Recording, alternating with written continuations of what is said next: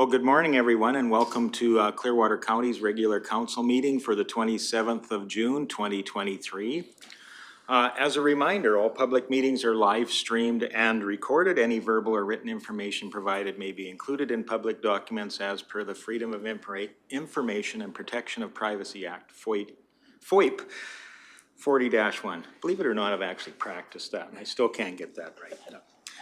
With that, we've had an agenda that's been circulated. Would there be any additions or deletions to that agenda? Seeing none. Oh, sorry. Mr. Emmons? Yes. Thank you, Bylaw. If I could have an in-camera labor added, please. Okay. So we'll put that as 12.5 in-camera labor. Okay, would anybody be willing to make a motion to adopt the agenda as amended? Okay, thank you very much. All those in favor? And that is carried. Also, the minutes from the regular council meeting of the 13th of June, 2023 have been circulated. Would there be any errors or omissions to note? Seeing none, I would look for a motion to adopt those minutes. Councillor Cermak was first. All those in favor? And that is carried. So through our agenda, that takes us to item 4.1, which is a public hearing related to Bylaw 1144/23, application number 0423 to amend the land use bylaw. And I'll just, I'll call this public hearing to order at 9:02. That's pretty quick. And I'll just outline the process to be used today. Everyone present shall register. All persons wishing to speak shall be recognized by the chair. Every presenter, when it is told it is their turn, shall identify themselves, their organization, if any, and whether they are in favor of or opposed to the bylaw. If a presenter becomes repetitive, they may be limited by the chair. If a presenter or a member of the audience becomes disrespectful, they may be asked to leave by the chair. No outside recording devices will be permitted. We ask that cell phones be turned off and put on silent mode. And breaks within the hearing will be called at the chairman's discretion. Firstly, the development officer will explain the background of the application. Then the applicant will be invited to outline the reasons for the application. At any time, the council members have the opportunity to ask questions. Any submissions received from other agencies will then be read out. Then, anyone who is present and whom is in favor of the application will be asked to submit his or her presentation. Following this, comments will be requested from anyone who is opposed to the application. The applicant will have the last word and thus respond to any issues raised previously. Before I turn it over to staff for the background report, we'll take a moment to do introductions. And I'll start with Councillor Graham, please. Good morning, Sydney Graham, Councillor for Division 2. Good morning, Jordan Northcott, Division 4, Councillor. Welcome, good to see you again. Jenny Melhoff, Division 1 and Deputy Reeve. Good morning, Daryl Lougheed, Councillor for Division 3 and Reeve.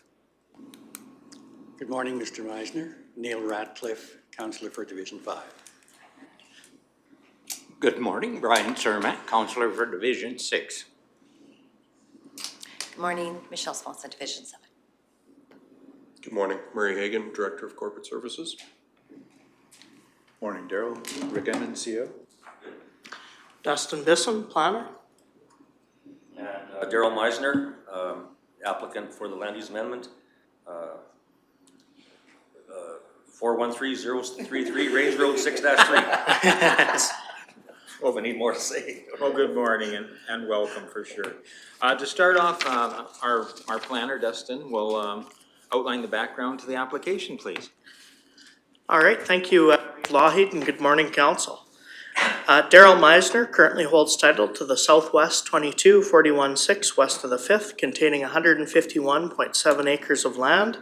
The subject land is in the Agriculture District and is located approximately 10.5 miles northeast of the town of Rocky Mountain House.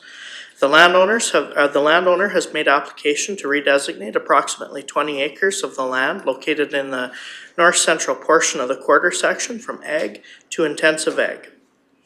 The remaining 131.78 acres of the quarter would remain in the Ag Land Use District.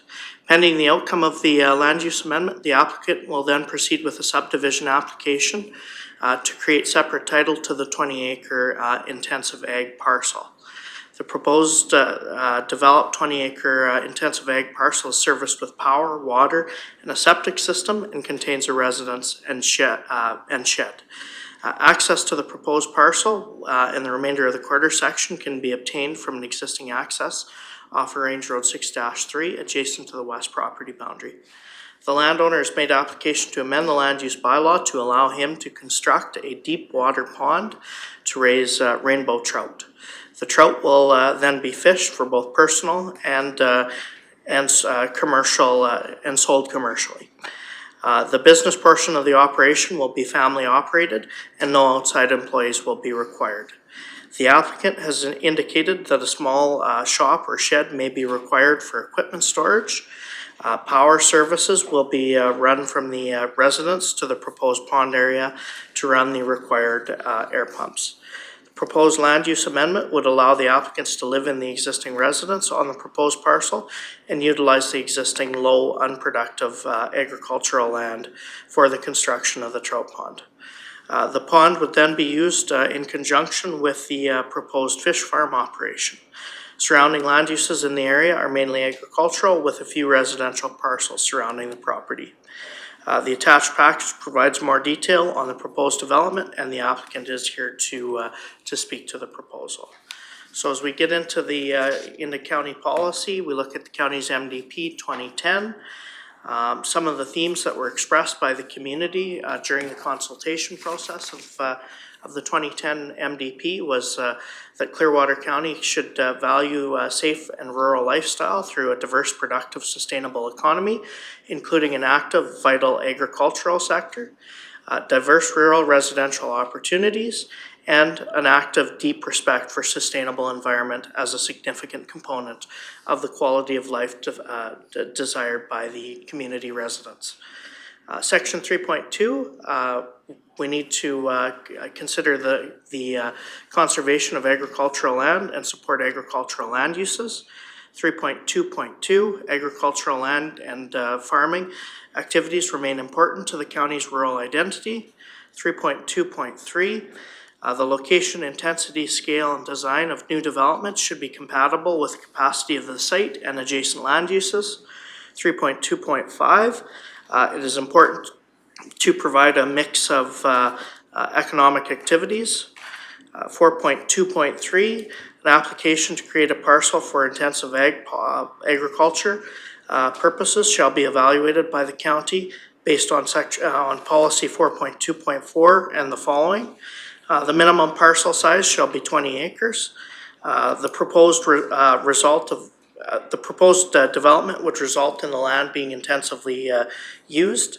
The applicant demonstrates the long-term viability of the proposed operation to the satisfaction of the county. The applicant demonstrates that the farming operations around the proposed parcel will not be restricted and legal and physical access is available. Section 4.2.4, the proposal that affects agricultural land and the agricultural quality of the land is just one of a number of factors that the county should consider. Some additional are the nature and extent of farming activities in the area, the location, number of existing planned non-farm land uses located in the area, the predicted impact on sustainable agriculture, the farmland assessment rating of the subject land and adjacent land uses, the proposed use of the land, and the reasonable availability of additional or other optional locations. 4.2.6, we need to recognize the importance of protecting our water resources, and so we need to consider the impacts on surface water and the impacts on the aquifer. Section 8.2.1, the county should encourage the attraction of new business and industry as a means of diversifying the county's economic base. 8.2.2, where agriculture is the primary use, the county should seek to limit infringements on agricultural operations. 8.2.3, the county should encourage the development of agribusiness within the county where the following criteria can be met. Year-round legal and physical access is available. The proposed subdivision can be serviced on-site in accordance with provincial regulations. The subdivision is located in a manner that minimizes the potential impacts on adjacent land uses. 9.2.15, the development shall meet provincial standards for water and wastewater services. 11.2.21, the county could ask for an area structure plan. 11.2.22 just deals with a number of issues that the county, that an area structure plan or outline plan could address. 12.2.3, the county could request studies be provided and completed by a professional qualified engineer. 12.2.4, the county will consider where applicable the following when evaluating an application to redesignate or subdivide land: impact on adjoining and nearby land uses, impact on the natural capital including ag land, impact on the environment, scale and density, site suitability, road requirements, and any county responsibilities that may result from the development.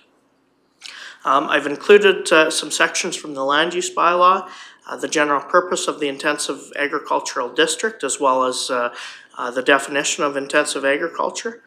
The Municipal Government Act, Section 7, just gives us a list of criteria that we need to consider when it comes to consider the creation of a subdivision. Policy considerations: the redesignation of the proposed land is for the construction of a fish pond and the operation of a commercial fish farm business. Access to the property is via Range Road 6-3, the Oris Road, a paved county-maintained road. The proposed use of the land is too intense to be classed under the agricultural land use district and is better suited under the proposed land use district, which is intensive agriculture. The proposed parcel allows for the less productive agricultural land in the north-central portion of the quarter to be more intensively used than under the current land use district. After reviewing and considering the impacts on adjacent farming activities, staff feel that the proposal would not negatively impact the existing farming operations in the area, as the proposal is similar in nature to operations found in the Ag District. This type of development could provide for a more diverse local economy, and of course, the county could request that the developer provide certain studies, such as an environmental assessment report, to address sensitivities of the subject property and adjacent lands. So our recommendation at the regular council meeting held on April 25th, council reviewed and gave first reading to Bylaw 1144-23. As required by legislation, notice of today's public hearing was advertised in the local newspapers, and comments were invited from adjacent landowners and referral agencies. Upon the considerations of the representations made at the public hearing today, council will consider whether or not to grant second and third reading to Bylaw 1144-23. Thank you. Thank you very much, Mr. Bisson. Does council have any questions of the development officer? Deputy Reeve Melhoff, please. Thank you, Reeve. Municipal Planning Commission had the opportunity to tour this location, which was excellent. When we toured, the applicant let us know that it is quite an extensive and expensive process in which to do this project. Can the applicant go through that a little bit more, or does that come later? Well, again, I always promised that he would have the last word, so anything he wanted to include at the end of the process, or if he would like to address anything now. Right now, this was really kind of an opportunity to ask Mr. Bisson any questions directly. I have one for Mr. Bisson then instead. Sure, okay. Go ahead. Provincial legislation for intensive livestock, that's held provincially and not with us. At what point would a trout pond shift from being under municipal regulation to being under the intensive livestock legislation and ran provincially? I would argue that when it comes to getting a fish farming license, that would be approved through provincial legislation. Okay, so when they actually start like the breeding process, because it's my understanding these ones are sterile and they're more similar to like a feeder cow. That sounds weird to compare them, but that's how my brain can do that. So as soon as it, yeah, absolutely. As soon as it becomes a breeding operation, that then is shifted to a full provincial licensing, and we stay out of it, similar to a feedlot operation. That's my understanding. Okay, perfect. Thank you. So maybe if I could, just along that, those are typically called a confined feeding operation. I would imagine, the fish aren't going anywhere on their own, so I would suppose that would be a confined, at some point, just interesting, we haven't been presented with that, whether it would be whether there would be some provincial jurisdiction on an operation, but that's good food for thought. Any additional questions for the development officer? Seeing none, I guess, were there any, I would ask Mr. Bisson if there were any comments received from referral agencies? Yes, there was. TELUS Communication had no objection. Fortis Alberta had no concerns, as well as they can be contacted for any wire servicing required. Blue Mountain Power Co-op advised that they have no objection. Again, they're the member-owned not-for-profit wire distribution provider in the area. Public Works Infrastructure and Operation had no comments or concerns.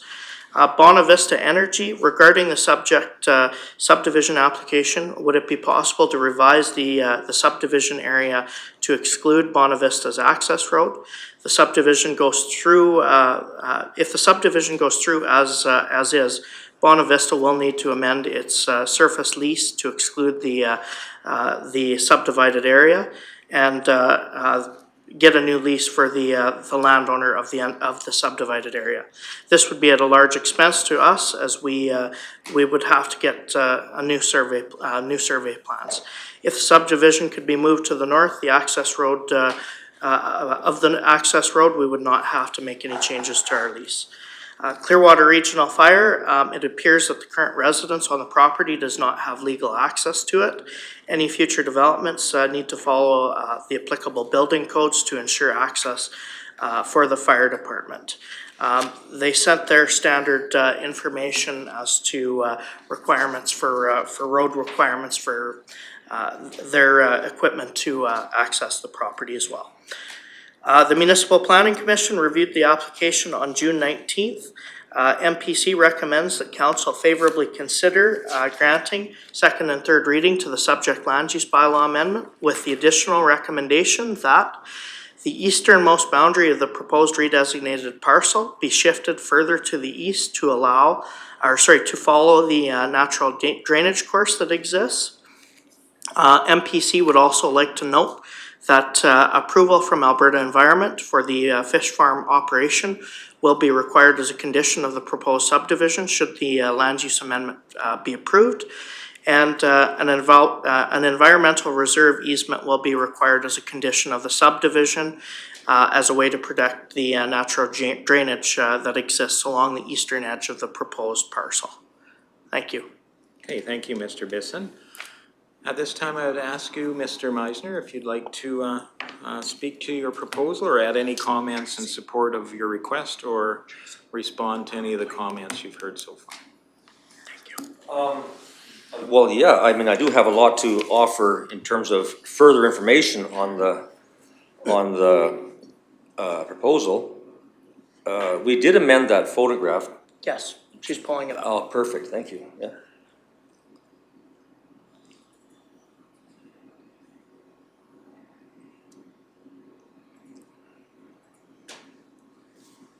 Oh, there's my presentation, okay. Yeah, so when I first approached Dustin back in middle of April about the entire, how we do this, basically that photograph, we sat in his office and we just drew lines and kind of where I thought that it would go. That east boundary, you can see that it's going right through the wetland, so it's the east boundary, that way, yep. So that there was just kind of sketched on as a method to determine area, and since going out there again and walking it, of course, many times, we've decided to change the boundary to the next slide, please. to there. Can that be expanded a little bit, Tracy? The point here is that I'm trying to, you can see that the east boundary now goes on the east side of that small permanent water course that exits that dugout. There's a small dugout there you can see on the southeast corner. And so it just puts it's a better location, keeps all the wetlands on one side of the development. The ag land, of course, is on the east side. That can be farmed at some point in time in the future if the future landowner wants to. And equally as critically, it allows me to move the Texas Gate from where it's at now down to the very southeast corner and allow that future landowner opportunity to put a culvert in if he wants to in that small permanent water course to get over there and try to farm if he wants to. It allows a safe turning radius for any oil field trucks or any trucks coming out of the lease there. They're not going to be crashing into the Texas Gate, dragging their wheels over the corners. So it's a much more suitable location for the boundary. It did increase the area a little bit by about 1 acre, but it's a much more suitable place for the fence, where the fence won't be falling over. All the wetlands are in the subdivided parcel, and the ag land is on the other side. So much more suitable side for the fence, and as I said, it increased the area by about 1 acre. So that's and there's the rationales. Keeps all the wetlands within the proposed subdivision, and provides a good location for the installation of the Texas Gate and a safe turning radius, and allows the future landowner to put in a culvert if he wants to. So it's really just trying to plan for the next guy too. It's a stable location for the fence. It won't fall over in the wetlands. Yeah, the north boundary is the same north boundary, so yeah. So that's the rationale for the east boundary, and it certainly makes more sense from both the current perspective of where the boundary should go, and then as far as maintenance of the fence, it's much more suitable location. So that's the first thing. Councillor Milhoff, she had some questions about the process. Do you want to go through that a little bit? Yeah, council can ask questions at any time, so if you would like to ask your questions, Deputy Reeve? Thank you. Like I said, we toured the site, and you explained quite an extensive and expensive process to do this. It is. Oh, yes, it is. Yeah. I'd love you to dive a little deeper into the process itself. Okay. And the expenses. Be great.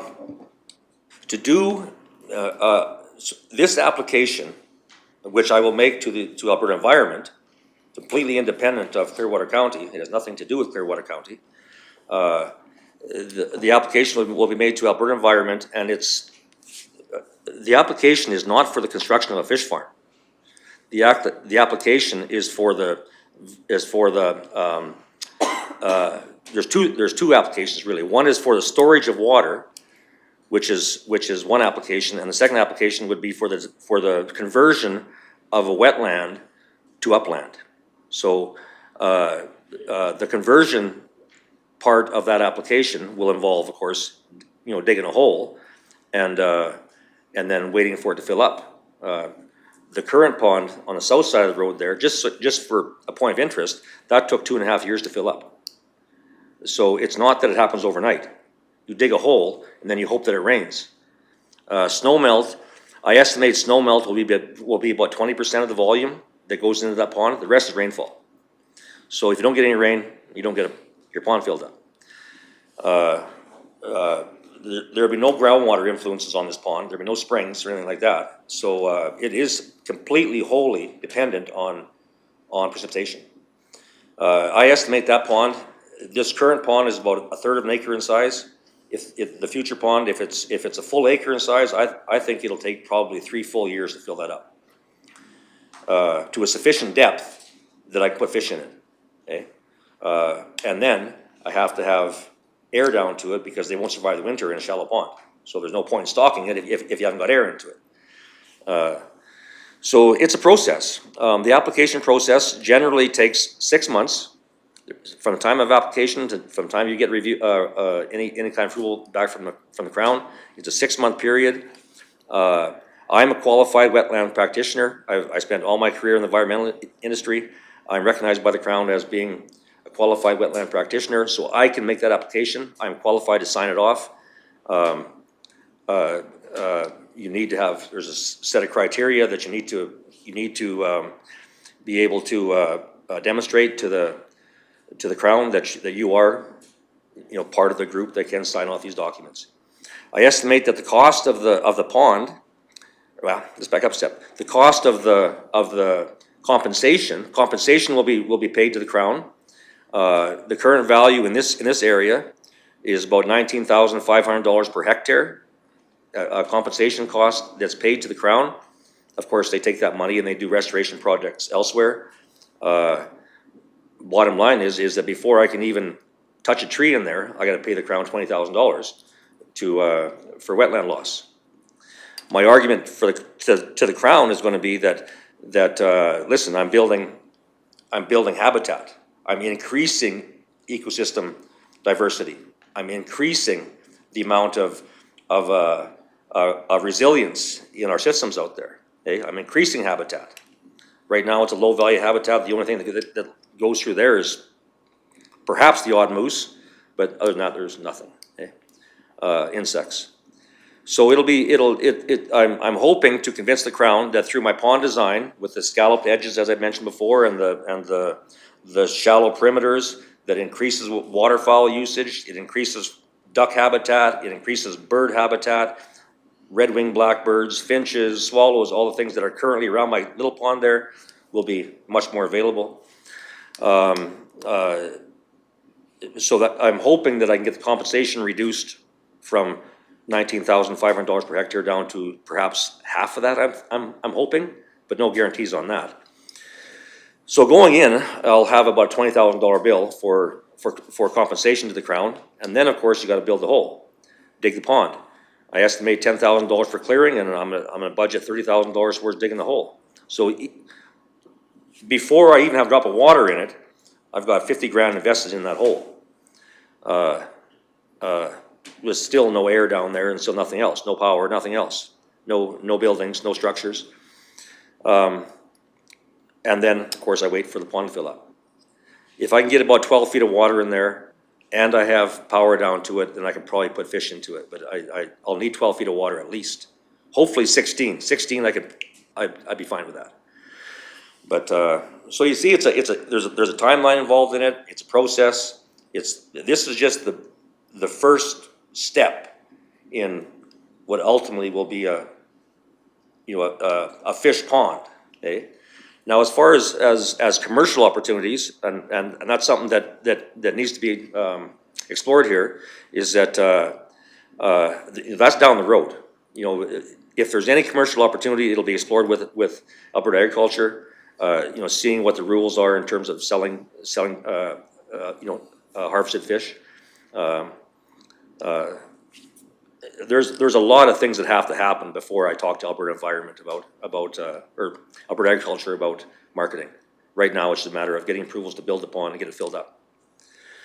And my goal, of course, is to build a house there. That the residence that's there, it's a mobile home, so that can be easily moved. And I'm hoping that that's gone by once we have approval today, and we go on to the MPC for the final subdivision approvals, then I can start doing stuff on that land, because it'll have separate title, and I can start putting money, investment, resources into that property. Until that point in time, I won't do that.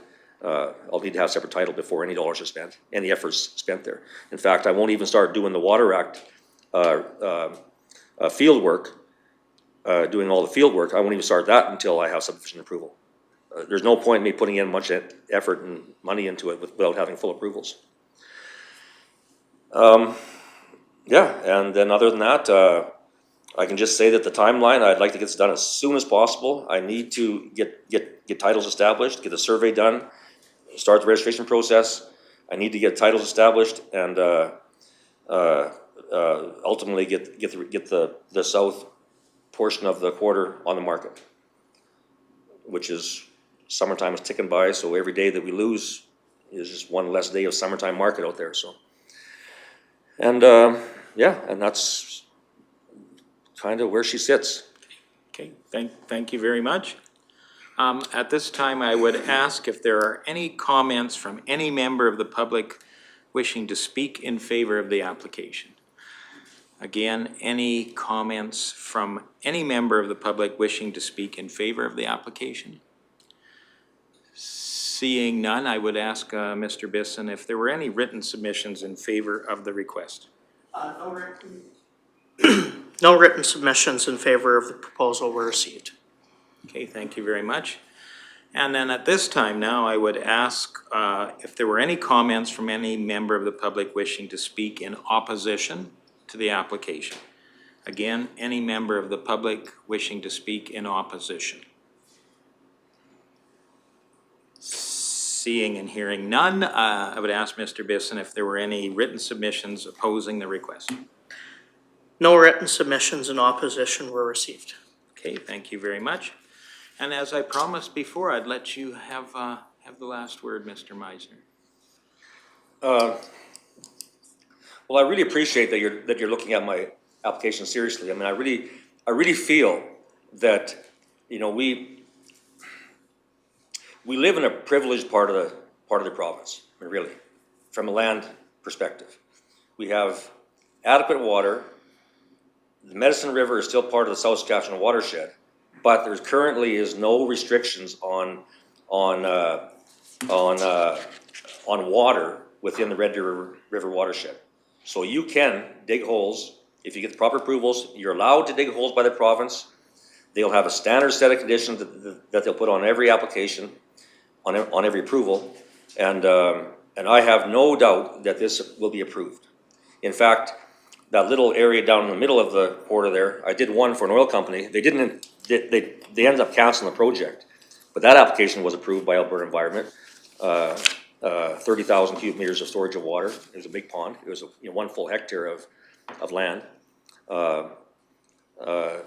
So I have no doubt that this will be approved by Alberta Environment. It just has to go through the process, which is a lengthy process. Multiple agencies involved in it. But ultimately, I have full expectations that it'll be approved.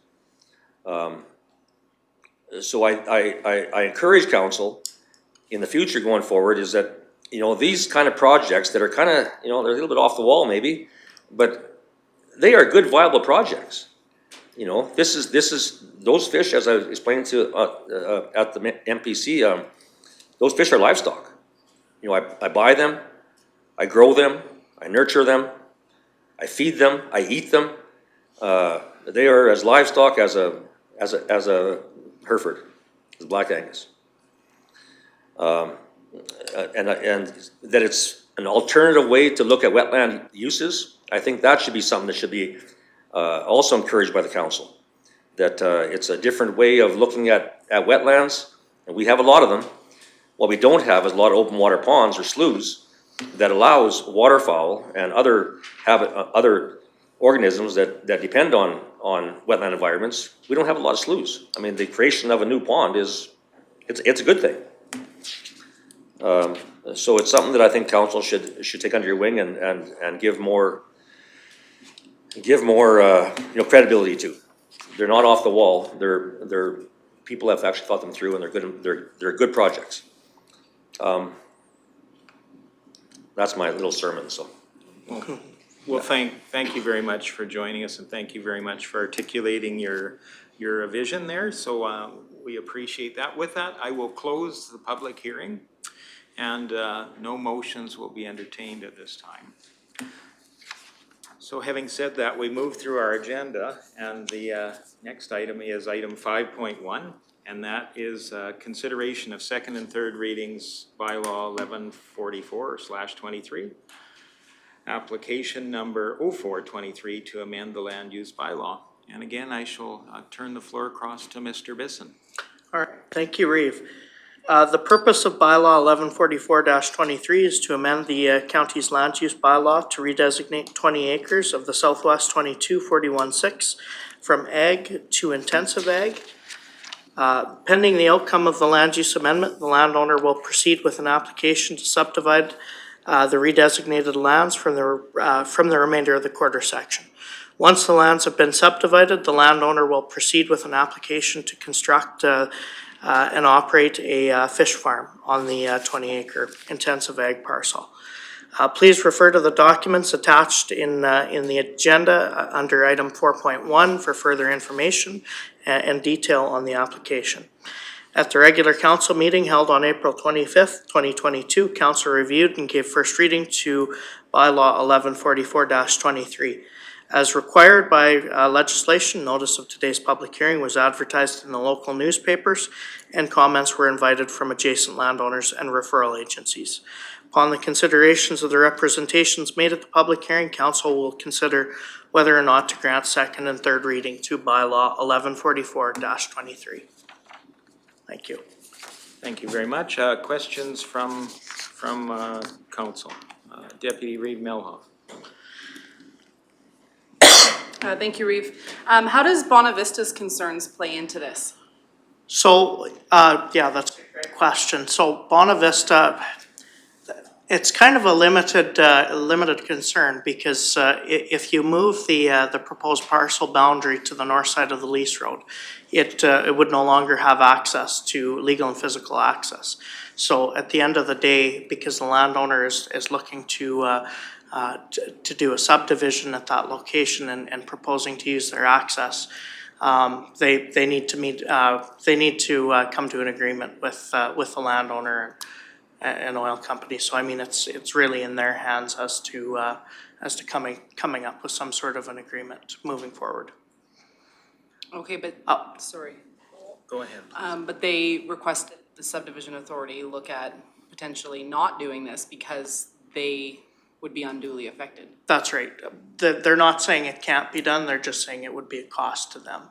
At the end of the day, I would argue that it's up to the landowner and Bonavista to come together to come to an agreement to sort that out.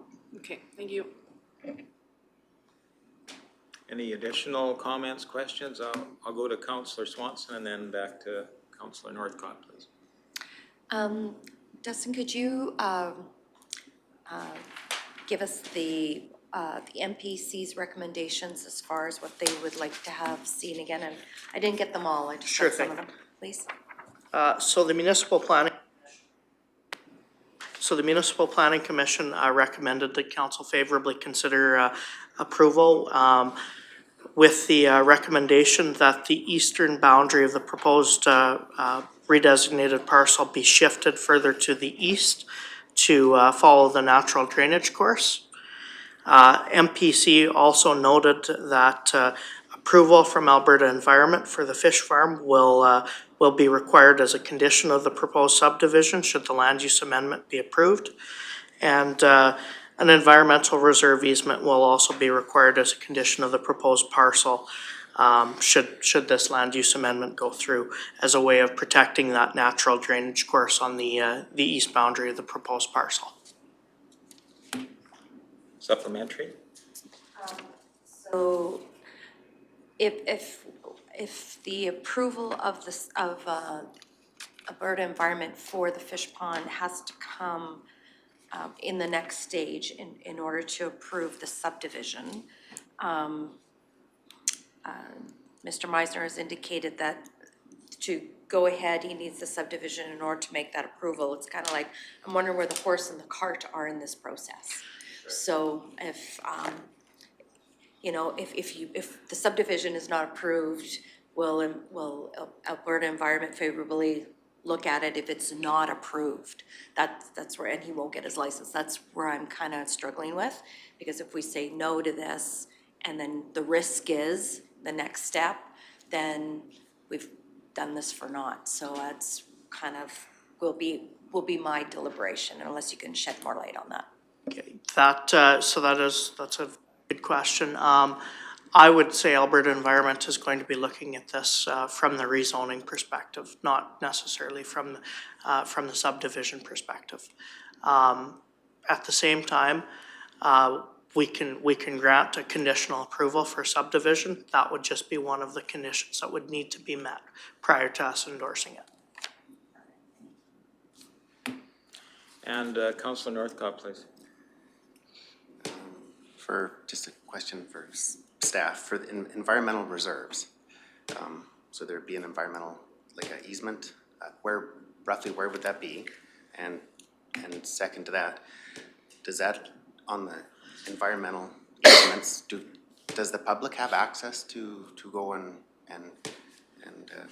to access those easements? Sure. Tracy, could I borrow the laser pointer? Do you have that?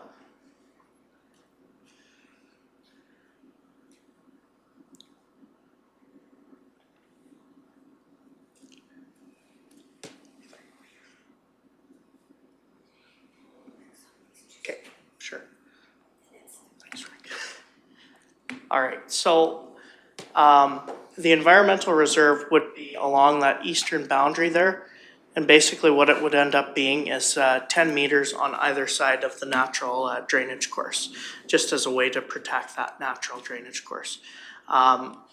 Because it's an easement, it would remain as if it's it would remain under the ownership of the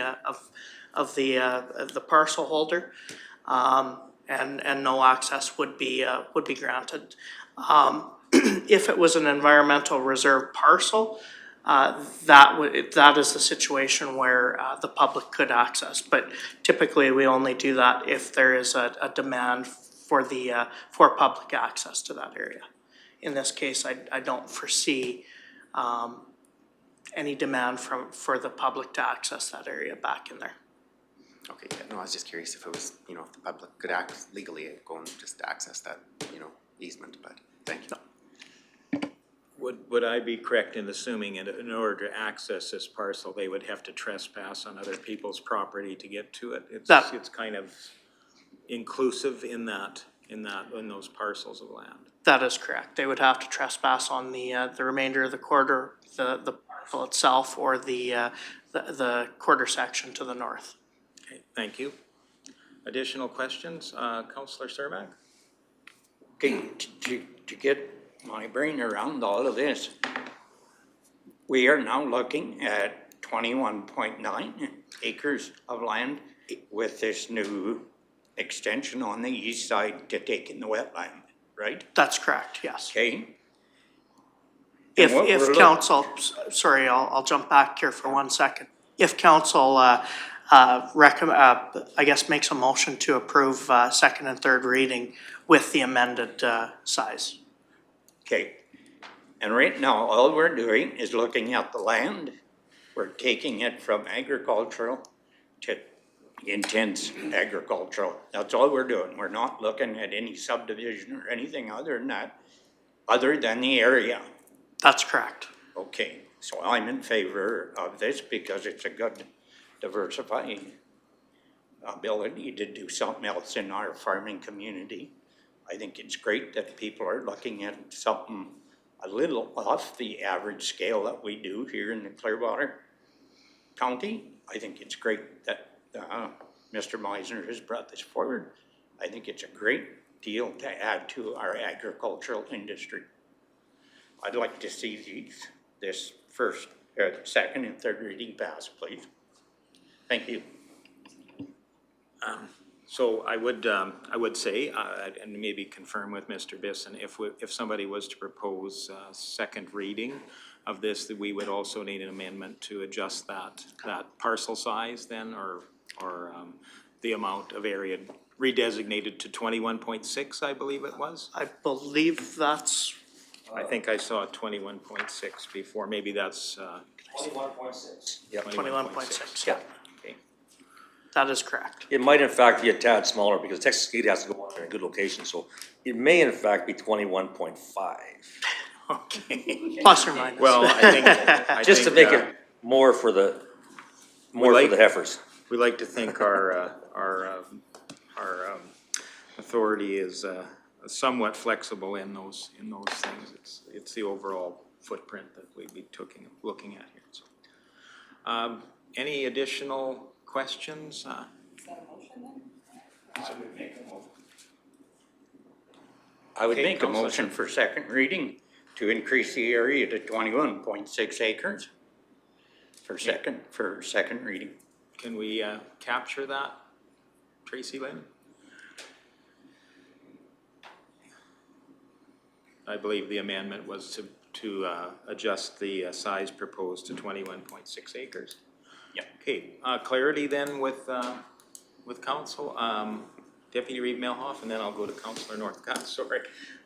Thank you, Reeve. Not clarity, just that I also support second reading. I believe that this council has the opportunity to be visionaries in the ag space and to truly use the policy 8.2.3 to develop ag business. I think that this really does diversify it, and it's an opportunity to do that very thing. I agree that this land is more marginal when it comes to historical ag practice, so using it for something different is a great opportunity. And I know that Municipal Planning Commission will ensure that any conditions that are appropriate are put on those, and I believe you have a year in which to meet the conditions that Municipal Planning Commission would be putting on. So there is an opportunity for a lot of those things to happen within that 12-month period, so I will be supporting second reading. Okay, thank you. And I'll go to Councillor Graham. All right, I haven't spoken on this today, so I feel I should prior to our vote. According to the policy considerations, it's too intense for an agriculture designation, so I think it's the appropriate designation for this opportunity. As has been mentioned by other councillors here, it's great to diversify the ag and to not just have traditional ag here. Mr. Meisner is clearly very knowledgeable and prepared for all the adversity he's going to face to be able to do this venture, and very researched and well informed. So this obviously isn't just a whim that you're doing. So I too will be supporting second reading and third when we get there. Well, I'll just show my hand. I will be supporting this application. I believe anything that produces food for people, that's agriculture, and if we can do that in new and innovative ways, why not? So I will be supporting. I would ask Mr. Bisson, this is going through on the rules as indicated in the 2010 MDP. That is This correct. is one of the applications that came in before we adopted the latest MDP. Would a similar application be possible with the current MDP as well? Yes, it would, from the standpoint that this would be considered essentially the third title of that quarter section. So it would meet the policies of the MDP, of the new MDP as well. Okay, thank you. Councillor Ratcliffe? Thank you, Reeve. I also appreciate your innovation on this project. Maybe this question is out of line, I hope not. Are you dependent on the subsequent subdivision and being able to sell the rest of the property to complete the investment that will be required in this project? As I said before, I mean, there's a substantial investment that's gonna be required just for the construction of the pond, okay? So my, in a stepwise fashion, and that's really how I do things, is very methodical, very stepwise. I will need to have two titles, so I can put the rest of the land on the market. So, I mean, that's the bottom line for me, is that I need two separate titles before I can put the rest of the quarter on the market. Am I dependent on that funds? No, I mean, I do have background, but, I will not be making any investments on that subdivision parcel, whether it's time or energy or money, until I have that title established. It makes no sense. Bottom line, yeah, it needs to have a separate title. Now, may I offer some further comments on some of the comments here?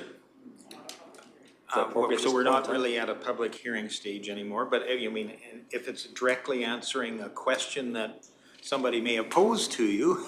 Yep, it is. Okay, there's actually 2 points. Then I would allow it if it's directly to one of council's questions. Okay, Bonavista, I've spoken to Bonavista, and in fact, I know all those guys, I used to work with them. They had no concerns. Once they were identified, this is the plan, blah, blah, blah, but that all went away, so. Bonavista is not a problem, it's not an issue. And then, my second point was, you see, there you go, I already forgot it, wasn't that important? Oh, it was back to the funds, yeah, so I mean, it's a process, things have to happen. As I mentioned before, there's already residents on there that I want to live on there. I want to build a new house. So there's things have to happen simultaneous to the Water Act application. And one thing I'd like to make clear: the province of Alberta will not be giving me an approval for a fish farm. They will be giving me an approval for, under the Water Act, for the storage of water, for the conversion of wetland under the Water Act, and then after I have my Water Act approval, then I can apply for the fish license, which allows me to go to the nursery and buy fish. Okay, and I can put then fish in my pond. It's not a fish farm. It's not licensed by the province, but all the steps to get to that point are licensed by the province. Thank you very much. Councillor Northcott? All right. I don't know if anybody's ever had an opportunity to ever visit the Raven Bird Trout Station. In my opinion, that is an intensive ag for fish at the Raven Bird Trout Station. This application here, in my opinion, doesn't qualify as intensive ag. I've seen many borrow pits and dugouts and stuff that, where people have bought and stocked their ponds with fish, but in my opinion, doesn't, qualify as intensive ag. So that's just my comment. Okay, thank you for your opinion. Councillor Swanson? Yeah, I will be supporting second and third reading. I think that pound for pound, beef versus trout, I'll take trout, especially on that piece of property. I think you can raise far more trout than you can for beef. Pound per pound, you're getting more value out of water than you are out of grass. Exactly, and I would also say that the diversification of from a traditional ag basis, I think it's good. I think it'll actually attract maybe further businesses or further maybe maybe inspire other people that may want to do something similar or add to. Great. Okay, we do have a motion before us, and that's second reading with amendments. I am prepared to ask the question. All those in favor? And those opposed? That is carried. And that would lead us to third reading, if anybody was willing to make such a motion. I think Councillor Swanson may be first. I'll make a motion to grant third reading. Okay, thank you. And discussion, Councillor Northcott, please. Just to request a recorded vote. There you go. We would have a recorded vote requested. And any further discussion? Councillor Cermak, your light's on. I don't know if you have a comment. I do have a little comment. Mr. Meisner, you said that Bonavista had no concerns when you talked to them. That's right. Yeah. Is there anything you can get in writing from them saying that they are not bringing up what Mr. Besson had said during his, that they said they wanted you to move the boundary? Sure, I can give him a phone call. Yeah, I can get something ready. Yeah. And you can get something in writing? Oh, yeah, for sure. Mr. Bisson? Perfect. So just for Sir Cermak's information, I did respond back to Bonavista, and I did not, just in regards to our comments about needing legal and physical access to the proposed parcel, I did not receive any comments back via email. That was over 2 weeks ago, so I don't think they have any concerns from. And I've from spoken this to them standpoint. since probably then, so. Okay. Yeah, there's no concerns. Once they understood what I was doing in the process and that I'm gonna live there and, it's not going anywhere. That road is never coming out. When they reclaim that lease at some point in time in the future, that road that road will stay in place. They won't have any reclamation costs associated with it. So, I mean, from their standpoint, it really is just administrative stuff. Once they understood, it's just a matter of splitting the payment, really. The payment goes to one landowner and some goes to the next landowner. That's really all it is. I just kind of wanted to get that clear with the oil company. They are taxpayers in this county, so I wanted to make sure that they were okay with it too. Thank you. I can get something for you, Brad. Okay, thanks. Or, sorry, Counselor Cermak. Thank you. Any additional comments, questions relating to the motion before us? Seeing none, I shall call the question then. All in favor? And those opposed? And that is carried. You were able to collect everything for the recorded vote there. Super. Well, thank you very much for joining us, and good luck with the next stages. Okay, thank you. I really appreciate you guys taking the opportunity to, look at it as closely as you did. I totally appreciate the approval, and it's on to the next step. This is just the first step in several more that are going to be required, but this is, fundamentally important. So, thank you very much. Super. Thanks for joining us. Thanks. Yeah, it's livestock. They just happen to have fins, that's all. Yep. So I think we have time to move forward through one more item here immediately, and that will be item 6.1. That is the intermunicipal fire rescue services agreement and an amending agreement, and we're joined by Ms. Haggart today, who will probably introduce this item to us. Good morning and welcome. Good morning, Reeve and members of council. Thank you. Staff recommendation for this agenda item is that council considers endorsing for signature the attached 2023 amending agreement. This is relating to the existing intermunicipal regional fire rescue services agreement that came into effect March 31st of 2020, and is in effect until March 31st, 2025.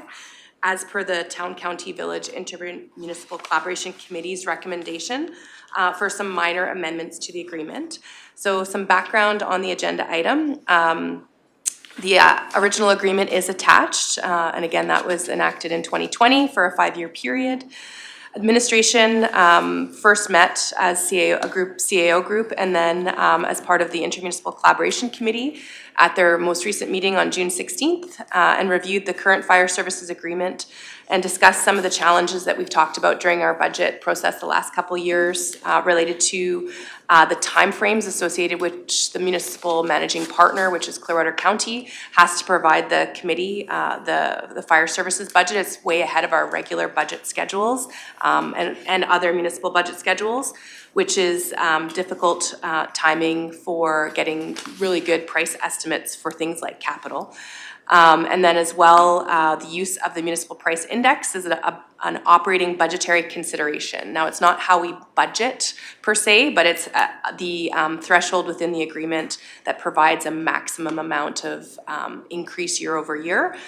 And at the ICC meeting, they discussed and then made a resolution, which is attached to the agenda item, that would amend, there's 7 sections of the agreement that are noted within that resolution that they would amend, and it's reflective of the amendments that the ICC recommends for all of their respective councils' consideration. And I understand Caroline Council will be discussing this amending agreement today, and Rocky Mountain House will be looking at it on their July 4th meeting. So we have 3 council resolutions that we would be required to make any amendments to an existing agreement. And Tracy, if you don't mind, I'll just walk them through the agreement itself. It's only 1 pager, really.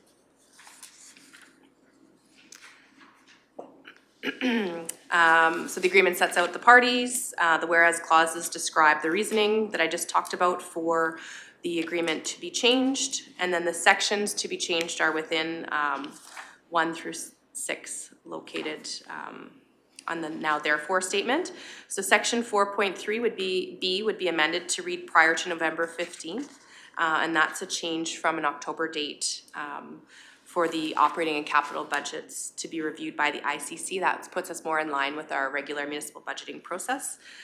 Number 2, and feel free to stop me if there's any questions along the way. Section 7.1 would be amended to read no later than November 1st of each year. That's the material change, again, more in line with municipal budgeting timeframes, just ahead of it as opposed to months ahead of it. Section 7.3 be amended to read the managing partners shall prepare the operating budget based on the service and level set out in Schedule B and provide that no later than November 1st. Again, the material change of November 1st in that one. 7.3A, and this is the ones relating to removing the municipal price index. If the operating budget for the following year is equal to or less than the current year's operating budget plus an amount equivalent to a 5-year average of the consumer price index, Alberta specifically, and then the dates that we'd be referencing for that. The municipalities may recommend to their respective councils to approve the operating budget. And then the 5 is very similar. It's just another clause that speaks to the same thing. And again, that was moving away from that municipal price index that we talked about during our last year and maybe even the year before's budget process as being a factor that's harder to calculate, whereas the consumer price index is something that's readily available. And Schedule A was also suggested by the ICC committee. It wasn't necessarily recommended by administration. However, it makes good sense to update the agreement reflective of the current cost share allocation. The agreement had anticipated a 2-year timeframe where Caroline was contributing to the proportion, and then after 2 years they dropped off in terms of a dollar contributing partner. They do contribute other ways in which are noted in the agreement, which are the fire hall lease at no cost to the municipality, and then making sure that's kept up to date. So the committee recommended that we keep for the operating portion the 7723 and 0 as per the agreement how it reads, but this is more of a cleanup process. So it's not actually changing any proportions and what we would currently be invoicing them for their component. It's just more to clean up that schedule. And that is in essence the changes to that agreement that are recommended by your ICC. And I will turn that back over to council for any additional questions. Thank you. Would there be any questions? I see Councillor Cermak's quick to the light. Oh, sorry. Not so much? Okay. Any questions? Deputy Reeve-Milhoff. Thank you, Reeve. Just want to confirm, when is this up for negotiation again?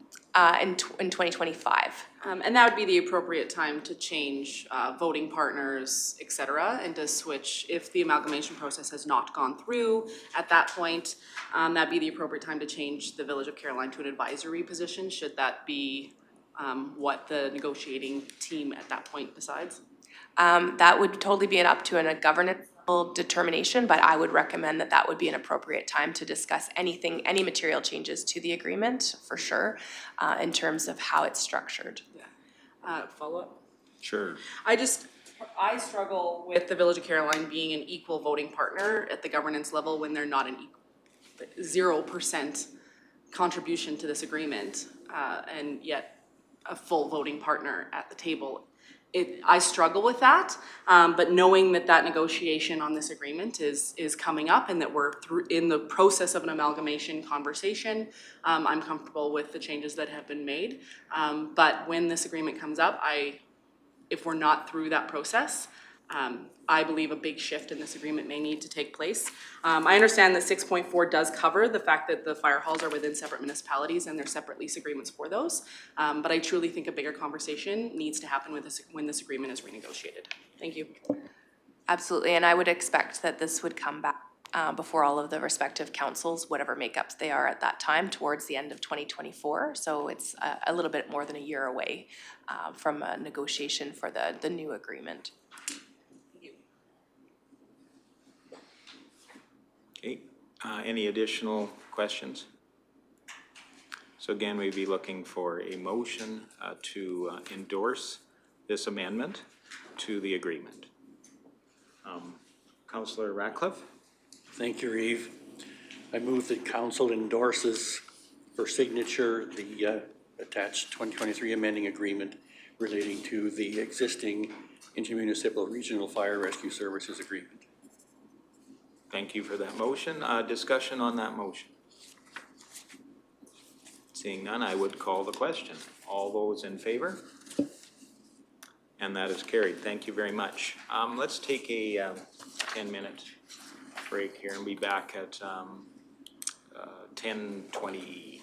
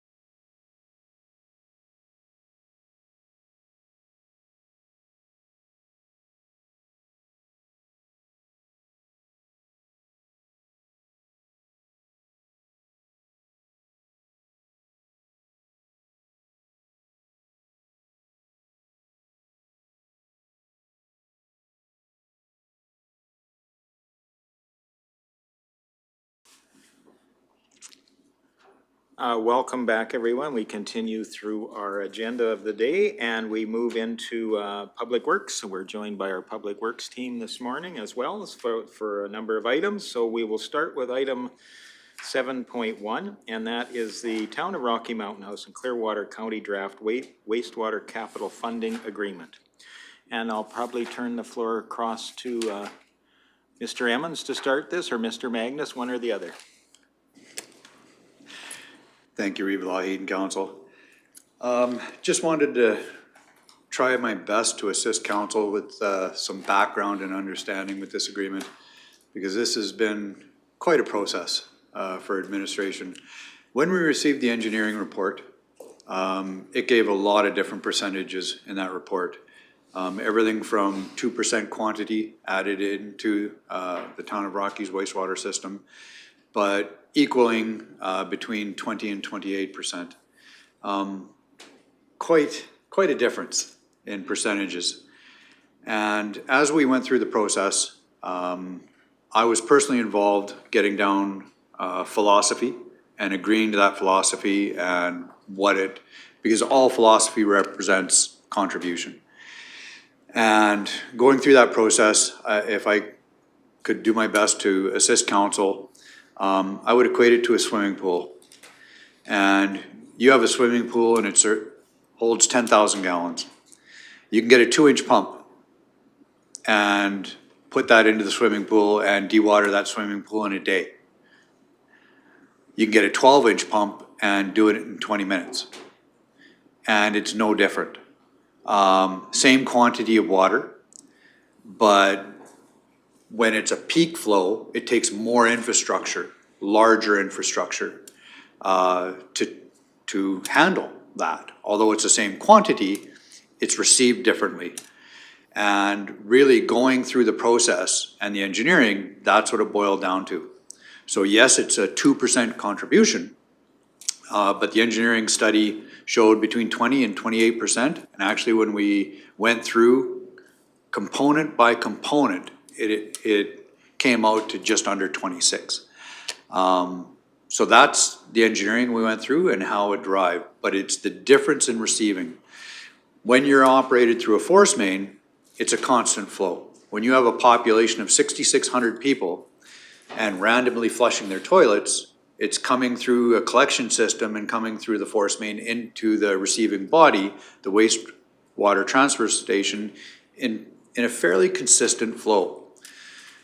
When it's truck received, B train, whatever, you get a couple lined up and it's a large volume with a high impact in a short amount of time, and it takes more infrastructure to treat that in that short period of time than a constant flow over the day.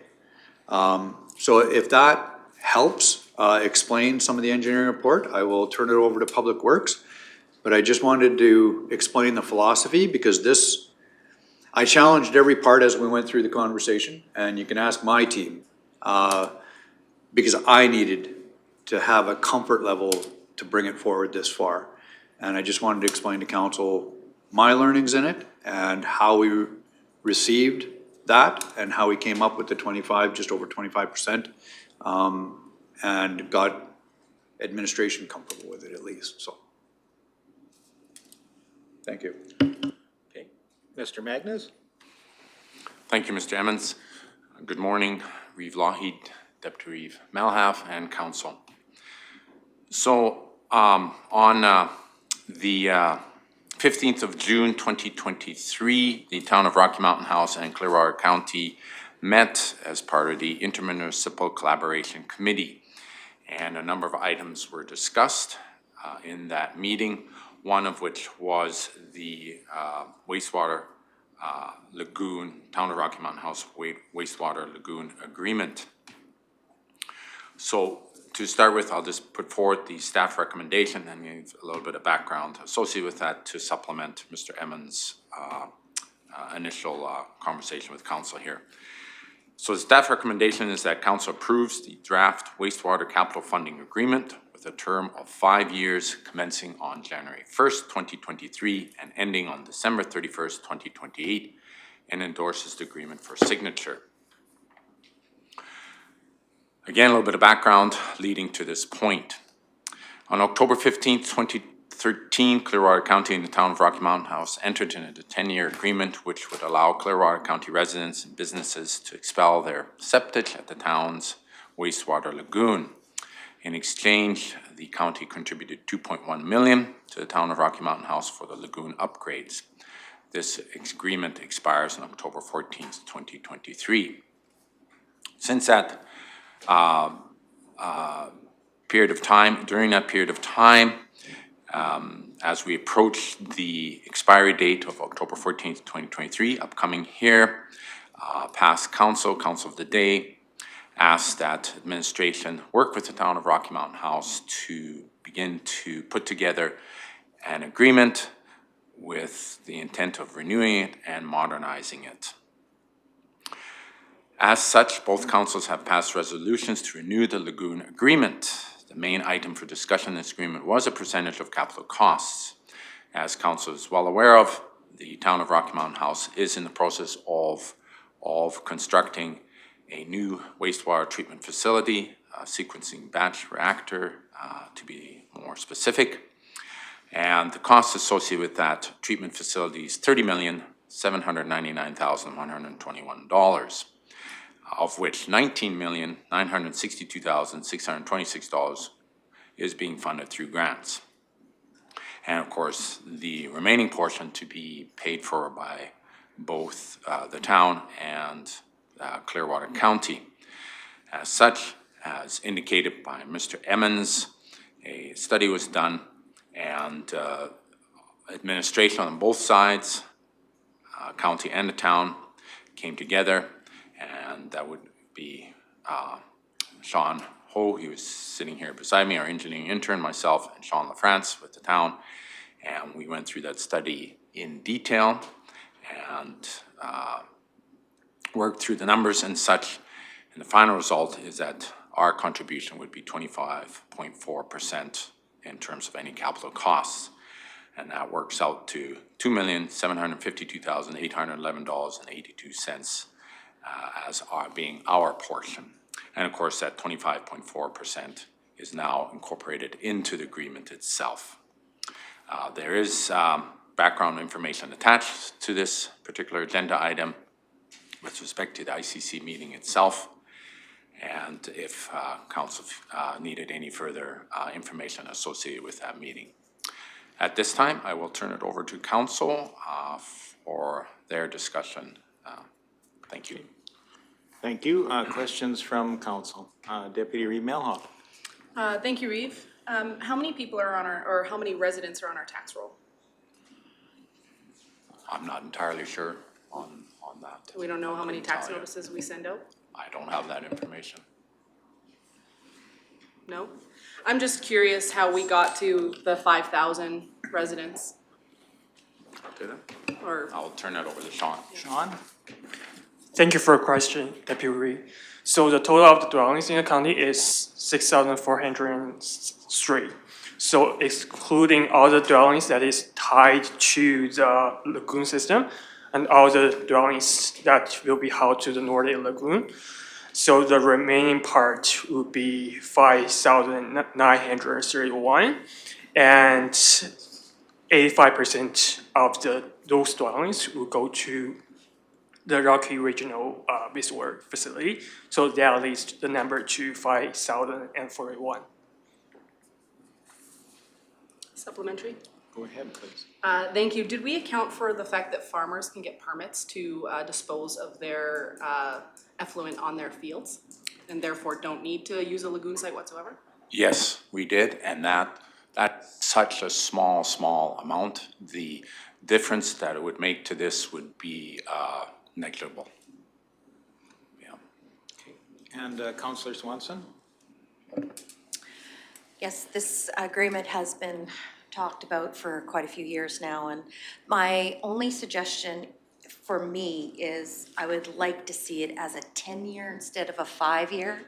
And the reason why I'd like it extended to a 10-year is because this is a capital, isn't a budgetary.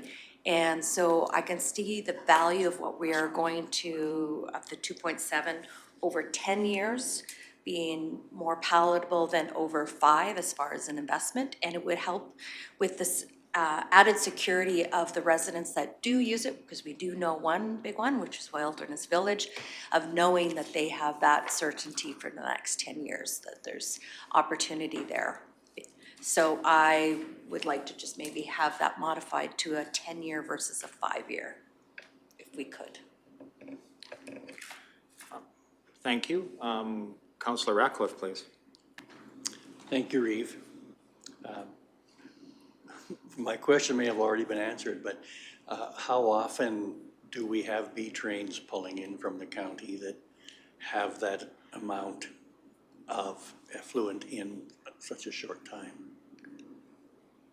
If that was the design criteria, was for B trains arriving to offload. Mr. Emmons? Thank you, Vahid. For scheduling, I don't have that right handy, Councillor Ratcliffe, but I will say the largest single contributor is just west of Rocky. And they are strictly B train. Okay. Thank you. I guess my question would be, like any capital investment, that it has a certain length of expectation of that will service. What is the typical length we would expect these facilities to last? And then what are kind of are all the ongoing operational upgrades or repairs or wear parts or turnarounds or whatever we have to do to this included within the operational costs, or are we going to be coming back 5 years from now for another hit on capital? Mr. Emmons? Thank you, Reeve Lahey, for the question. This agreement does reflect the capital investment. The Town of Rocky's policy is their user fees cover 100% of the operational costs.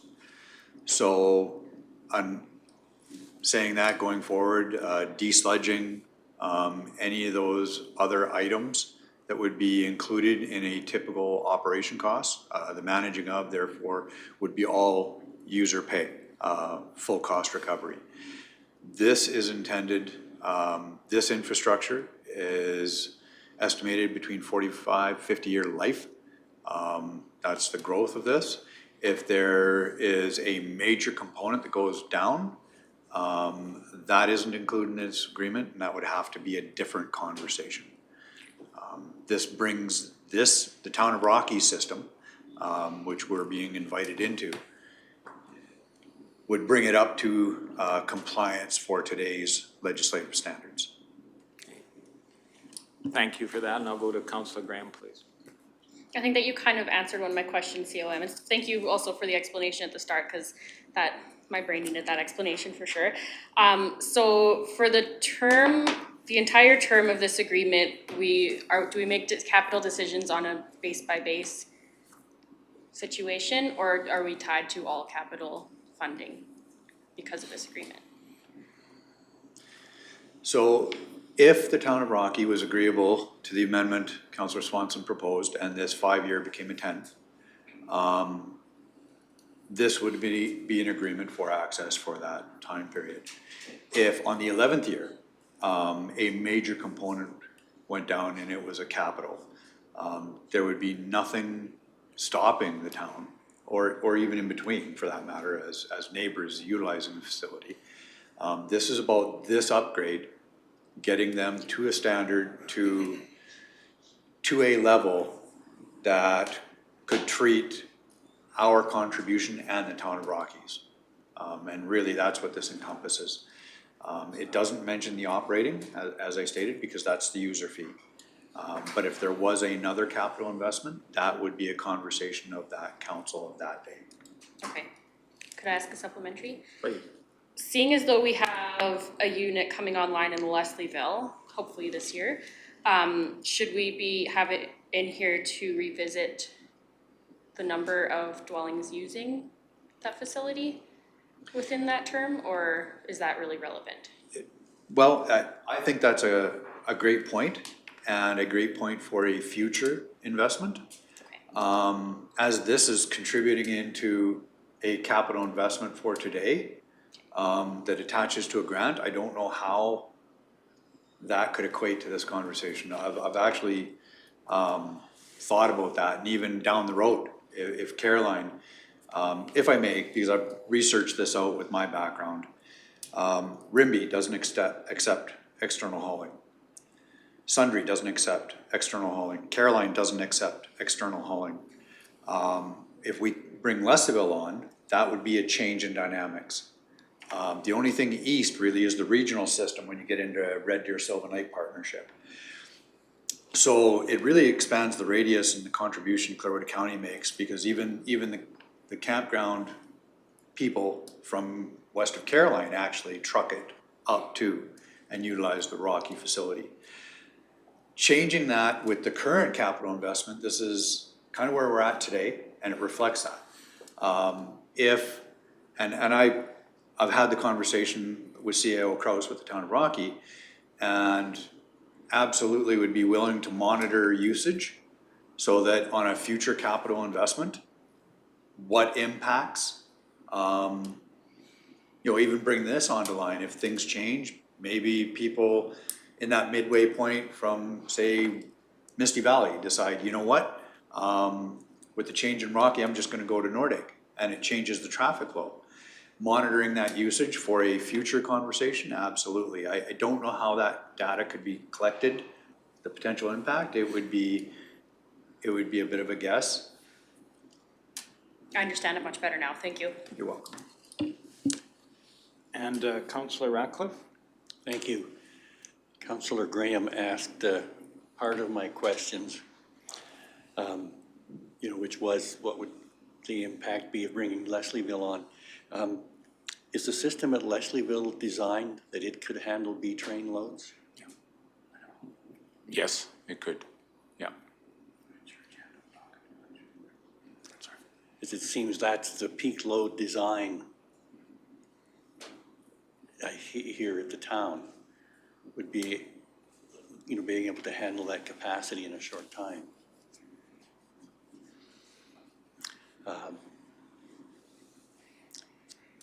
Yes, my concern is still there, is what impact the amount going into the town system would have when the Leslieville system is open.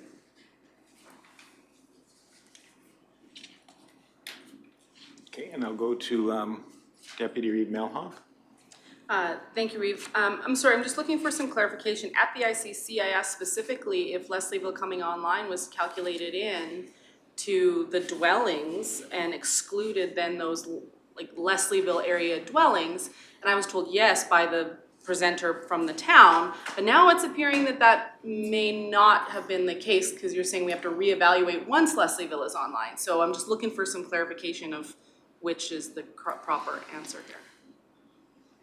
At the ICC, I believe when you asked that question, it was understood that all Leslieville residents were excluded. Yeah, Leslieville residents, but that's not right. the people around for external haul that will be now hauling to Leslieville and not to Rocky Mountain House. Is that, so that wasn't, they are not, the ones in that catchment area aren't excluded? Because in less than a month, hopefully, they will not be hauling to Rocky, they will be hauling to Leslieville. That would be the goal, that all eastern residents then will be hauling east and not going to Rocky at all. So were they not excluded from these numbers? So that was just a misunderstanding, or I didn't phrase the question appropriately at ICC? So then the question would be, how many do we exclude? That would be the question. We guessed on how many are using it, so we can guess on how many to exclude based on topography. We use a catchment area for recreation around the town of Rocky Mountain House. Can we not use that same catchment area for the sewage usage? Because it sounds to me that we have one major contributor of a B train from just west of town. It's what, 18 more kilometers for them to utilize a Clearwater County facility rather than the town facility? And then we wouldn't have to contribute to the town facility whatsoever.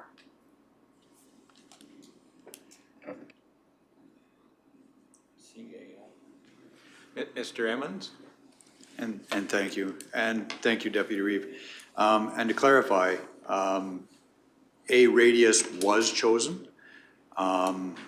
Definitely not the halfway because of usage. It was put on data received from receiving the town of Rocky. There was a percentage picked out, and I believe 3%, 97%, which would encompass a radius around Leslieville. Not a large one, because it is best guess.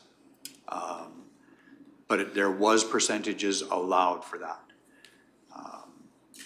Outside of that, it's truly a council conversation, but there was allowances given for that, Deputy Reeve. Thank you. You're welcome. And Councillor Ratcliffe? Thank you, Reeve. Have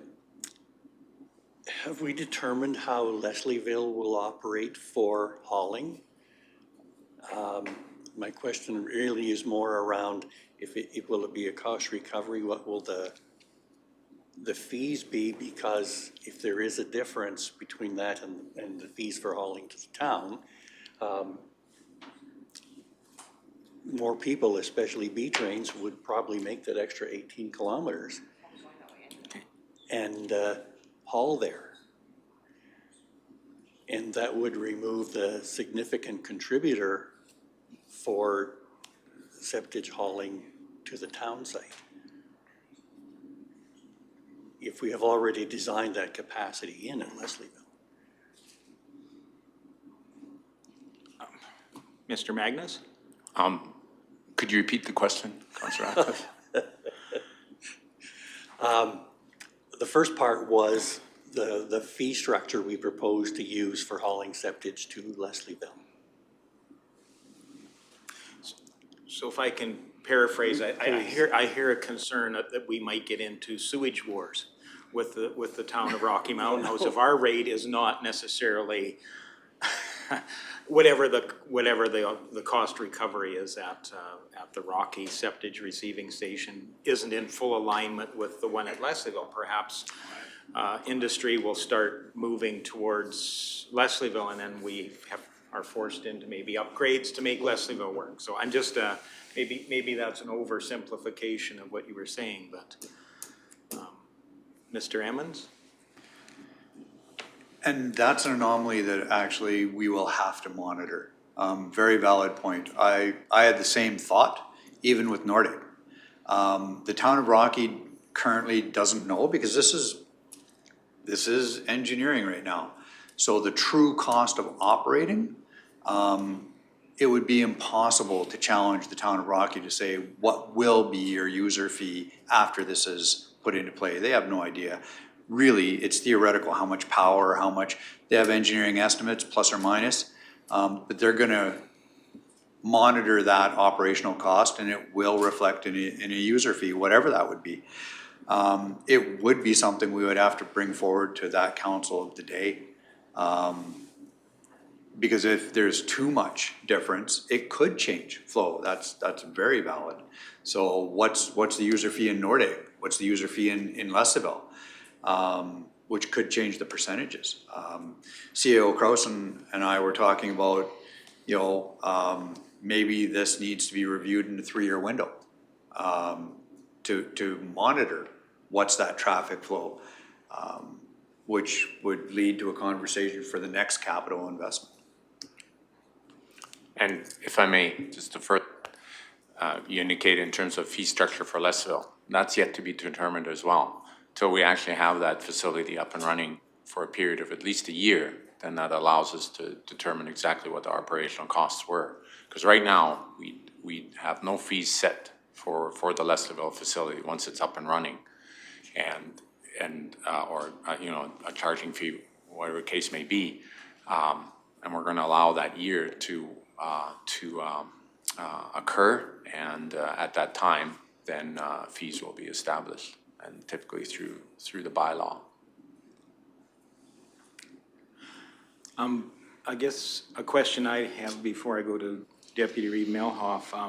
I know the work that's been done to kind of come to that 25 percent number, and I appreciate that you've examined all the capacity limitations and things that are really kind of set us up for future capital costs. So I can concede that we need to provide for a facility that handles this batch as it comes in. But does this not set us up to contribute 25 or 25.4% to everything that's downstream of this as well? So if there were upgrades, desludging, you know, some of the stuff related to maintenance of a lagoon or a discharge facility or whatever comes in the future, does this not set us up to contribute to the downstream of this as well? Which I believe is closer to that 2 or 3% of actual inflow. I just want to make sure that we're not setting ourselves up for something less successful in the future when it comes to the next capital cost. Mr. Emmons? And thank you for the question, Rulahid. And desludging is a major cost, but it truly is part of operations. It's not a capital. So it falls under their user fee and would have to be part of that process for the town of Rocky, as this agreement is access. You know, for simplification, we call it partnership, but truly we're a paying client. And that's far more accurate because it's the town of Rocky system.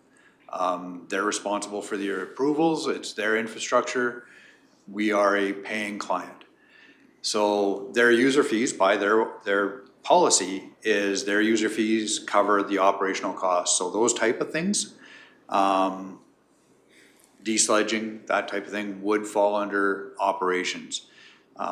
If they had an aerator blow up, that could be a conversation. That would be a capital. You know, I would propose that's part of maintaining the existing system. It's not, although it's a capital cost, that would be my position on that going forward. But that would be a discussion for administrations and council of the day. I'm just giving you my perspective on that, but that truly would be a capital. Desludging is operating. So that is part of maintaining what they have. Okay, thank you, I think. Councillor Ratcliffe, please. Thank you, Reeve. I'm troubled by this. My understanding from history is that we have contributed significant funding to the town's lagoon in the past, that we have been locked out of that for periods of time. It just seems to me that using a facility that the county is completely funded in Leslieville, where we have designed in the capacity for this, makes far more sense.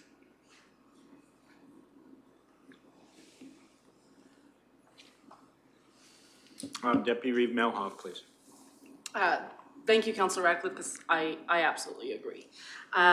In fact, I have a question with regards to the extra cost that Leslieville, when we built Leslieville, how much did it cost to actually add external haul? Because that's quite the expense to add external haul.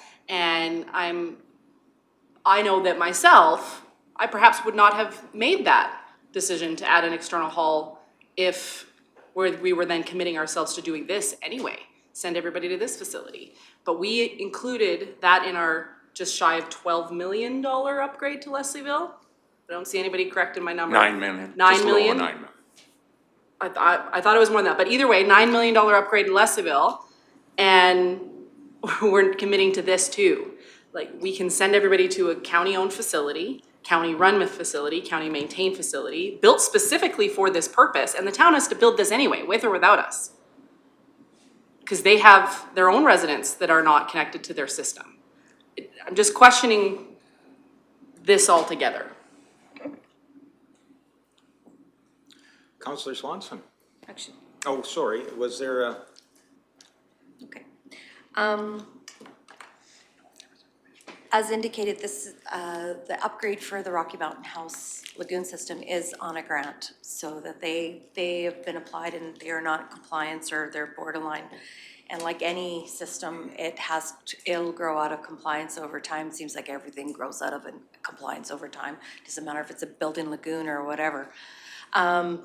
So for me, the Leslieville was a decision in regards, because we were trying a different system, a more efficient system, a cost, because otherwise we could have done the same thing as what the town of Rocky Mountain House is doing out in Leslieville, and it would have cost us about $30 million if we were gonna do the same type of system in that regards. But we're doing what we're doing, what's best with the taxpayers' dollars. I see this as, that's why I've asked for a 10-year versus a 5-year, because doing $270,000 a year over 10 years is much easier than over $500,000 over 5 years. And I guess that's for me is why I wanted to extend the agreement. It is a capital, like anything, a capital expense, and like anything, yes, we can all get lemons in the machinery that we buy and the infrastructure that we buy. But this, looking at it as a 45, 50-year investment, not only for the town, but it, you know, we support the town in that regards, and for the people there. So I look at it, if we're going to encourage economic development, this is in the county that maybe surround Rocky Mountain House or along Highway 11, that when the twinning comes, this is a good thing as well. This is an economic decision as well, economic development decision, because we're not, that's where people are, the businesses are gonna dump if they have septic. They're gonna dump in Rocky. They're not gonna go to, because it's convenient. So that's why, for the reasons I will be supporting this, our contribution of 2.7 million. Thank you. Mr. Hagan, your light's been blinking for a bit here, so Thank give you the Reeve. floor. Good morning, Reeve and Council. I would just ask Mr. Magnus, can you clarify, please? Councillor Swanson referred, I believe if I understood correctly, to installment payments to pay off our share over 10 years versus 5 years. Is the agreement suggesting that we're paying in installments, or that we are committing to pay our share as the town is investing in that capital project? You are correct on the second point. Okay, thank you. And if I may just further comment to Deputy Reeve Malhabs, understand where you're coming from in regards to the decision-making at the time.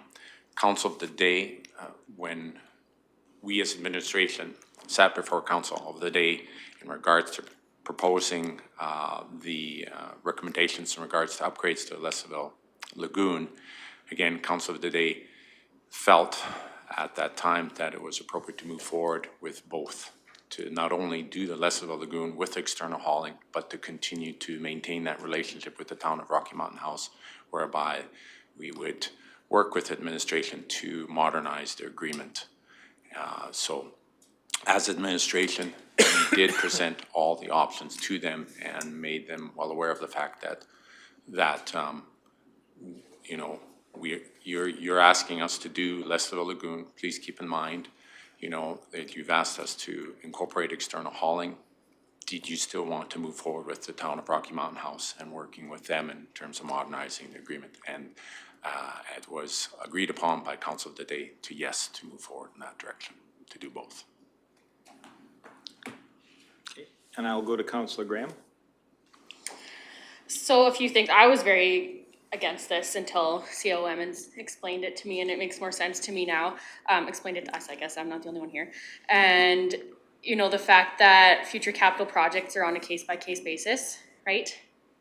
That, you know, if the numbers do change significantly when Leslieville opens up, then we can address that then. You know, we can change the agreement then. We are currently using it. People are currently using it. They're going to continue using it, and we need to pay our bills. If we're using it, we need to be contributing to some extent. And if we decide not to, then what happens to those people that need to use it? Like they just get shut out likely. If someone's not want to work with me anymore, I'm not gonna keep letting their people use my things. And another thing too is it's always good to have a backup system. Our system is new. Our system is a world-class system that is not used in this area yet, so we don't know what's gonna happen. I mean, we could have some road bumps along the way. And something else too is we are very blessed to have the oil field here, but that means that our people are paying oil field rates to have their products hauled places, which is very expensive. And even though it's only 20 minutes away, that could be $300-400 more for people. And that's not really fair to do to our residents when they have a facility they've been using and they've been told they're gonna continue to get to use. So I will be supporting the endorsement of this for those reasons. And I think, I may just comment that I think previous council looked at barriers to growth within the community, and I think one of those things that was identified was some focus on hamlet growth, and then that was, the Leslieville facility was part of that overall consideration, I think, there in creating additional opportunities for growth, whatever those may be, whenever those may be. But one question I would have related to the engineering or the technology behind this facility that's being proposed in Rocky. I would hope this is definable, repeatable technology that will work. It's not geothermal or maybe a cogenerator or something like that we may be revisiting in, say, 5 years to have another capital cost. What I just would like to understand the confidence level that our Public Works team have looked at this, what's being proposed, and if it's going to be a sound proposal that will minimize our capital expenditures in the future. Just maybe if you could share your perspective on that. Sure. The best way, I guess, to put it, it is tried, tested, and true. There are hundreds of these out there in the form of a mechanical treatment facility, i.e. a sequencing batch reactor. They've been in operation for years and years and years. Very confident in this type of facility. And as I said earlier, there's hundreds of them out there and they've been around for a very long time. So it is, I feel, an administration very confident in this facility and its operations both now and into the future. It's a proven out technology. Well, thank you for that. It makes much more comforting for me to be able to support a sizable capital investment for our community. Deputy Reeve Melhoff. Thank you, Reeve. I agree, Councillor Graham, it's important for us to have a backup system. I agree. I agree it's important for us to pay what we use. I'm just questioning the percentage. I don't feel that we use 25.4% of this system. I do not feel that we can, or I cannot justify paying 25.4% of the system, being financially responsible for my residents. I do not feel that we use 25.4% of that system. And I don't think it's appropriate for us to then be responsible for paying 25.4% of that system. And, because yeah, we should be paying our way. We also do. We pay a levy every time we have to dump there. And I know myself, I only have to dump every 5 years, not yearly. And we're using 5,000 residents, and I'm assuming we're basing that on having to have them dump every year, which most of them will not have to dump every year. And many of the residents within my area that I talk to actually, like I said, dump on field. They get a permit from the province to dump on their fields themselves and don't have to dump at a facility anyway. So I'm just questioning the number. I want to pay my way, but I want it to be a proper number. Mr. Emmons? No, and thank you for the diligence, Deputy Reeve. I would have to concur to everything you said if we were talking residents. When we were going through the data, and that's why we have the confidence administratively, a large percentage was the numerous campgrounds, the largest contributor west of Rocky Mountain House, and all the oil field that's contained and trucked and hauled. So it's not just the residents. We have many other shadow populations coming through Clearwater County that also contributed a large percent, which equated into the data as well. And Councillor Ratcliffe? Yes, I guess I'm questioning around the percentage as well. it seems as though, my understanding is that it was designed for a particular instance where there are large volume loads at one time. And that is dictating the size of the facility and therefore the cost. Where there is just normal usage, I would like to see what the cost of that facility would be, you know, taking out that large peak load that could be diverted.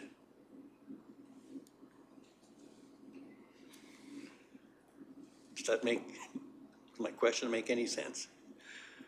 I'll let Mr. Emmons determine that. I believe I understood the question. But respectfully, the town of Rocky did not design a facility excluding us. That would be another engineering study. If I may reframe that, Councillor Ratcliffe, taking into consideration if the town of Rocky was amiable to a tenure, the cost of this, we couldn't do a standalone lagoon and operate it for this money. Partnership saves Clearwater County residents in this area. Council could, of course, make the decision to say no, and our residents would haul further. When the town of Rocky previously closed the gate, I was employed here and dealt with the individuals. Politically, that was not well accepted. Clearwater County actually designed its own lagoon. And your division did not receive that well at all. Yes. Economically, this partnership saves both. I can attest to that, especially at a tenure. We couldn't construct a lagoon with a 50-year life at a tenure.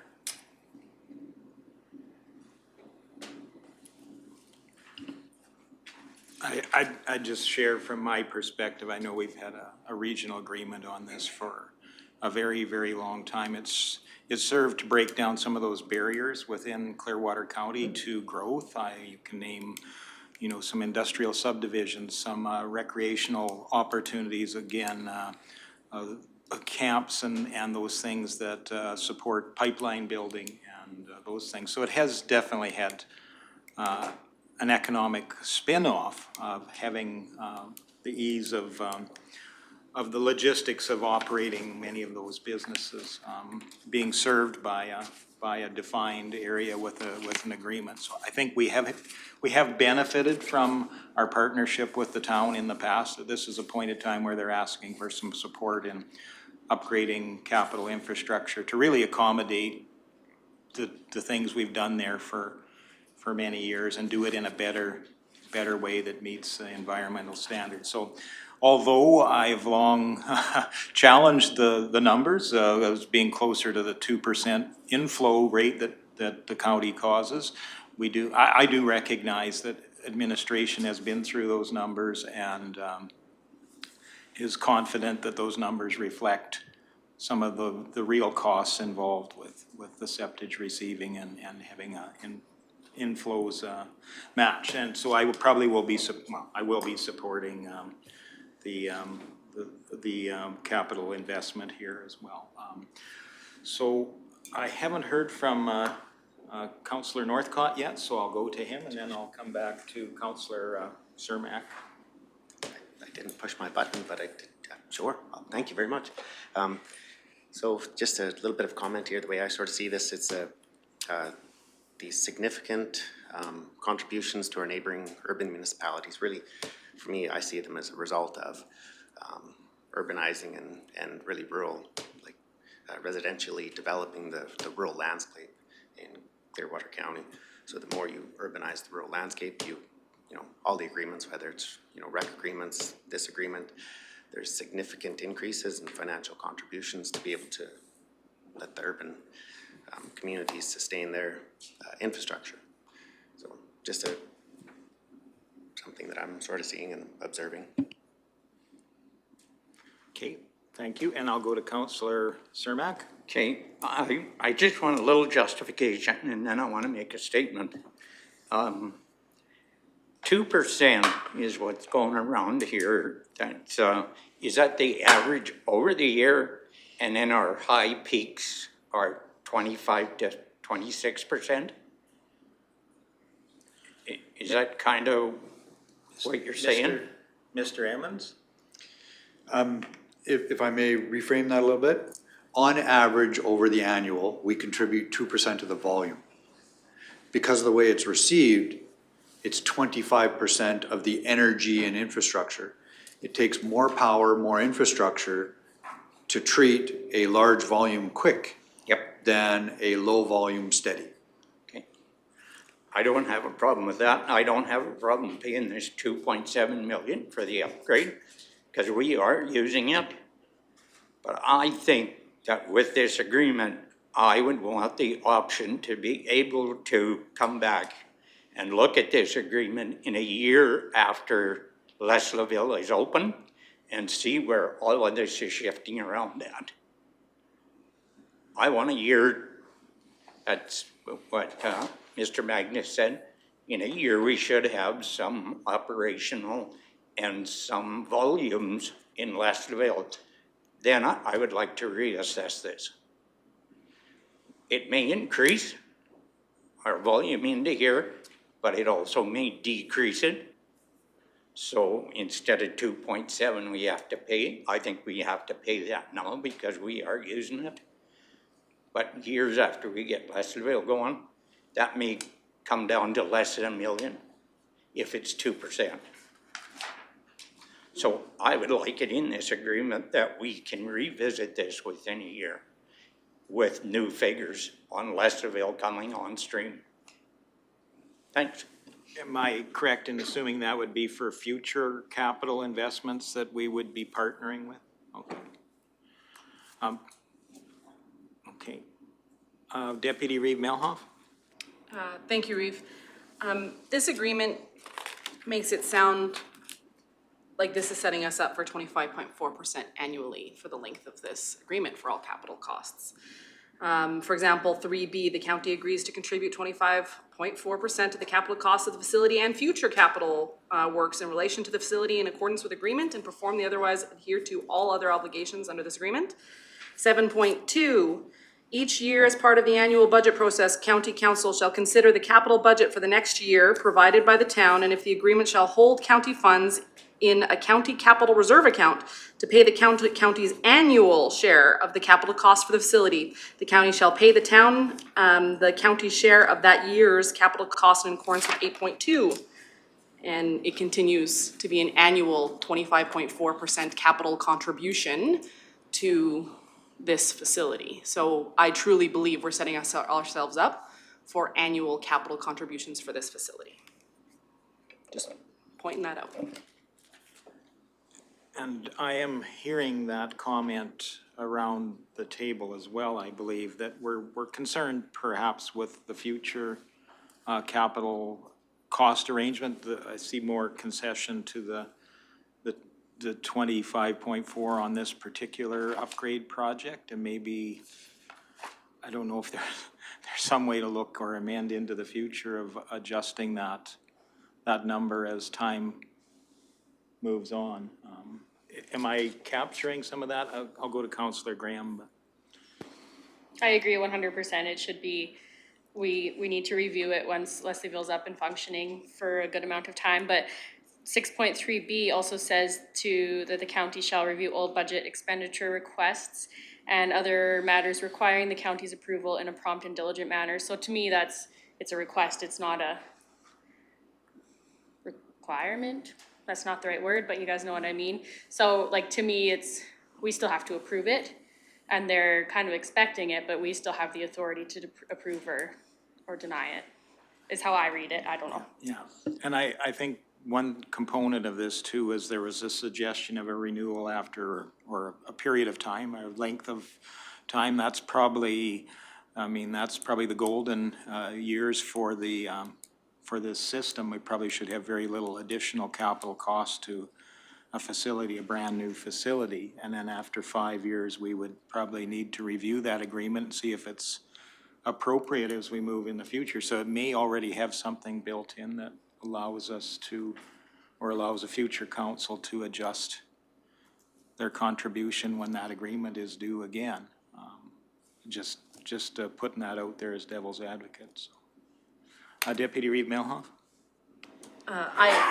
Councillor Graham, I agree that does show that every year we will have the ability to approve a budget, and we do that every December, hopefully. But this does set a precedence that we have previously done that, and we will be set to do that going forward, or at least that's how I see that we are setting ourselves up for that precedence to continue. And I'll go to Councillor Swanson after a very quick comment that I believe that 25.4% is where we're at the moment, where we've kind of had administration look through all the technical and engineering data and come up with that number that they're confident is accurate. But that may very well change in a year or 2 or 5, and I think it need to allow some flexibility in that number being adjusted to be more appropriate and in alignment with what it really is in the future. Councillor Swanson. When I look back at the past, I guess the past agreement, it was basically a 10-year agreement, and it was basically for the septage, what I understand. And in those 10 years, how many times has the town come to us for extra capital upgrades? Mr. Magnus? Once. So if this is a brand new and they've come to us once, I'm of the opinion that's it would carry, that same timeline would be for us in the future, that same type of request. So, and we can determine, as both Councillor Graham and Deputy Rivas said, right? We can make those one-off decisions as they come forward. So thank you for the clarification. I was just wondering on that point. Would I be correct in saying within that time, though, there were a number of proposals that kind of came forward of different solutions to the barriers that had arisen with the operation of that facility? Would I be fair in saying that, Mr. Magnus? Yes. So ultimately, when we did contribute any portion of funding to it, you are correct. A number of items came forward in regards to making improvements to hold that facility over until such time that that the design was completed to proceed with this current facility. So administration came before council of the day in regards to these items, and we determined that and council came to the decision that the only cost obligation, funding obligation on our part was operational. And although requests were put forward to fund some of their capital needed to maintain that facility, council of the day determined that if any funding was to be provided, regardless of whatever capital was needed to maintain that facility, it would be for on an operational side only. And so that's what we did. Okay. Thank you. Councillor Ratcliffe. Thank you, Reeve. There's a line in page 1 of this agreement that says the sufficiency of which is irrevocably affirmed. I'm not sure what that all covers, but I'm also concerned that that could be used to maintain this 25.4% through the balance of this agreement. To me, there's too much ambiguity in this. And I like the suggestion by Councillor Cermak that this be reviewed in a year to see what the impact of operating Leslieville will have on flows.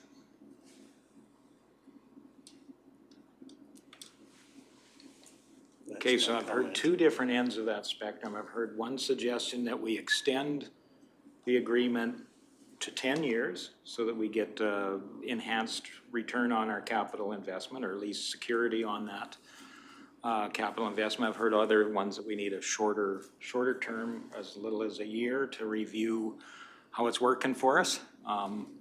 So I guess that's one of the things I think we would need to incorporate in any amendment to the draft that's before us. And of course, then that would have to go back to the other councils. Does it have to go back to the ICC before it goes back to the councils, or could it be incorporated in some minor amendments to the draft? Councillor Graham. Can we have a term in here that after a year of the Leslieville Lagoon functioning, it is reviewed, but we can approve this for 10 years, and in accordance to that review, the percentage is adjusted properly? Is that a possible term that we could add into here? And then we can still get the 10 years out of the capital infrastructure that we pay for, and we can still have the appropriate percentage moving forward? Or even annually, it's looked at. And that would bear a question in how do you collect the data in order to be able to make those assumptions or guesses, or engineered guesses on usage? That could be somewhat of a challenge to do that on a yearly basis. Nobody wants to take that question. I'll give it to Mr. Emmons. Thank you. So Alberta Environment requires that every truck hauler has to show and prove where they received the septage from. So upon receiving, they disclose, and it's on the truck driver. Here's my manifest, 3 rural properties, a campground, here's my load, and then it's marked off by the station attendant. And the data is collected. The town's engineering firm came out sporadically, different times of the year, and pulled samples off those loads. So then they got quantity, quality, and put it into the report. Thank you for that. Welcome. And I thank you all for bearing as we dig deeper into sewage. That's something usually people don't want to do, but I'm glad we're diving deeply into this and making sure we have as many facts as possible. Councillor Cermak. So then, Mr. Emmons, is that how we would run Leslieville too? That the trucker is responsible for where he picks up and where he deposits off, and the volume? I would suggest not, because we're not collecting the data without council direction. They would have to manifest it and prove out the load. I don't know if we have electronic key cards, swipe cards, what our security system is in Leslieville. I'm not that familiar with the detailed design. But unless we were specifically looking for that information, it's an environmental, it's Alberta environmental requirement that the truck driver keep it. If we wanted to control the data, we would put a person out there and collect it. But it's not the norm. It's done for a purpose. So you're saying that we won't have a person at Leslieville Lagoon accepting loads? No. Mr. Magnus?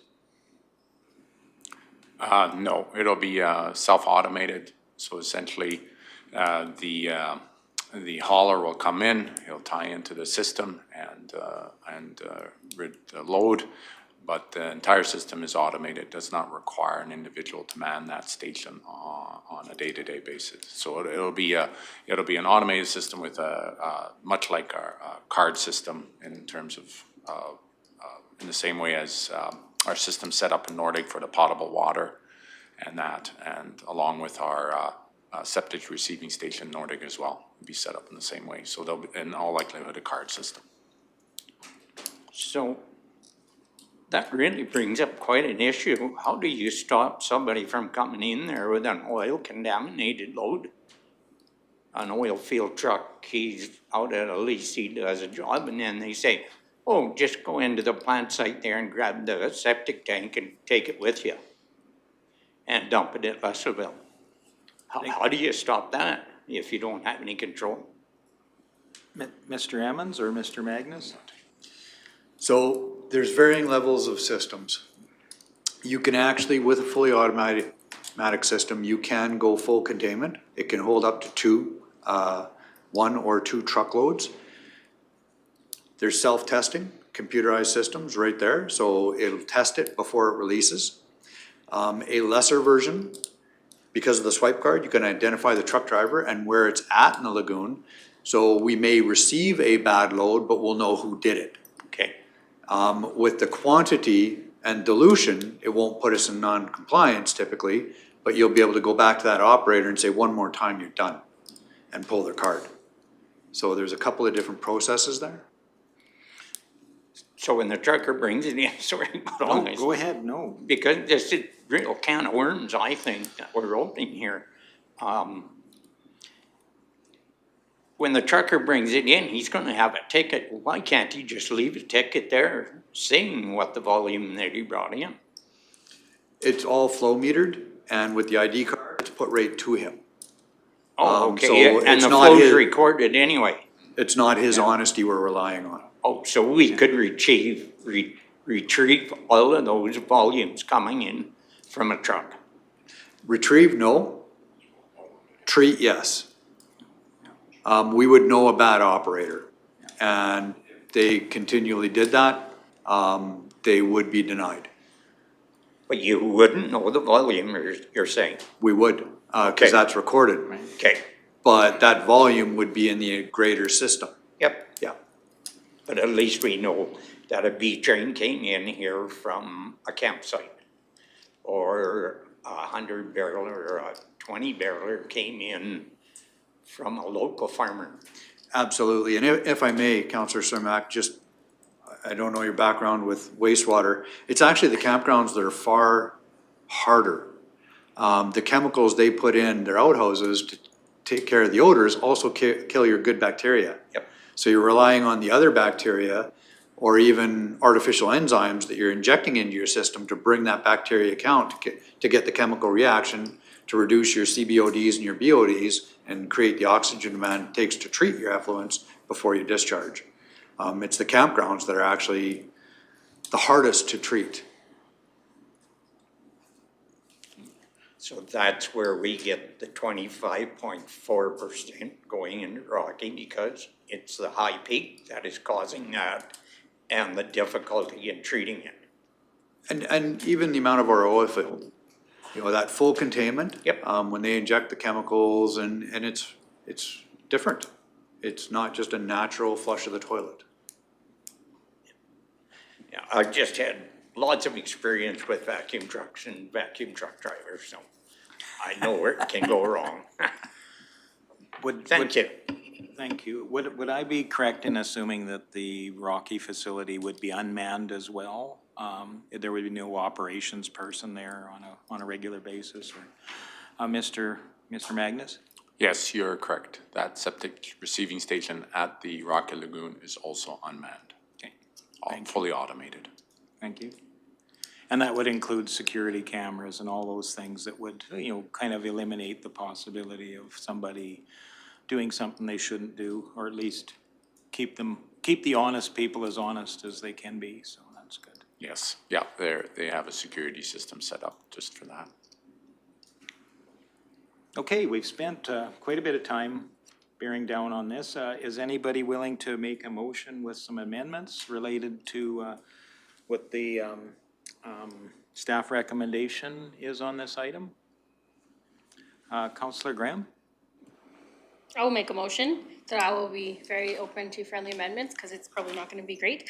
The council approves the draft wastewater capital funding agreement with a 10-year term commencing on January 1st, 2023 and ending on December 31st, 2033, and endorses the agreement for signature with a term added to review the numbers of after Leslieville has been open and running for a year and adjust the percentage accordingly, or to annually look at the percentage. Is that okay? Okay, you're able to capture that, and we have clarity on that? Well, further discussion on that motion before us. You got your fingers hovering. And there it is. Counselor Ratcliffe. I would like to add a friendly amendment to that, that the agreement be clarified or recognizes that this is a one-time capital contribution at this percentage.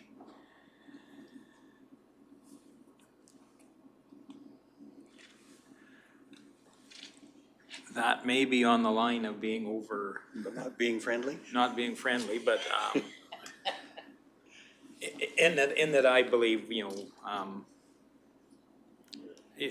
as was mentioned before, I do believe the numbers do set us up for that being the agreed contribution as a starting point for future contributions. But I would look to the perspective of the person that made the motion, whether that would be friendly or not. I would be happy to add in there that each capital project is on a case-by-case basis for financial approval. I do think that it is in there because we have to approve every request. But if council's more comfortable with that, it can be friendly. It might add I don't know if it really follows the a guidelines, phrase but I'm or a fine few with it. words there might add clarity for future councils as they deal with it. That, it's intended to be a case-by-case basis. Is that something we can add, or?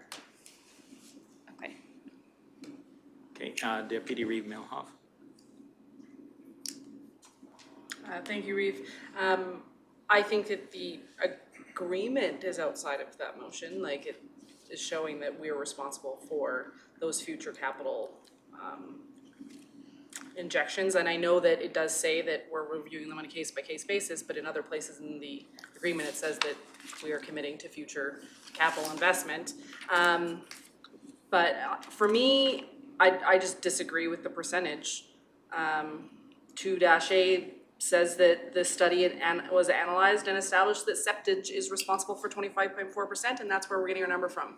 The town themselves has septage.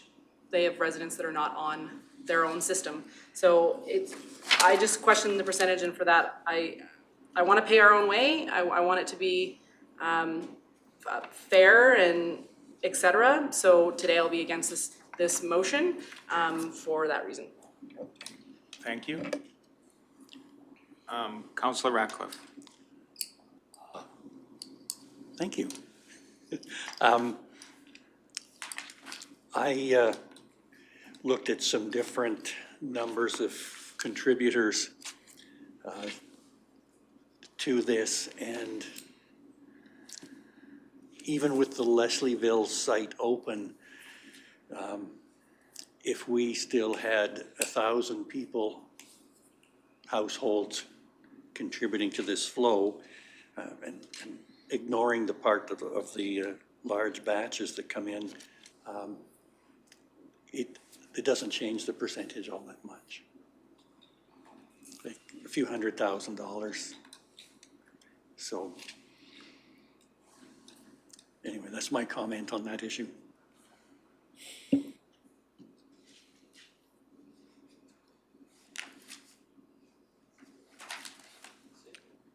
Sorry, Councillor Graham?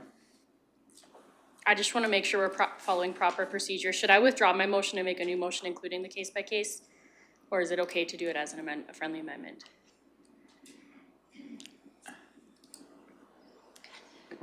So if the motion is to be amended, there would have to be a a motion to amend the motion, and then a motion with the requested amendments. And then council would vote on that last motion.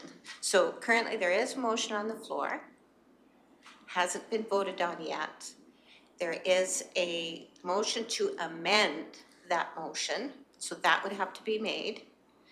And then another motion would have to be made specifically citing what the amendments are. And then council would vote on that amended motion. Does that make sense? Yes, thank Okay, you. if you lead me through this, yeah. Okay, so you wish to amend the motion from Councillor Graham. So, sorry, Tracy, go ahead. So basically what's needed is a motion asking for permission to amend the motion. And if that is carried, then the next step is to actually amend the motion. Oh. And recording, and in that motion, that it would be recorded the specific amendments that are asked for. Okay. So I guess first step is to look for a motion for permission to amend the existing motion. Anybody willing to make such a motion? Councillor Northcott, your light is on. I just had more of just a little bit of a comment. I was actually, I think previous decisions by previous councils and have sort of really committed us to having to support this. So I was actually fine, I think administration, probably both sides of the fence, with the urban neighbor of Rocky Mountain House and Clearwater County administration. I was fine to support the staff recommendation, just as it was written there. But the one thing that I would sort of like to, would be interested in, I know in the MDP, there was a letter that, sent to Rocky Mountain House and to other users. And the comment on the letter that come back from the town of Rocky Mountain House was that there was no concerns with the MDP or the number of titles per quarter, or really no concerns at all with the MDP. And however, it would be really nice if they could really reconsider and actually look at what the impacts of residential and multi-lot subdivisions and acreages in the rural landscape have on the urban municipalities, and the impacts of grant funding with MSI or the LGFF and the residential taxes that do not now go to maintaining their infrastructure. So I was just actually fine with the way this staff recommendation was written up, and I think from previous decisions, from previous councils, have really just committed us to have to contribute to this. So. Okay, thank you. Additional discussion? Not seeing anybody wanting to make an amendment anymore. Councillor Ratcliffe? I would be willing to make a motion that we entertain amendments, but I would also be quite happy if Councillor Graham wishes to withdraw her original motion and reword it to include that. So then I guess I'll fling the ball to. Technically, you in motion, So, we can just follow the amendment process and we'll. yeah, okay, let's do that. So then we have, We can practice. we have a motion before us to permit amendments. All those in favor? And those opposed? That is carried. Now we would look to an amendment to the existing motion before us, which Councillor Graham so graciously made hours ago.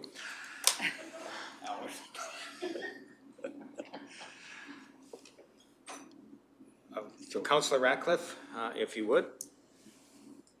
Okay, do you have captured what I said? No? Okay.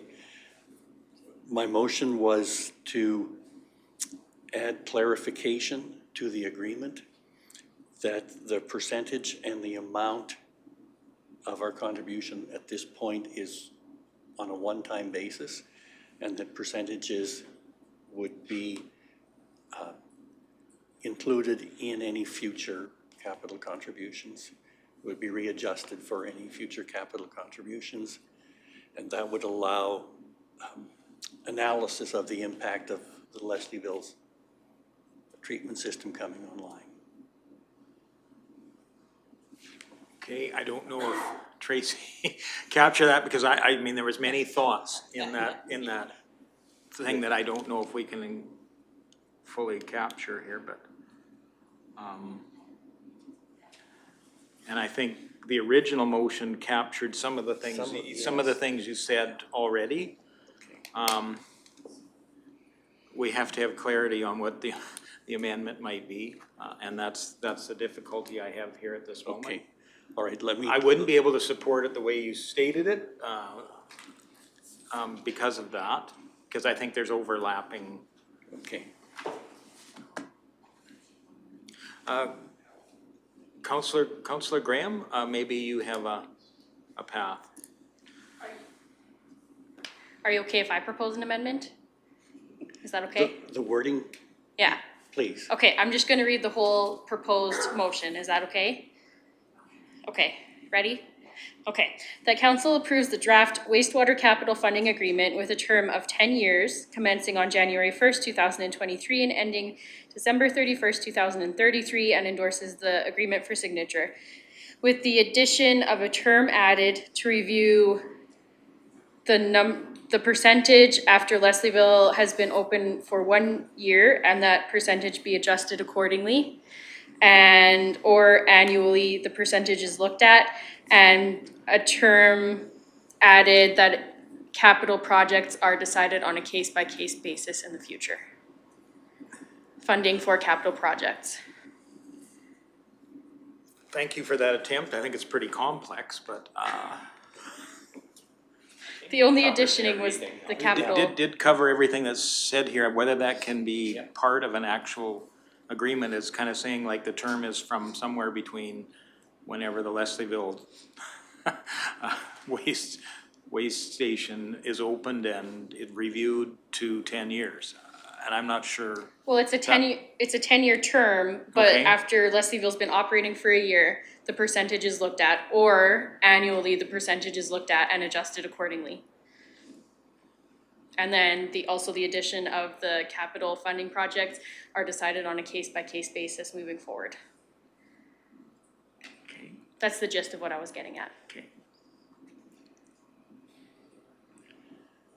Okay, thank you. Deputy Reeve Melhoff, relating to that Yeah, thank you, Eve. amended motion. I really think that the current motion on the floor changes the whole spirit of the agreement. And perhaps if that's the way that council feels, ICC needs to go back and renegotiate the agreement. Just what I'm gathering from the group, the motion feels like it changes the whole agreement and therefore needs to be renegotiated. Could I ask one question, and maybe it's relating to something that's the 25.4%.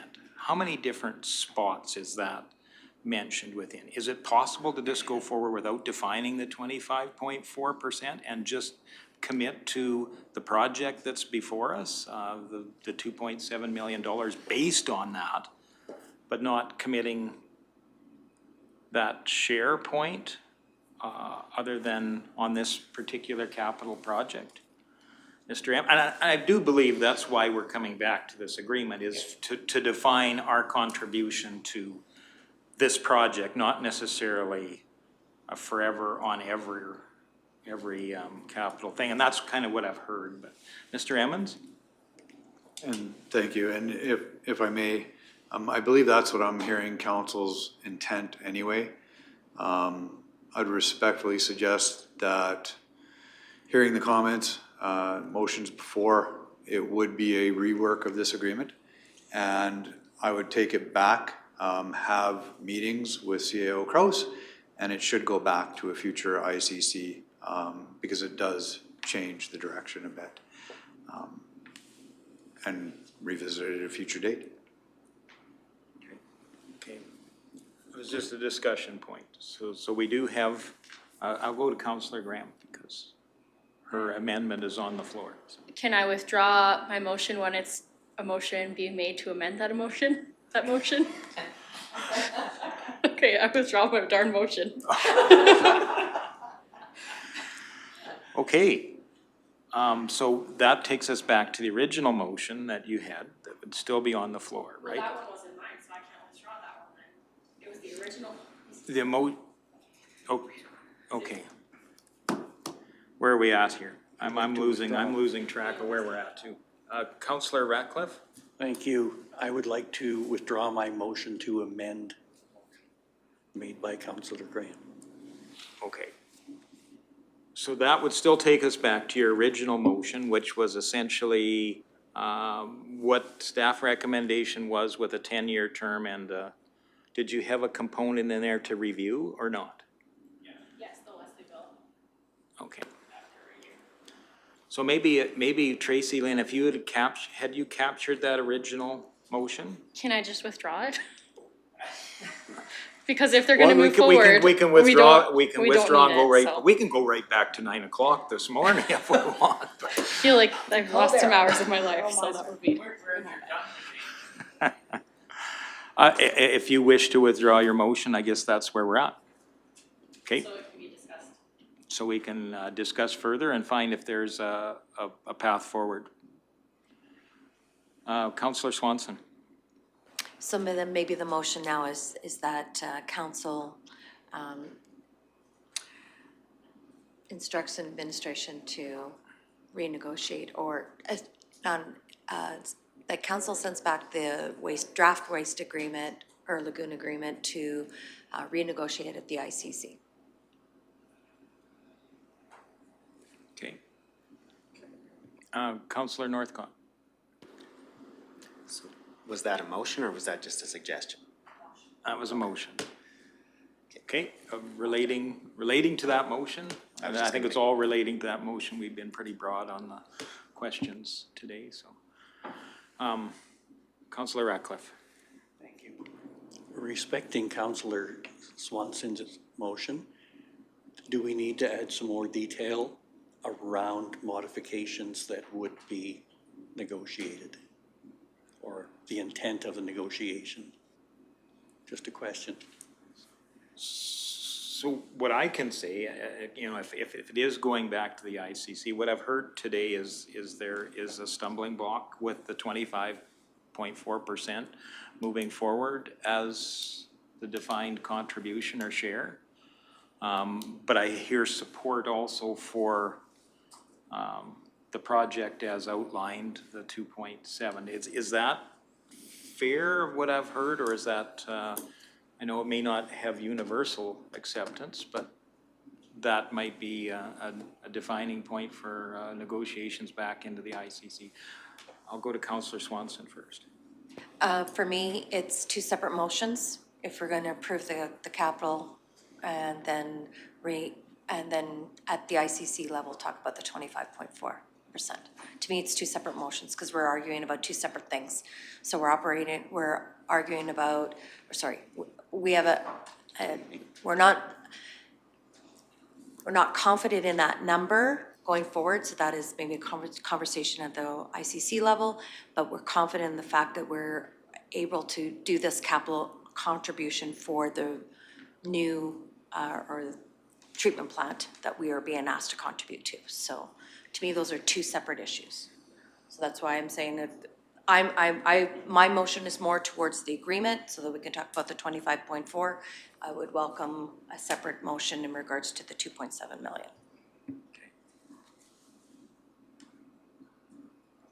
Well, the 25.4 is the basis of that 2.7 million. So, I mean, your motion is probably appropriate at this time. Essentially, what you're saying is to bring it back to the ICC to find middle ground and let administration work on some of those points. So maybe we've been back and forth so much, Tracy Lynn, would you be able to capture Councillor Swanson's motion for me? just so we could state it so that everybody knows what we're, what our decision is on, or the exact wording or the wording of that. It's been a long item. I guess while I'm waiting for that, maybe one question to administration. The overall project is scheduled, I'm sure it will, would they have a time frame where they have some, probably some preliminary engineering and costing? What is the time frame on this project? So the documents that were attached did, particularly the one PowerPoint that is in the document itself, the agenda item that was attached to the ICC documentation, that outlines the entire cost of the facility, including contingency, engineering and such, and any regulatory approvals and so on. So the cost you see there is the final numbers. They received the bids when the tender was put out, and construction is to start immediately with completion and fully operational by 2025. So this project is essentially underway as we speak. There is plans to do it, and this is, You are correct, yes. and we would be invoiced, I suppose, at the end of the project is how it works, or Yep, that is correct. because it is a town-managed project, not a Clearwater, not a joint or regional project. It is a town-managed project that we're contributing as a regional part. That is correct. Okay, thank you for that clarification. And so any delay on, the back and forth with ICC is really we're looking at the overall agreement with the town relating to this wastewater and future contributions, as well as ones that are looming directly before us. Okay. Councillor Cermak? Thank you, Gary. I'm okay with this 2.7 because the numbers show that we have used 25.4%, even though it's at peak times we use that. Over the average, it's 2%. It sounds like to me. So I think we've already said that we have to contribute this 2.7 because we've used it, or we will use it. But I don't want it going forward for the next 10 years that we're gonna be tied into the same thing, that we're gonna be told this is the bill for what we're proposing and you have no option in it. When Leslieville comes on, we have a $9 million investment there that we want our county users to use, not a facility that we don't own. So I don't want us tied into 10 years of capital projects at 25%. When we take out all of these other ones and use the Leslieville one, we're down to 2%. That's what, 23.4% more that we're paying that we're really not using in the future years with the numbers that we should be able to put into Leslieville. So I'm okay with the 2.7 that we have to pay now because we've already used it. Going forward, I want to be able to have some input into what they're gonna do if we have to pay. I don't like it that we don't have any input into it. They just say, well, this is what we're gonna do and this is your share. I don't think that's democracy. I think we need to be in on the ground floor when this is happening. I can see that with the numbers that the engineers have got and everything, that's what it shows to date. But after Leslieville comes on, and they say that it's gonna be on in August, the end of August, that number should change big time. So I don't wanna be tied into it. So I'll just say devil's advocate on the other side from, I truly believe the town is creating this facility in good faith, and they anticipate it's gonna work well and work for, and serve the community, the larger community for quite a number of years. And I mean, with this agreement, the initial agreement was that we would have access to this for at least the next 5 years for our contribution of this amount in the capital, and that, heaven forbid, it required additional capital relating to this, that it would be a case-by-case basis, but any contribution would be based on this 25.4. That may have to be reviewed and I think would need to be reviewed at some time for sure. But Tracy Lynn, did you have the motion, like Councillor Swanson's motion that's before us? Okay. Just so, Sure. The council refers the draft wastewater capital funding agreement to the town county ICC to renegotiate agreement term proposed at 10-year, cost share contribution, and to include a review period pending completion of the Leslieville wastewater site. okay, does that capture your thoughts? Further discussion on that motion then? Seeing none, I will call that, oh, sorry, Councillor Northcott. I was just wondering if I could get that read once more, please. One more time, please. That council reviews the draft wastewater capital funding agreement to the town county ICC to renegotiate the agreement's term proposed at 10 years, cost share contribution, and to include a review period pending the completion of the Leslieville wastewater site. So I think that's good. I think that captured much of what the discussion was this morning. Any further comments or feedbacks on that motion? If not, I'll call the question. All in favor? And that is carried. Thank you very much. Good discussion for sure.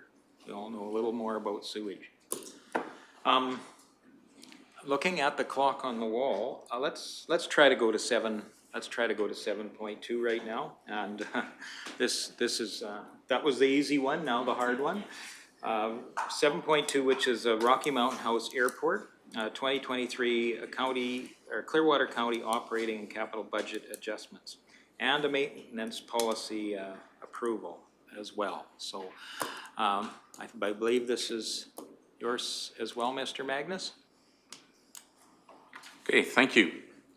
Again, a number of items were brought up at the June 15th, 2023 ICC meeting with Clearwater County and the Town of Rocky Mountain House, that being the Intermunicipal Collaboration Committee meeting. In this case, 3 particular resolutions were made during that meeting involving the following, and I will refer again to staff recommendations pertaining to the resolutions made at that meeting. First one, number 1, the council approves joint cost sharing in the amount of $700,000 for 50% of $1.4 million, including 20% for contingencies for the new Rocky Mountain House Airport Terminal building project, and that council identifies a funding source. The second staff recommendation, again, tying back to the ICC committee meeting on June 15th and the resolution corresponding to this, that council approves an amendment to the 2023 airport operating budget in the amount of $18,000 for the purpose of regrading the airport hangar access road ditch improvements, with the amount to be funded through contingency. And the final staff recommendation regarding a resolution passed at that meeting is that council approves the Town of Rocky Mountain House's adoption of policy 008-2023 Town of Rocky Mountain House Airport Maintenance. Just a quick little background to each of these. Again, the first one in regards to the airport terminal building feasibility study. As, again, council is aware of, and council of the day, the discussion was had on numerous occasions in regards to moving forward with the building of a new airport terminal. And as such, the Rocky Mountain House conducted a airport terminal feasibility study to determine exactly the needs required for that particular airport. A number of things was done, including outreach to the aviation community and the ratepayers as a whole in regards to getting some feedback. A study again was done, and the study was determined that due to various maintenance and hazard concerns, the most practical way forward is to construct a new terminal building. Based on the current expected usage levels of the terminal, the new building should be able to accommodate 31 people and have a combined size around 2,000 square feet.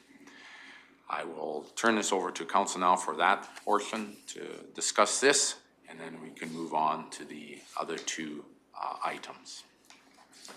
Okay, discussion around the airport terminal building then. Deputy Reeve Melhoff. Thank you, Reeve. At what percentage base does it become that we get involved, because they're the managing partner of this, and this is a 50% cost share, and we are then involved in the direct engineering?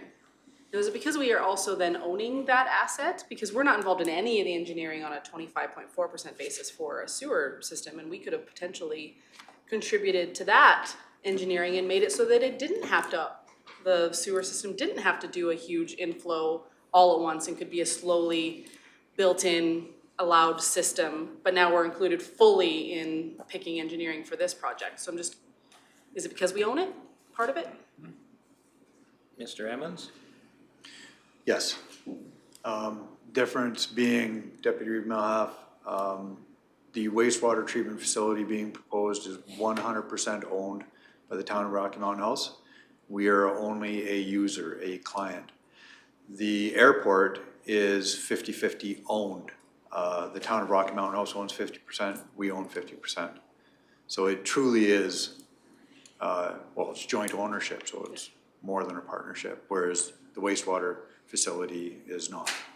Thank you for the clarification. You're welcome. When this was, sorry, Yeah, go ahead. When this was presented to the ICC, for myself, I really wanted us to look for growth. I really wanted us to vision what the future for the airport could be. I really thought that was important, that, I mean, this is to be a long-standing building. I wanted us to dream of what we could have.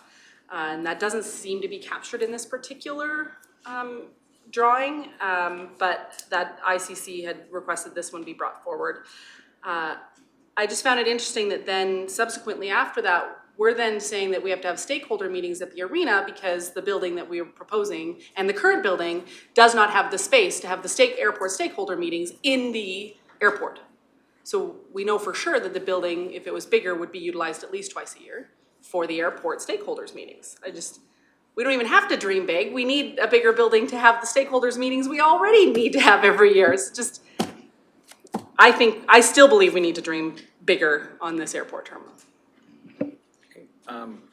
Thank you. Mr. Emmons, did you have? And Deputy Reeve, if I may, your words in the meeting didn't fall on deaf ears. I've been giving them a lot of thought and remembering the entire conversation of the day at ICC. Perhaps a solution, a suggestion for council's consideration would be, given the agenda before you, the mathematical error, it's actually 700,000 each for option 3. There was three options, 1 being the most expensive, 2 being middle of the road, and option 3 being the pick.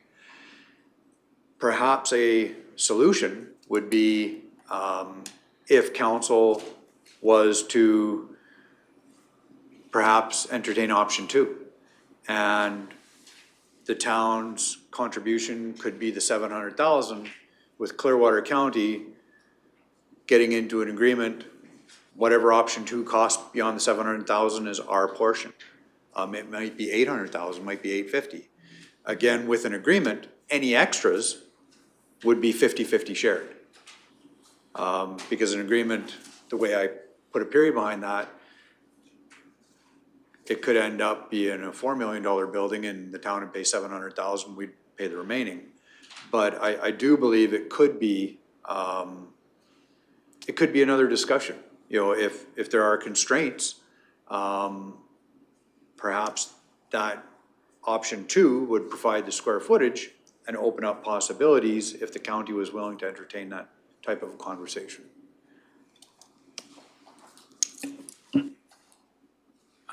And I'm gonna go to, Councillor Swanson and then back to Councillor Ratcliffe, and then I'll come back to the deputy. So a couple questions. I understand that the town of Rocky Mountain has had a grant to look at this particular terminal and put this, I believe it's this design together.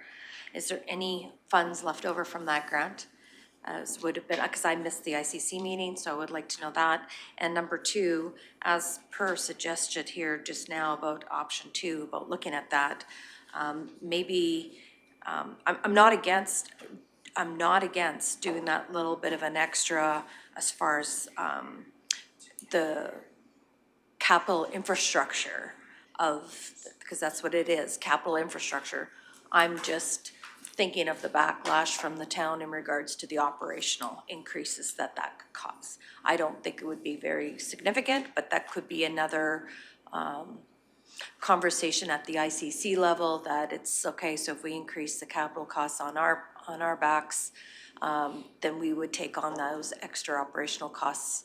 So we would no longer be a 50-50 partnership at that point in time. We would be above the 50% is the way I would look at it. So, but just if there's any information about the extra funds that the town had from their grant, I'd like to know, please. Mr. Magnus? To the best of my recollection, that funding has been used up and it went towards the airport terminal feasibility study. So there, as I said, I believe there's no additional monies left from that grant. So it's been used up. And I'll go to Councillor Ratcliffe. Thank you, Reeve. The current building for its space is really vastly underutilized. And it is unfortunately cut up with a number of little office spaces that if the majority of that space was open, it would be adequate for those stakeholder meetings. And unfortunately, option 3 is also cut up with a lot of other spaces that would probably not be utilized. If option 3 is the 2,000 square feet that was recommended,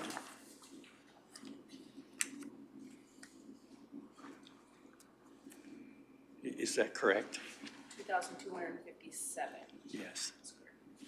Is that No. option 3? But the document says that the new building should have a combined size of around 2,000 square feet.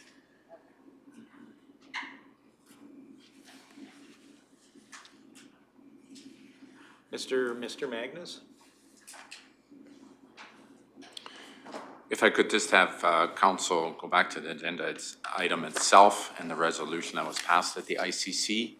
In and of itself, the resolution did not indicate a particular option. It just brought forward a cost, a total construction cost of 1.2 million, including contingencies for new airport terminal building to the respective councils. And again, as earlier mentioned by Mr. Emmons, there was a mathematical error. I made note of that. Due to a mathematical error, contrary to the aforementioned resolution, contingency was not included within the 1.2 million. Consequently, including contingency, actual construction cost would be 1.4 million. And again, I'll just emphasize, the resolution did not resolve around a particular option, just a cost. That was my recollection of that meeting as well, as there was a lot of discussion about the functionality between each particular option, and I don't think any one option captured everybody's wishes at that time, but it was basically setting a budget level for a building that ICC was comfortable with at that time. Yeah, I have one more. Follow up, and then I'll go to the Deputy Reeve. Okay, thank you. As far as practicality for what slow growth there might be at the airport, I think the proposal submitted by Mr. Bowman makes a lot of sense to me. We may want a larger, slightly larger space than that if we anticipate significant growth, but that one makes the most sense to me. Okay. I'm gonna go to Mr. Magnus, and I know Mr. Hagan has been waiting patiently too, so we'll try to bring both those thoughts together. I will comment on Councillor Radcliffe's suggestion regarding Mr. Bowman's. That option was considered.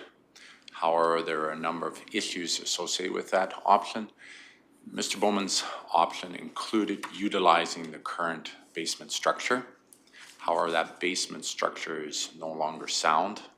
There are many issues associated with the basement itself, according to feasibility study. So part of the, so in and of itself, it is not recommended to go that way. The entire construction would include having to remove the current basement structure.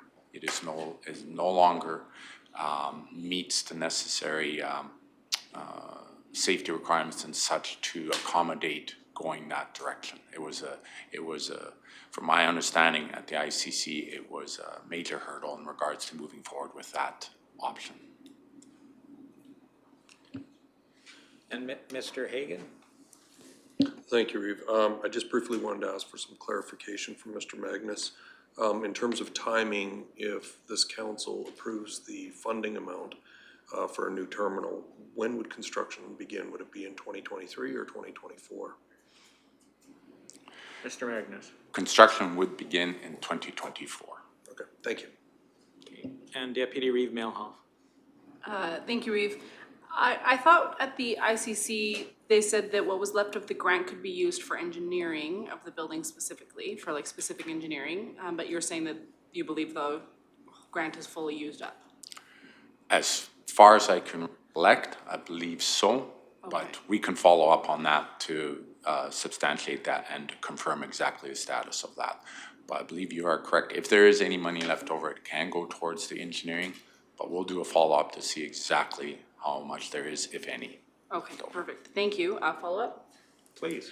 Well, I absolutely understand that if we were to contribute more, and if we wanted a bigger building, that obviously is doable. I worry that then jeopardizes the agreement that we literally stamped 2 months ago of it being a 50-50. Numerous other options were put on the table, including the county taking over entirely. So I would be extremely hesitant to change the cost sharing from 50-50, just because that agreement was literally just struck. So I would be very hesitant to step outside of the 50-50%. Okay, thank you. Additional comments, questions around this agenda item? Councillor Cermak? I have a problem with the figures here. It says that it's 2,000 square feet, and the smallest one you've got there is option 3, which is 2,293 square feet. If you figure that out at 1.4 for 2,000 square feet, that 2,293 is 1.6 million. That's the cheapest. How did we come up with 1.4? Because nothing is 2,000 square feet in any of these. That's $700 per square foot to build this airport terminal. I need to know the figures here before I can even vote on it. Mr. Emmons? So the engineers based it on basically $600 current going rate for industry standards for doing a building. And truly, it was the engineer's estimate in ICC. The engineered study is now over 2 years old. That's the length of this process. And all of council is well aware of what's happened to all construction prices, especially buildings, in the last 2 years. So it truly was an estimate given, not the quality of estimate done back in the beginning of 2021 when this engineering document was originally presented to ICC. Yeah, because if you take the 1.4 million divided by 2,000, that's $700 a square foot. So that's quite a difference in what this motion actually says. In my world, 200,000 or $250,000 is a big deal.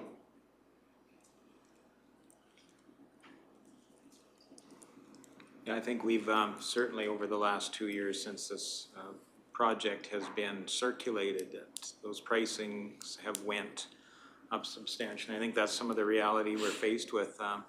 Best time to have built something would have been a couple years back. It was always cheaper a few years ago. And those disruptive events that have happened have driven prices, past expectations. Deputy Reeve Milhoff. Thank you, Reeve. Councillor Cermak, I think you're getting hung up on the exact same thing we got hung up on at ICC. We got hung up on picking an option. And in the end, we decided not to pick an option, to just give a number, and then they can engineer it, and we can include all of the things that were needed based on the town halls. And so we, rather than looking at an option at all, we just gave a number, and now it can go back to be engineered for the needs of the airport. Because we too got hung up on this option, that option, which option. So instead, we just gave them a number. My concern is the number we had previously was 600 and something. I'm sorry, I didn't mark it down. That number is 600 even. That number is 2 years old.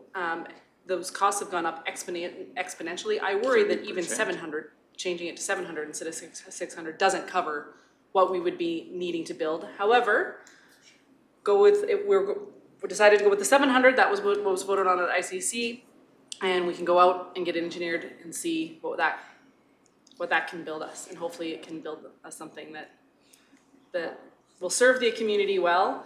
I still worry we're not being visionary, but Councillor Ratcliffe using that facility is saying that it could work with these numbers. Not looking at a specific option, just covering the needs. Okay, to follow up on that, are we just looking at what we need out there now, or are we looking into the future, 5 years down the road, what potentially that airport could look like if we build a bigger terminal? I will pass that off to the people that have had that conversation directly. My worry, for me personally, is that this is not visionary. My worry is this solves our problem now and does not look towards the future. And I would like to see us look towards the future and dream about what that airport could be. My concern is this may not be that, but the people that had the direct conversation. Does this one give us room to have a flying school in there for pilots or anything like that? Because I think we have somebody that's interested in putting in a training there for getting new pilots' licenses at that facility, but nobody has come forward. I thought somebody did come forward and said they wanted to put in a pilot training school there. Have we allowed this building to accommodate that? In regards to your question, Councillor Cermak, I myself, being an aviator, since 2019, I've removed myself from any ongoings at the airport in regards to the Flying Club or the Air Show Society and so on. My capacity now is as Director of Public Works Operations and contributing to the airport in that manner in regards to our 50% contribution. So I cannot comment on anything that is going on out there, any rumors or anything like that in regards to flying clubs coming or schools coming in or anything like that. So I apologize, I cannot adequately answer that for you. Because when we had our last meeting out there, there was a gentleman there that said that he would like to put in a flying school there. That's, what, a year ago we were out there on a tour? I mean, I would hate to build this one the same size as ours if we can't accommodate some growth.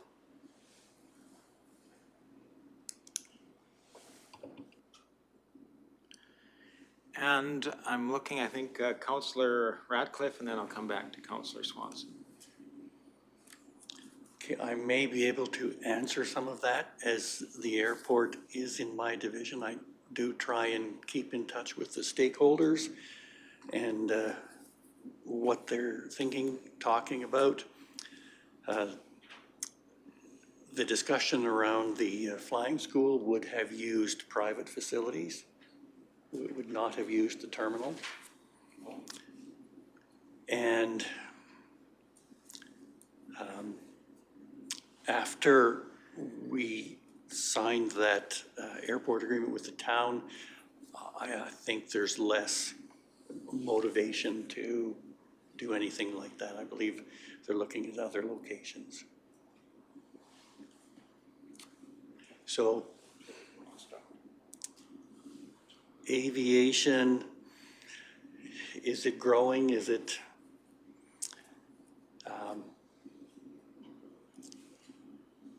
what's a new four-seater aircraft like that you would even use for training?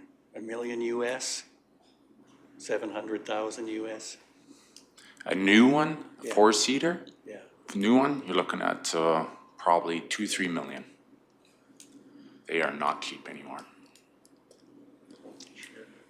And because of the value of the Canadian dollar, a lot of aircraft that come up for sale are going south across the border.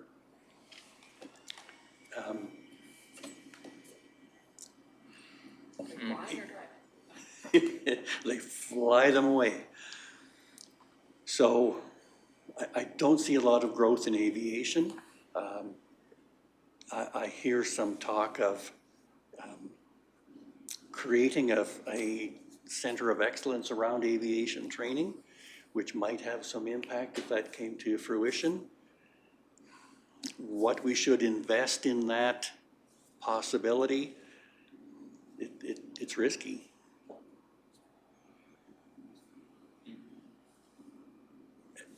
Am I out of line in those comments, would you say, Mr. Magnus?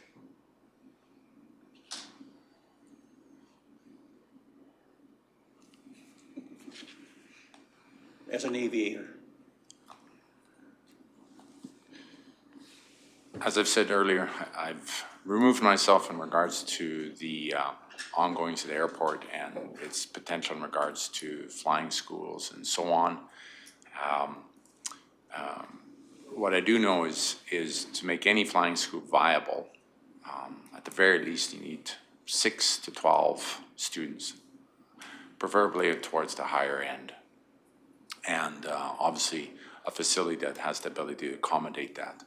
Along with the aircraft that come through, you need the facility to accommodate the pilots when they do their flight planning and so on. Typically a kitchen, etc. Of course, washroom facilities and so on, possibly a sleeping berth for some downtime.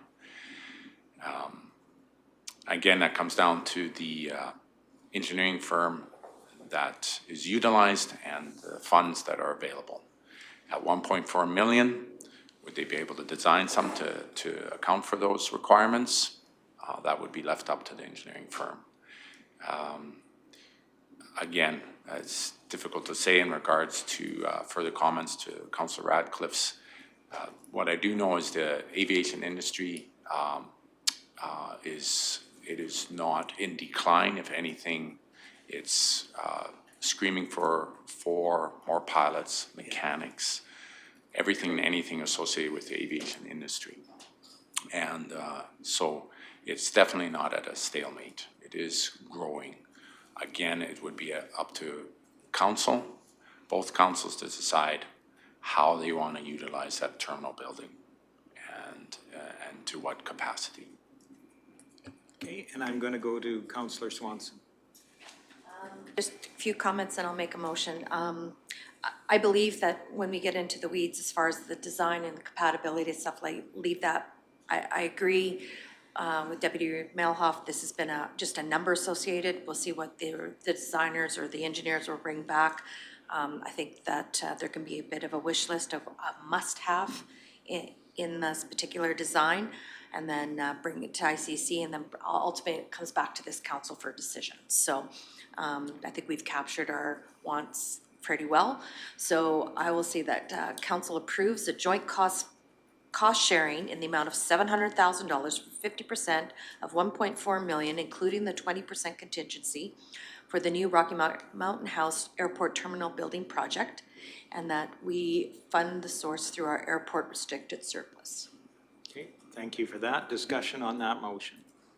And maybe I would ask to Mr. Hagan, the airport restricted surplus is in alignment with that amount, basically, or is it would need a little bit of contingency to match that 700,000? Okay.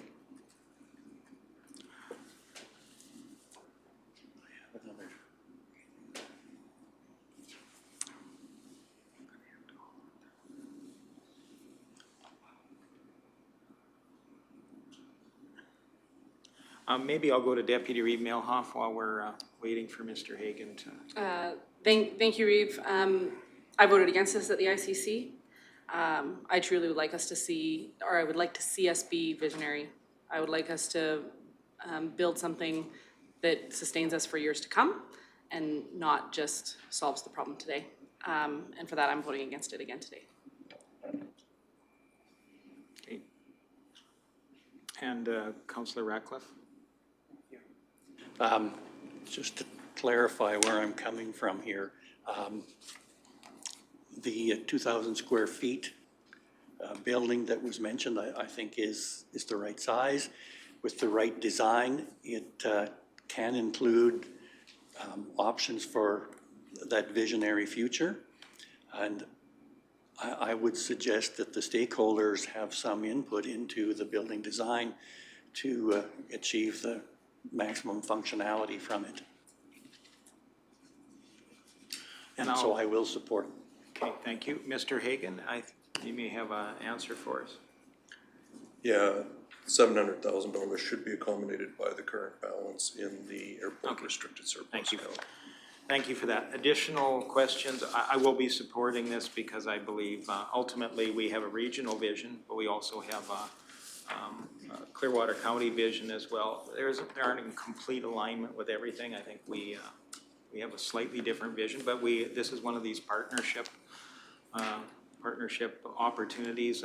We certainly don't want to impress only our will on the community. And I will say the community in their feedback to the projects in that public engagement really supported the smaller footprint of rather than the larger. So that's in the back of my mind. That's why I'll be supporting the motion. Any further discussion? Seeing none, I'll call the question. All in favor? And those opposed? That is carried. Thank you very much. With that, we'll take a break and we'll be back at, let's say 10 after 1.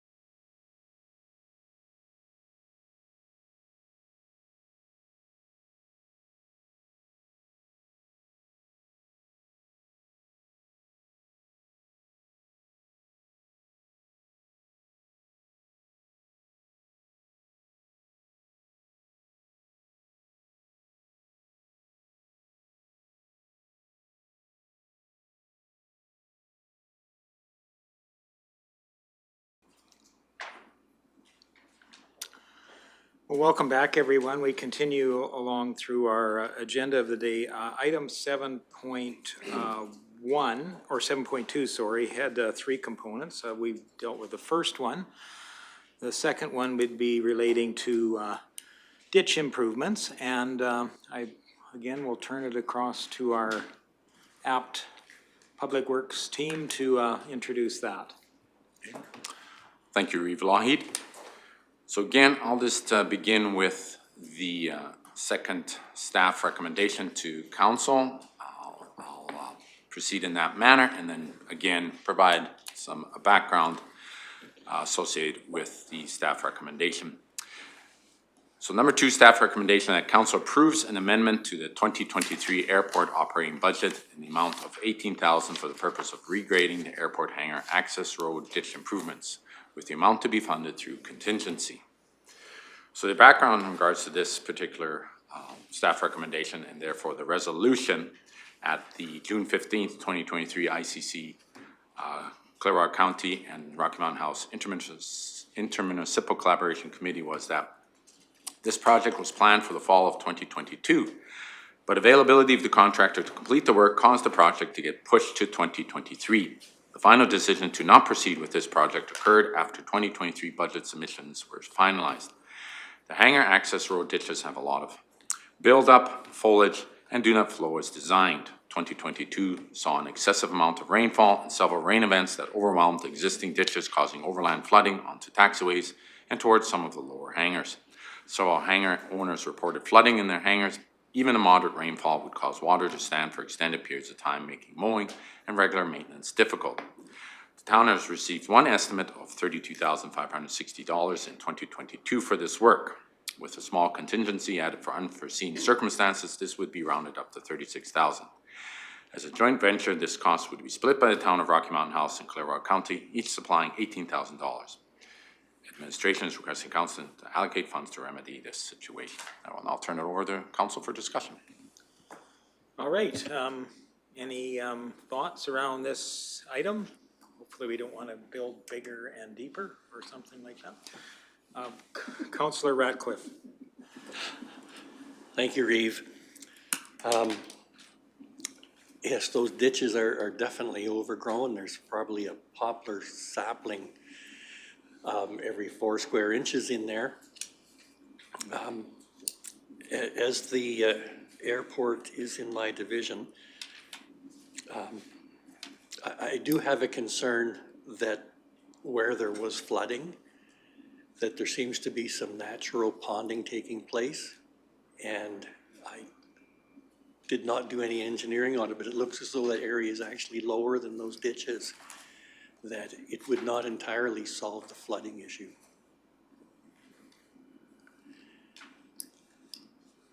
Have you done any research on that or had a look at it? Mr. Magnus. No, none.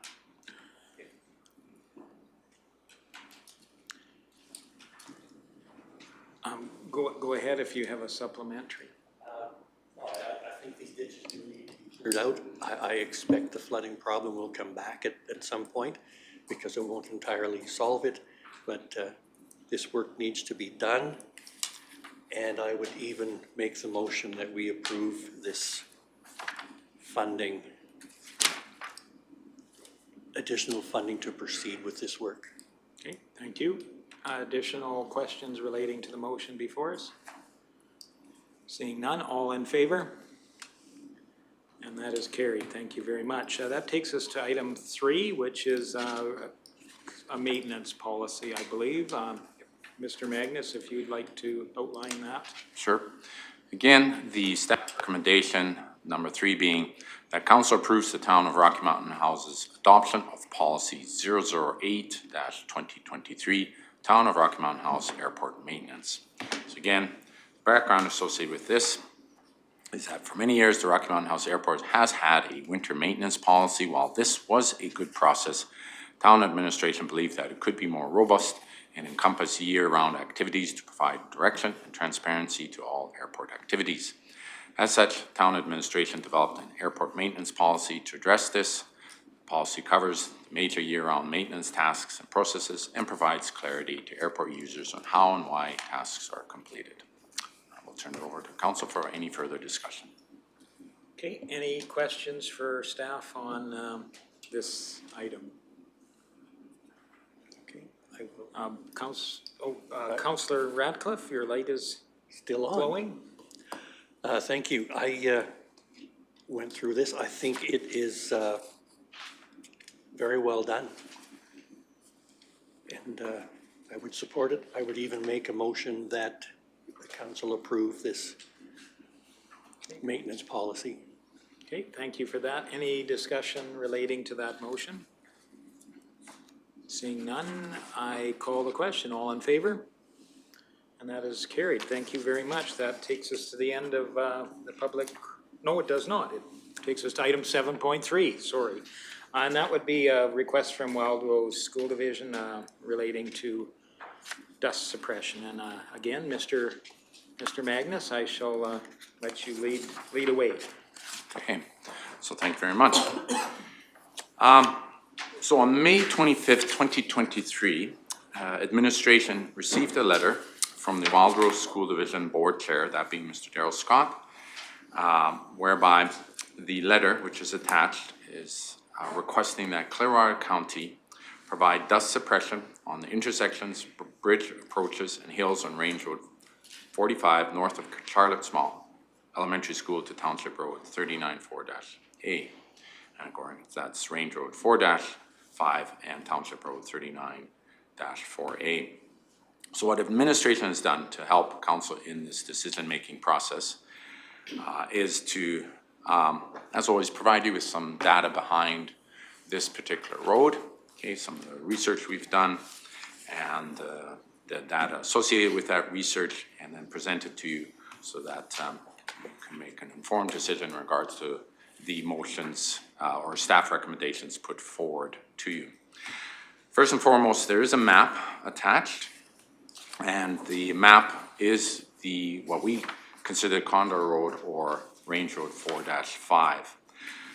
The circled areas are the areas specifically associated with the request whereby dust suppression be applied to the intersections, bridge approaches, and hills. So as you can see there, that the yellow circles, there are 3 intersections, and then there is another yellow circle, which would be the bridge structure and hill in regards to the creek crossing, where dust suppression could potentially be applied. Having said that, the total coverage that we are looking at, if we move in this direction, would be approximately 1,600 meters of dust suppression. And the cost, our current cost applied, so all in, is $12,544 if in regards to that data. Before I proceed further, I'm just going to introduce here, you all know Sean Ho, which is our engineering intern, and we have Jody Langford with us today, and he is our operations maintenance supervisor. So both individuals here will step in as needed, provide any additional comments that I may have missed. Traffic count. In regards to Range Road 4-5 itself, actually I will turn this one over to Mr. Langford as he oversaw attaining this data, and he can provide us a little bit of background on that.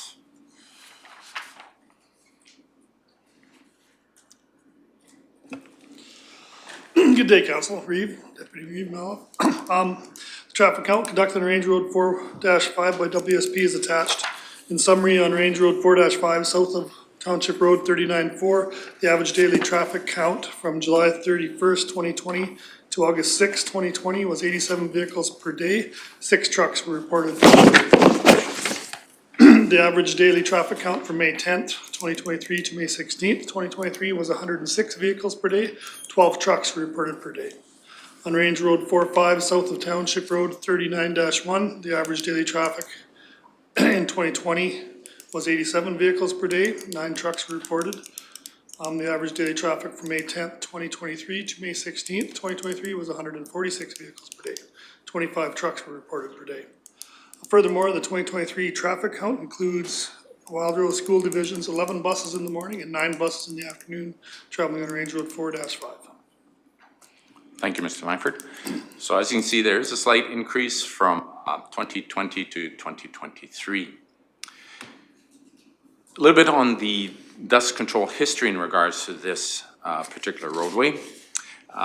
Over the last year, we've had no dust complaints from any of the residents on that road, and no dust control contracts were or have been purchased by residents on that road, short of the SB 90 that's up on the very top of the hill, just coming off Township Road 39-4, leading into or in front of the Lesaville Antique Grounds. We do have that there. Other than that, we've had no requests for contracts on that road, or for that matter, complaints coming in.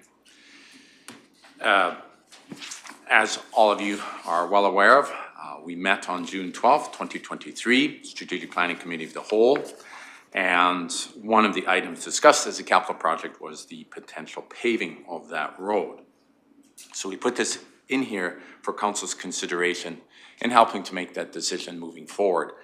And we do provide and reference particular sections associated with that policy, our road surfacing and other major projects policy, priority setting policy as a reference in guiding council. But we have this in here for council's consideration in that if council so chooses to move forward with this being a project for 2024, 2025, whereby they would like to be paved by 2025, we just need council to keep that in mind, knowing it's going to be paved potentially, and do you want to, spend additional money to put dust control down now in regards to knowing it's going to be paved. Now, just further to that is, if council so chooses to have it paved by 2025, that means all grading work, engineering and grading work, and Mr. Langford can step in here and provide any additional details, would have to be done in 2024. So we're looking at that work happening in the summer of 2024. Okay, so like Lesaville East, our intention, knowing it's being paved, our intention was to minimize any additional monies going into Lesaville East, i.e. dust control. And this is the advice we were giving to individuals that would phone in, and I've had a number of those calls where they would ask, so Mr. Magnus, when are we paving Lesaville East? And I said it'll be paved in 2023. So this was in 2022 I would get these calls. And so their analysis situation is, so what I'm hearing is I should hold off and not spend any money on any dust control, knowing it's going to be paved. And I said, that's your choice. If that's what you want to choose to do, by all means. And so my point is, keeping that in mind that it could potentially be paved in 2025 with work to proceed in 2024. Once that work is in progress, you probably not want to spend that money, and obviously be good stewards in regards to potentially saving on the cost of putting down any type of dust suppression, water-based dust suppression during that period of time during construction. So in essence, you're getting September, October, November potentially of dust suppression, and then the snow hits, and you have winter season, and then construction season starts in regards to that road itself. I do reference also the Clearwater County's dust suppression policy, and it outlines where the policy sits in regards to philosophy with respect to the application of dust suppression, particularly points number 2, 3, and 7. And I'll just reference those quickly here. To ensure that the cost of the dust suppression will be borne by the applicants or the county, or a combination of both, subject to the discretion of the Director of Public Works Operations or their designate. Application costs may be subsidized at a rate approved by council. Effective 2023, dust suppression costs will be subsidized by county at 50%. The remaining costs will be paid by the contract holder. Rates for dust suppression are calculated each year following evaluation of the most recent quotes and/or tenders. In addition to that, the procedure, which is set by administration, Each applicant is entitled to only 150 meter dust suppression at cost share. If the applicant requests treatment for more than 150 meters, the applicant will be responsible for the total additional cost. And finally, number 7, cemeteries, community halls, and churches will continue to receive this service free upon application. Any other exemptions from payment will require prior approval of council. Applicants may be required to attend a council meeting to explain their reasoning as to why they should receive this service for free. Only the water chloride-based dust suppression option will be considered for these locations. So given the information, I will end this by just presenting to council staff's recommendations, and there are 3 potential recommendations or options that council should consider in regards to the decision-making process. 1, that council grants Wildrose School Division's request for 2023 dust suppression on the intersections, bridge approaches, and hills on Range Road 4-5, north of the Charlotte Small Elementary School to Township Road 39-4, approximately 1,600 meters, at no charge to Wildrose School Division as per the county's high maintenance program for gravel roads, and that council identifies a funding source for costs if current budget under the gravel road high maintenance program is insufficient. 2, that council, as per Clearwater County's dust suppression policy and procedure, subsidizes Wildrose School Division's 2023 application for 150 meters of dust suppression on Range Road 4-5 at a rate of 100%, and that council identifies a funding source for costs. And finally, 3rd option being that council negotiates a partnership funding agreement with Wildrose School Division for cost sharing of dust suppression on the intersections, bridge approaches, and hills on Range Road 4-5, north of the Charlotte Small Elementary School to Township Road 39-4, again approximately 1,600 meters, for 2023 and or any subsequent years. I will now turn it over to council for further discussion. Okay, I'll start with Councillor Graham. I think that this request really demonstrates the need to pave this road. Obviously, this is a concern. They've been hauling on there for, I don't know, whatever. When did the school open? January, February? January. So they've been hauling transporting, I guess I should say, the children there since only then. But it really demonstrates the need to pave that road, in my opinion. I do believe that it's extremely important that we work with Wildrose School Division, but I don't know that I'm in favor of doing the dust control for the mentioned reasoning that there's potential we're gonna be ripping it up next year. I do wonder if we could somehow work with them in the form of water trucks. And even if we could use the gravel road rehabilitation programs, if there's a crew near there, and then it wouldn't be at any more cost because the water trucks are sitting on the jobs anyways. In the fall, they don't need to water as much when it cools off. If we could send one of them there, you know, in the morning to water it for the buses, and then one of them there in the afternoon. I don't know if that's feasible at all. It's just an idea, but just some ideas that I had and I thought I would throw out there. Thank you. I'll go to Deputy Reeve Melhoff. Thank you, Reeve. I'm assuming that we're not ripping this up because it's not SB 90 that we're doing here. We'd be looking at like calcium, right? I'm getting some nods. So that's only good for a year anyway. So it's not like this would affect next year's program regardless. Even if we had to put it on again in the fall in the fall or in the spring to get us through until we pave that road, this doesn't affect like the ability to pave that road. It's calcium, right?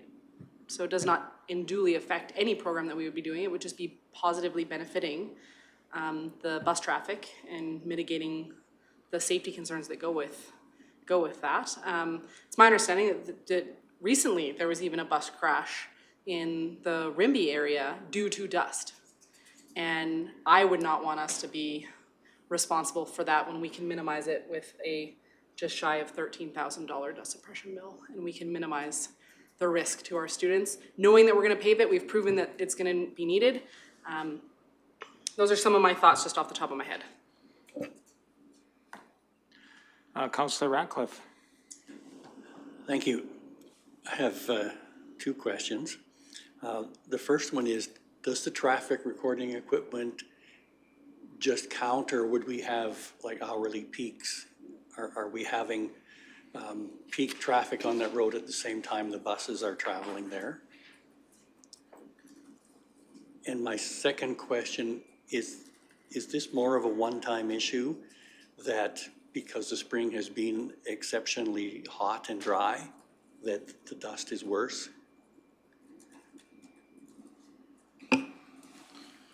Mr. Langford. The traffic count doesn't identify any peaks or any time limits, it's just a daily count. Mr. Magnus? Sorry.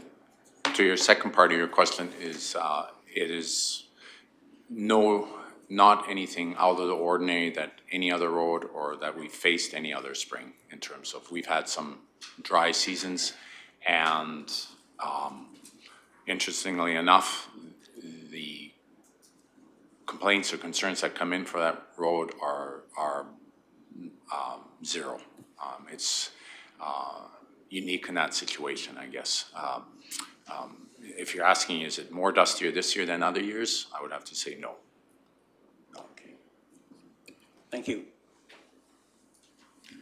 And Councillor Cermak?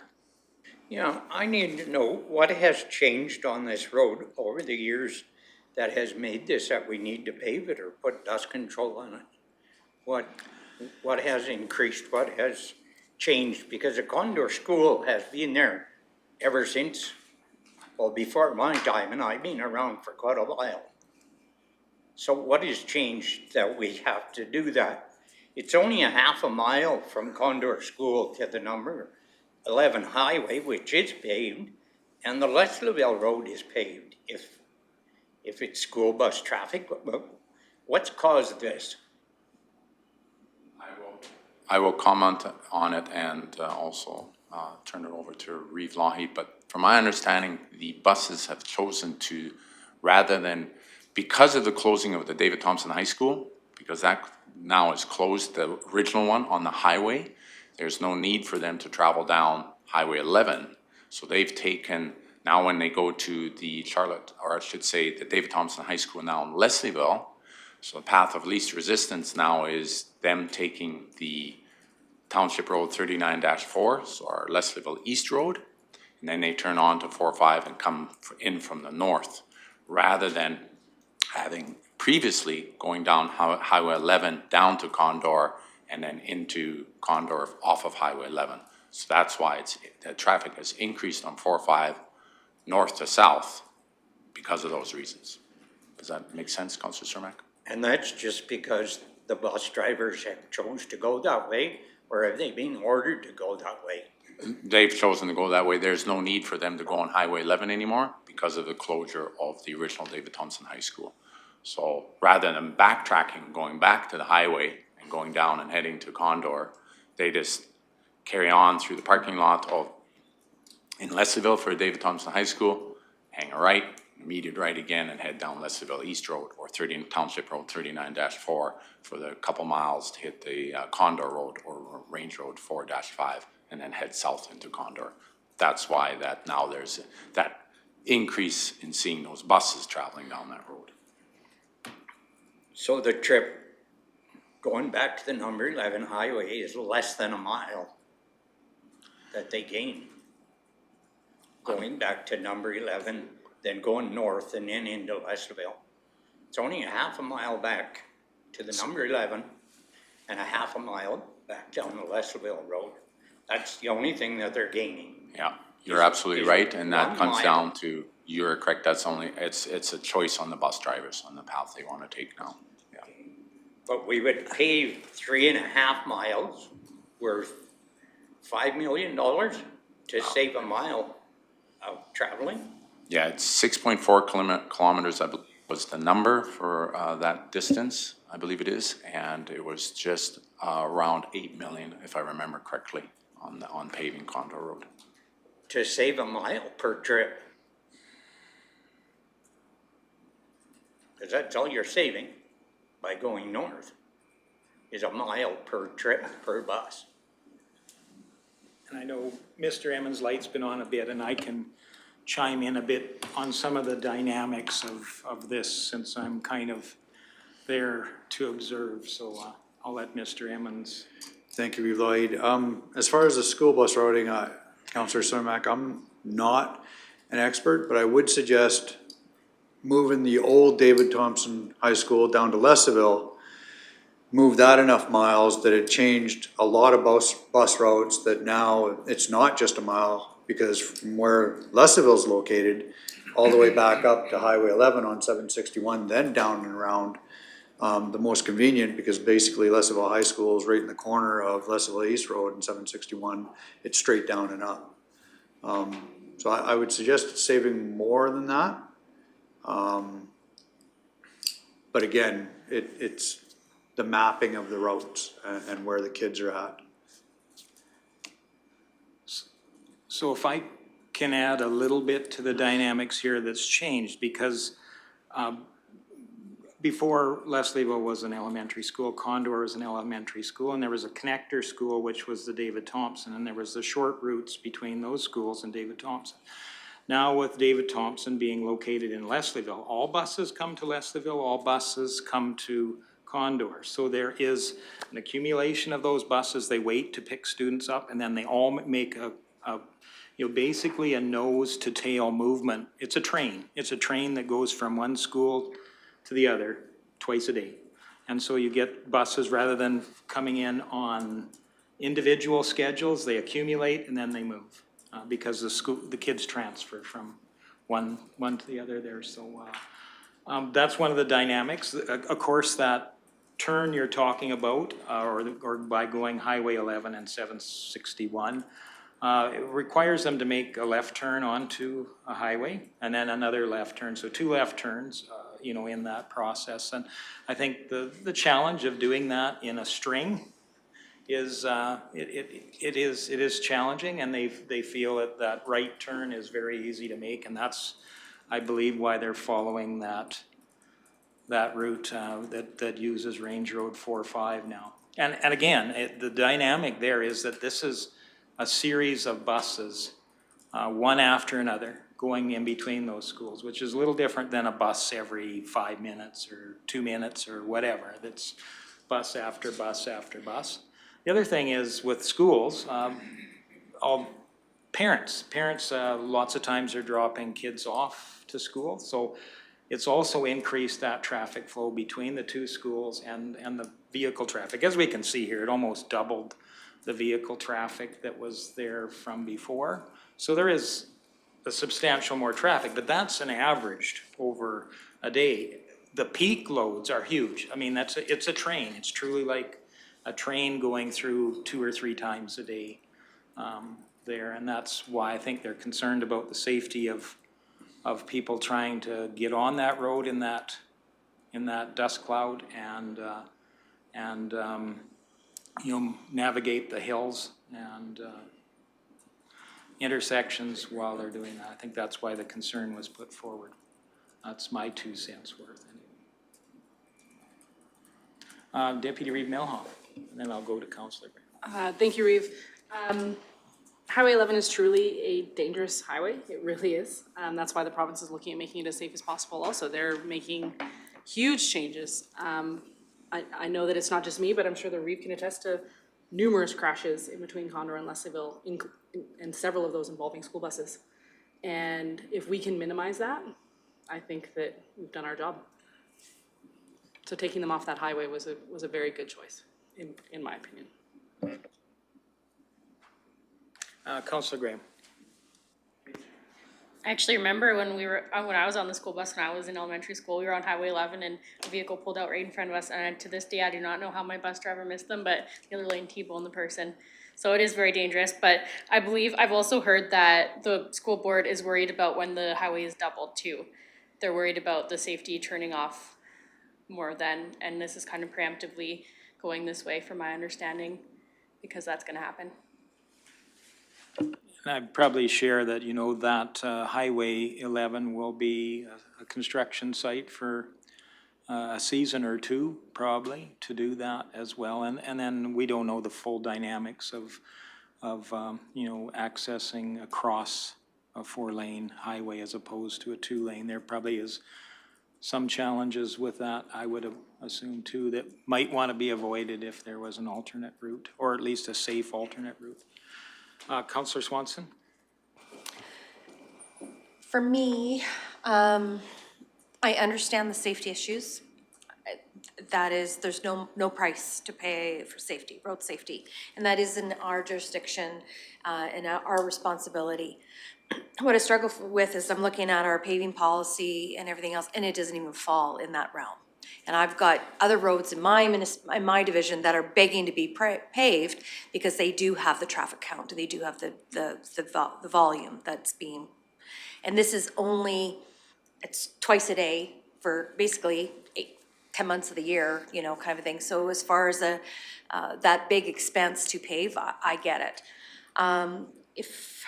I guess this will be a conversation come September when we do our next strategic planning meeting to talk about further paving. But as far as the dust suppressant, I think this council and past councils have been very generous with Wildrose School Division and in what we've offered to help with these new schools. So come fall, I'm okay with doing some dust suppressant, but I would like to see a little bit of skin in the game for the Wildrose School Division. I'm okay with maybe the intersectional treatment and maybe the hill, if there's one hill there. And then maybe in our policy is our dust suppression policy. I see we've excluded a school, but that is until maybe that is, you know, there's the 150 meters there. I know we do it for the community halls and like it says in our policy for dust suppression. So maybe that's an adjustment in that bylaw or that policy that we do there. But again, I struggle with that full pavement because there's other roads that I feel that really deserve that, and it's just because of the school, or just because of the school buses, and I get it. There's no price to put upon safety, so so I look forward to further discussion come September. Thank you for that. I would share one other thing too, being a local person there and driving that road regularly. The condition of that road, just because of that traffic, is not what our normal standard has been for that road, and it has to be attributed to that additional high frequency I mean, as we learned earlier on today, quite often we have to build for a peak flow. Like when we were talking about sewer and waste, we're spending almost $3 million to accommodate peak flow, not the everyday average flow on that. And this is kind of where we're at here too. The safety relies on being able to accommodate the peak flow that we see happen when it's only certain days when school's in, when parents are bringing their kids to school on those routes, and that becomes a collector. And so ultimately, I know our statistics gathering doesn't necessarily indicate that peak flow, and it hasn't been a criteria for making considerations before. I'm just trying to share that there is some perhaps additional considerations on this individual road, that we have precious cargo at a high peak flow rate that may require some additional considerations when we look at overall why we build these roads to the standard we do, and that's for the safety of community. And yeah, that's just my 2 cents again. So additional questions, Councillor Northcott. Alrighty, well, I support for school bus safety and the safety of the students and stuff, I would support the dust suppression. And a lot of times in the fall, you know, during harvest and stuff, it is fairly dusty in September, October, November. Lots of heavy equipment and moving bales and harvest and stuff like that, so I would support for the small amount for the dust suppression, for the safety, for school buses and students, you bet. Thank you. Councillor Swanson? And further added to your comments just before, there's unintended consequences sometimes with putting in pavement, and that is we drive more traffic to the pavement as well. So not only the existing that will be there, it will be everybody else that wants to then further on those travel those collector routes. So we could be driving even more traffic once we pave that as well. So that's, again, a conversation that we'll have to have back in September. I think a positive I can say there is that we have a number of hamlets within our county. Fortunately, they're clustered very close together and are almost all serviced by a paved network of roads too. So that puts us in a fortunate spot. We're not having to connect all those hamlets at great distances. And anyway, just seeing that with the dynamic of that school changing, as there is much more traffic in between Condor and Leslieville because of the nature of how the schools are equipped to handle the different age groups, but draw in the whole community. That's one of those dynamics I wanted to make sure we were aware of. Councillor Cermak? What is our policy on dust control at intersections and if people order it in front of their house? Is it a 50-50 split? Mr. Magnus? Yes, that is correct. Our policy currently is written in such a manner that should an individual choose to purchase the water-based dust suppression, that cost is subsidized 50% on them, and then 50% Clearwater County would pay for it. At 150 meters, anything above that, the full cost is on the applicant. So in front of the Condor School, is that paved or is that gravel? That is currently paved. That's paved, so we wouldn't put it in front of the school then. There wouldn't be anything in front of the school then. It's already paved there. It's the next intersection that you would start on. That's correct, yeah. Well, I think if our policy is 50-50, then that's what we should expect. So what, go ahead, please. One of the comments I would make is I really don't think our dust policy really is equipped for this kind of request, because usually our dust control policy is a request from a residential or a commercial owner beside the road that's concerned with dust interfering with the enjoyment or the operation of their business. This is really a request to provide additional safety from the traffic flow by reducing the dust in those peak operating times with the buses. And I'll go to Mr. Emmons. His light's been flashing and I've been clucking, so sorry. If I may, Councillor Cermak, outside of policy, administration does have a procedure. Council approves what we call our high maintenance areas. This could be considered under that. We will apply dust suppressant at steep hills where it consistently washboards, intersections where people brake hard. And the justification is it saves highballing a grader out to get those spots. So, and that we do for our benefit and the safety of the traveling public. So it's not policy, but we do have a procedure and a budget. This fits the philosophy, or could, with council's discussion and decision of that program. This just isn't budgeted in that program because it's a larger hit. But that is a procedure, not a policy. So I guess a question I would have, if we were to add this to the high maintenance portion of our budget, we would probably need to find some contingency to top that budget up, because it's probably fairly tight as always. You utilize every dollar possible to benefit our community. So Mr. Magnus, would you be able to give us an idea of how much room we would need in your budget in order to accommodate? Yes, Reeve Lougheed, your conclusion in regards to assessing this situation is correct. We would need that additional money, and it would have to, as indicated here, we would have to identify a funding source at your discretion as to where that would come. It is tight in regards to the money that was placed in there for high maintenance areas. Because typically this is not considered a high maintenance area, this road or the intersections associated with it. So it would be above and beyond those areas that we've currently identified.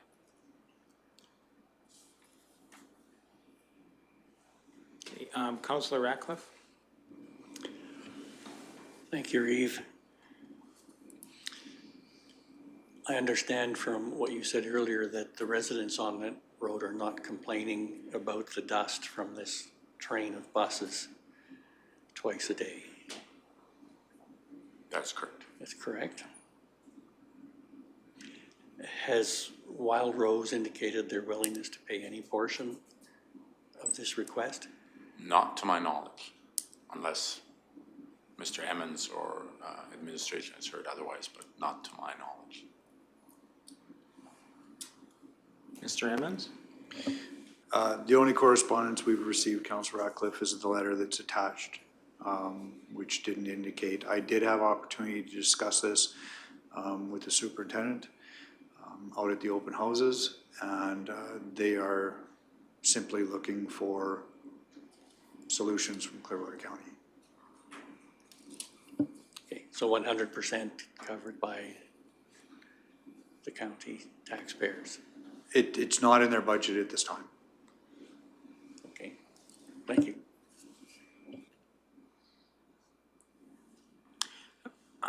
Councillor Graham, please. My only thing with having the school board, the school division pay for half of it is, you know, we subsidize residents, half of residents, which I completely disagree. I don't think we should be subsidizing half of the dust control for residents. But the school board runs a very tight budget. And making them pay the $6,000 could be the difference between a differently abled student having a teacher assistant and not. For however long, $6,000 would cover that. Like, their budget is that tight. So I understand that it should be, I understand the desire to have them pay for half of it, but at what cost is my thing for $6,000. It's just a thought. The halls don't have to pay for it. And, you know, other intersections obviously aren't paying for it or anything. So it's just a thought I'm putting out there for people. At what cost do we want to count our pennies over $6,000?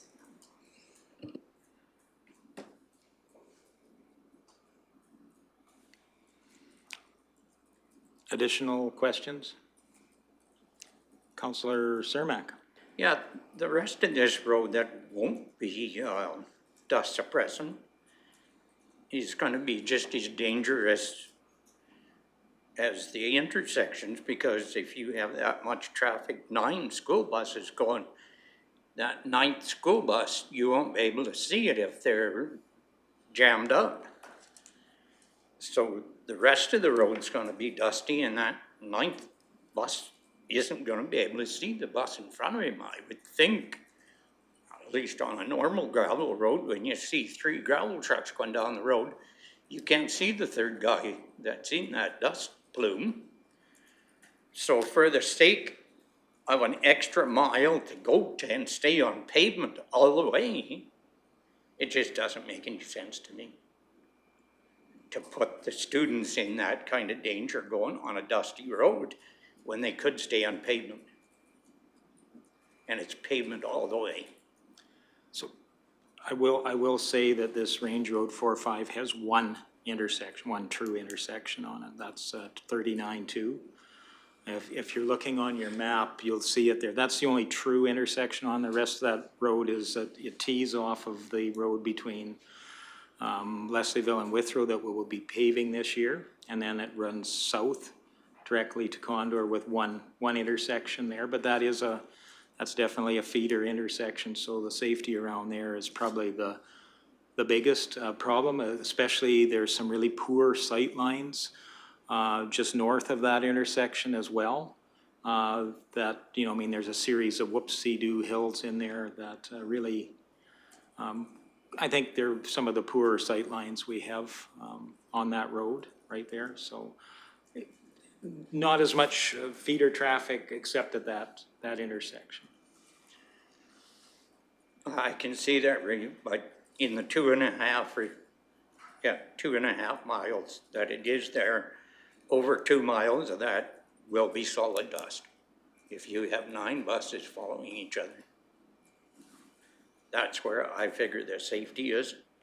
I mean, if you're gonna do the intersections and it's considering safety, then I think you need to do the whole 2.5 miles, or tell them that they gotta stay on the pavement. And I don't know what 2.5 miles would cost, but that would be quite a bit of money. And if you're looking at the safety of the kids, I think those 2 miles of dust is pretty crucial. That's just my opinion. Okay, thank you for that. Any additional thoughts, questions, motions? I might break a deadlock myself and suggest, actually, I'll suggest this. I'll suggest option 1 as a motion. And then we can debate from that one then.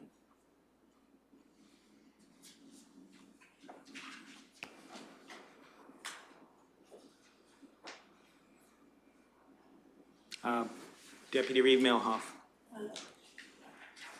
I know you suggested a debate. There's no reason for me to debate it. My question is, when would this get applied? Because it does lose its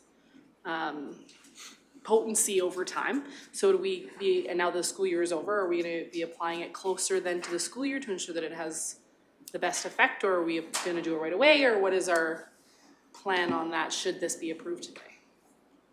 Thanks for the question. I think the best application will be just before the school starts again. Because there isn't a lot of traffic once the school's shut, I don't believe.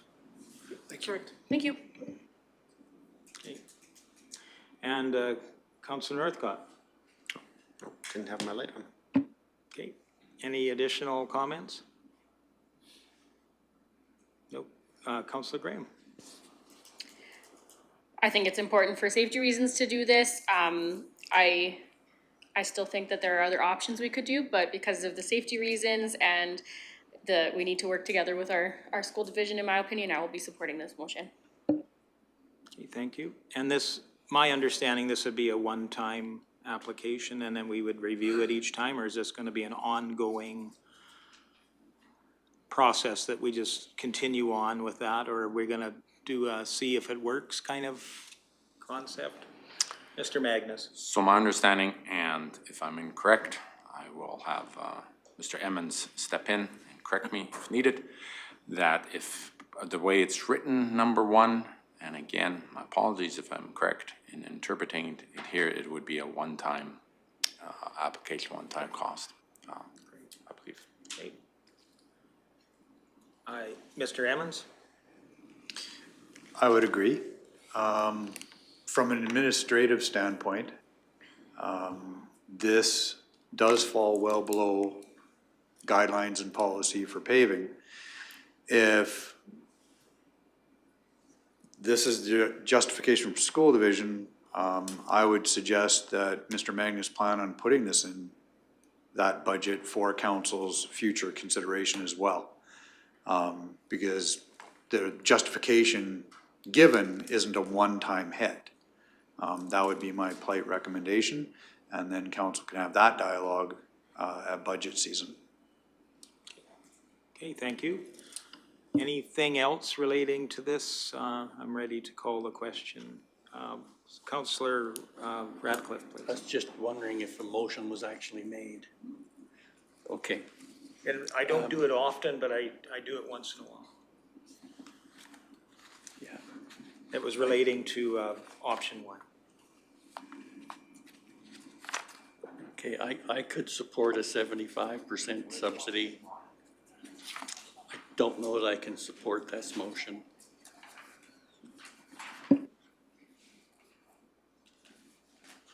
Okay, any additional question around that motion? Oh, sorry, Mr. Magnus. As a reminder to council here, in regards to the motion put forward, i.e. number 1, I will remind council that it does indicate that council identifies a funding source for costs. So as that motion is made, to keep that in mind. Okay. So I would ask, maybe I would ask staff, would contingency, or is there a restricted surplus that would cover that? But Mr. Hagan, please. To help me answer that question, I just asked Mr. Magnus, what is the estimated cost of this to the county? Just shy of 12,600, so 12,544. So there should be sufficient funds in contingency. Contingency is getting low. Council has approved quite a few allocations out of there this year to date. Right now, with earlier allocation that was made in a previous item, I think we're down to approximately $70,000, so there would be sufficient there to cover this expenditure as well. Okay, thank you. And then I know Mr. Magnus had indicated that there is some room within his high maintenance roads budget as well, but not much. I much. would err on the side of none. That Yeah, you've already. better to worst Okay, case scenario okay. than hope for the So best. we would look at that as being that full amount that was discussed of the 12,000 and change. Okay. Counselor Swanson. Can then I request that when we have our next budget meeting, that the costs for paving, et cetera, and this dust suppression over a short period of time be added to that discussion during budget, or during strategic planning, please. Okay, and Deputy Reeve Milhoff. Thank you, Reeve. It says if current budget under the gravel road maintenance program is insufficient, we need to reallocate. Do we know for sure that that is insufficient? We've already established that fully? Yes, Mr. yeah. Magnus. And I'll just provide a little bit of background.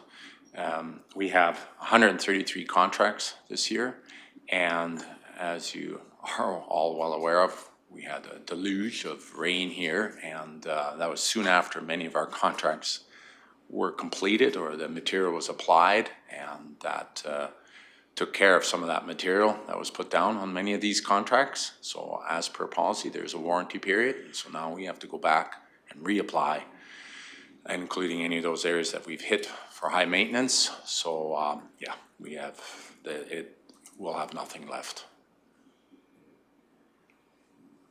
But the ditches will be dust free. Yeah, for sure. Okay.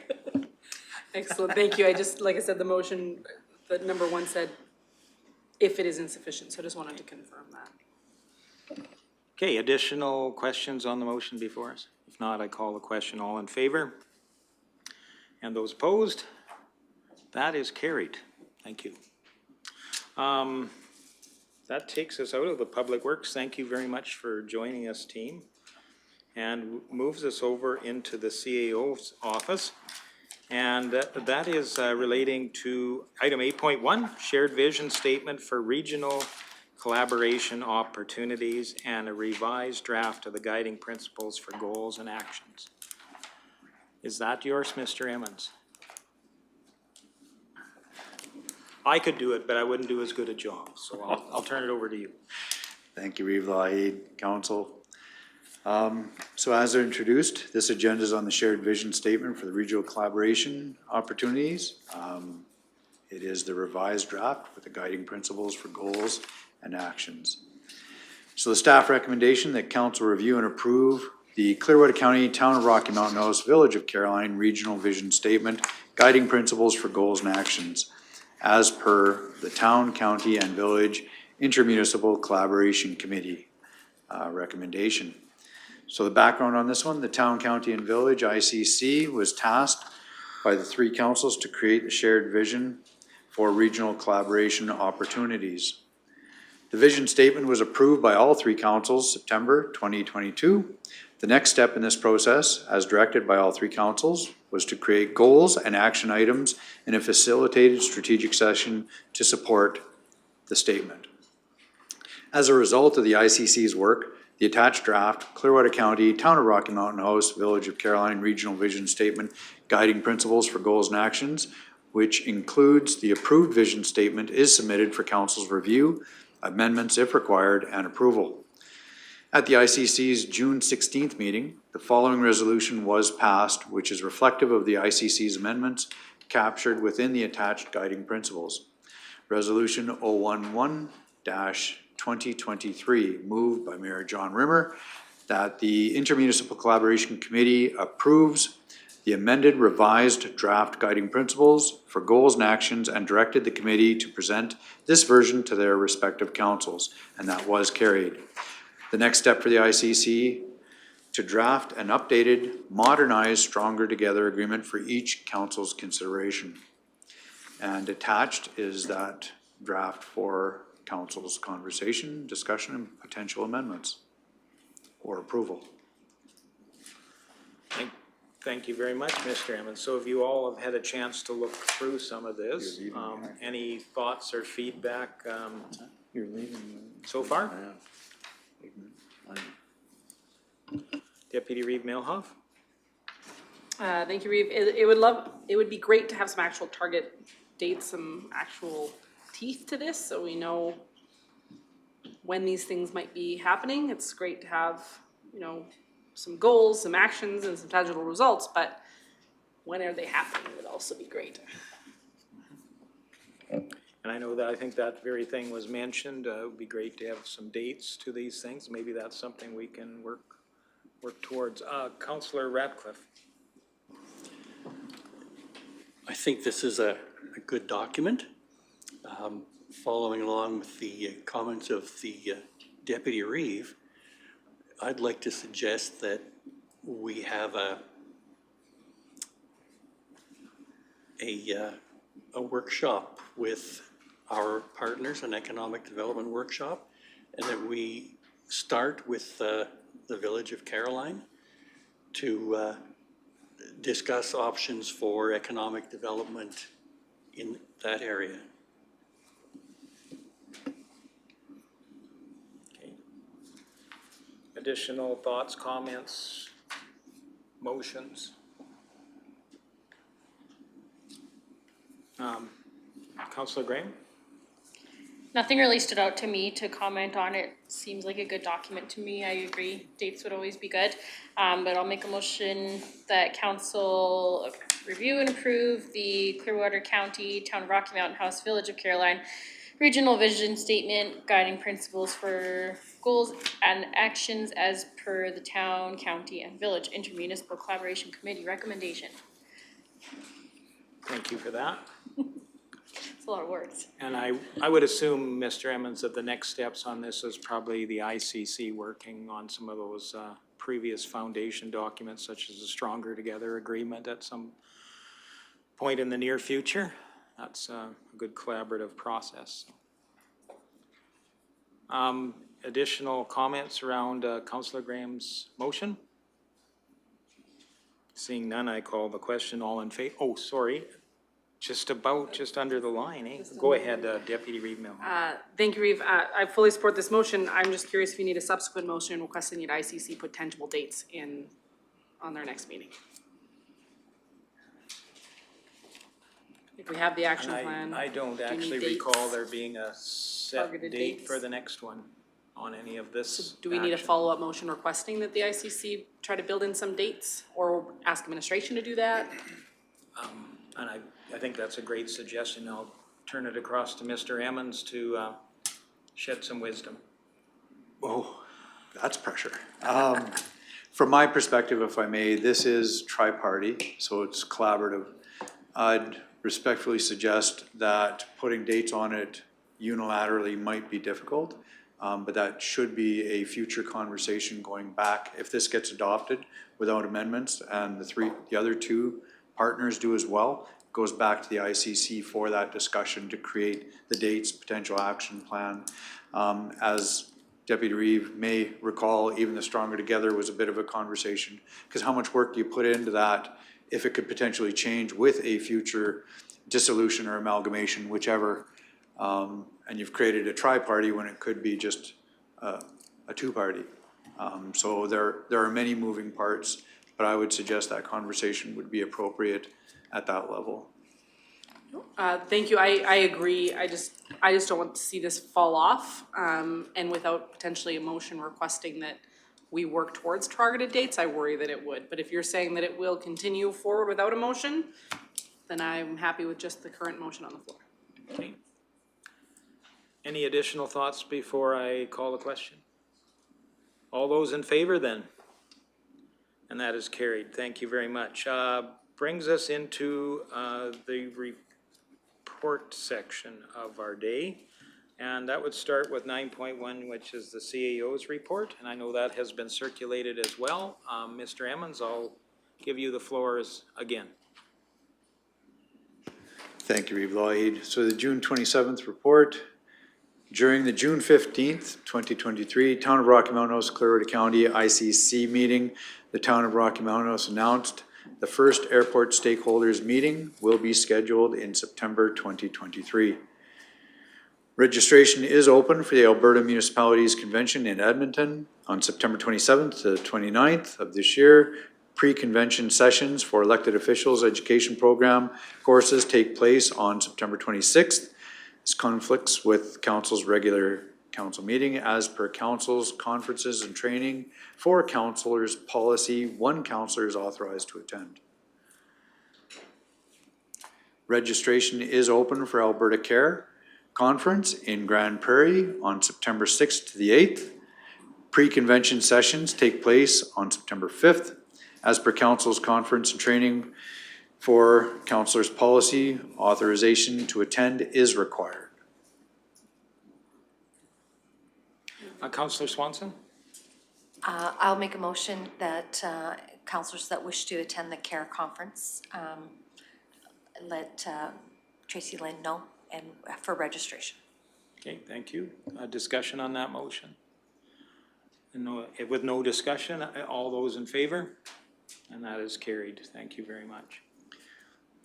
Administration is looking into project eligibility for a new rural municipality economic development micro grant program offered by the Rural Municipalities of Alberta. The RMA received funding from the Government of Alberta's Economic Development and Rural Alberta Plan for the program. The program provides a grant of up to $10,000 to support projects related to innovative economic development ideas or plans. Project examples include innovation in rural investment attraction, rural economic development best practices, business case development, feasibility or pre-feasibility assessment for new opportunities, enhancing municipal capacity to support economic development, opportunity identification, market research. The other item, RMA, Rural Municipality Associations sorry, sorry, Councillor Swanson, please. I believe there is a webinar on that through RMA. It's this coming week, I believe. So just to let council know it's free and you can, it's a Thursday, Friday? June 30th, Friday. So yeah, to watch. Thanks.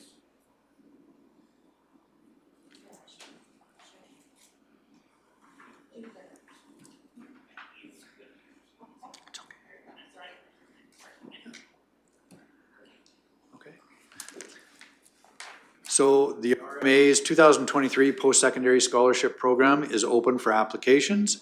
The scholarship, established in 1995, is designed to encourage young rural Albertans to pursue further education and thereby enhance the ability of these young people to make meaningful contributions to their communities in subsequent years. A scholarship in the amount of $1,000 is presented to one successful applicant from each of the 5 districts.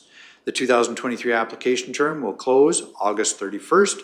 All interested persons are invited to apply for the RMA post-secondary scholarship by submitting the required information through the RMA's online application process.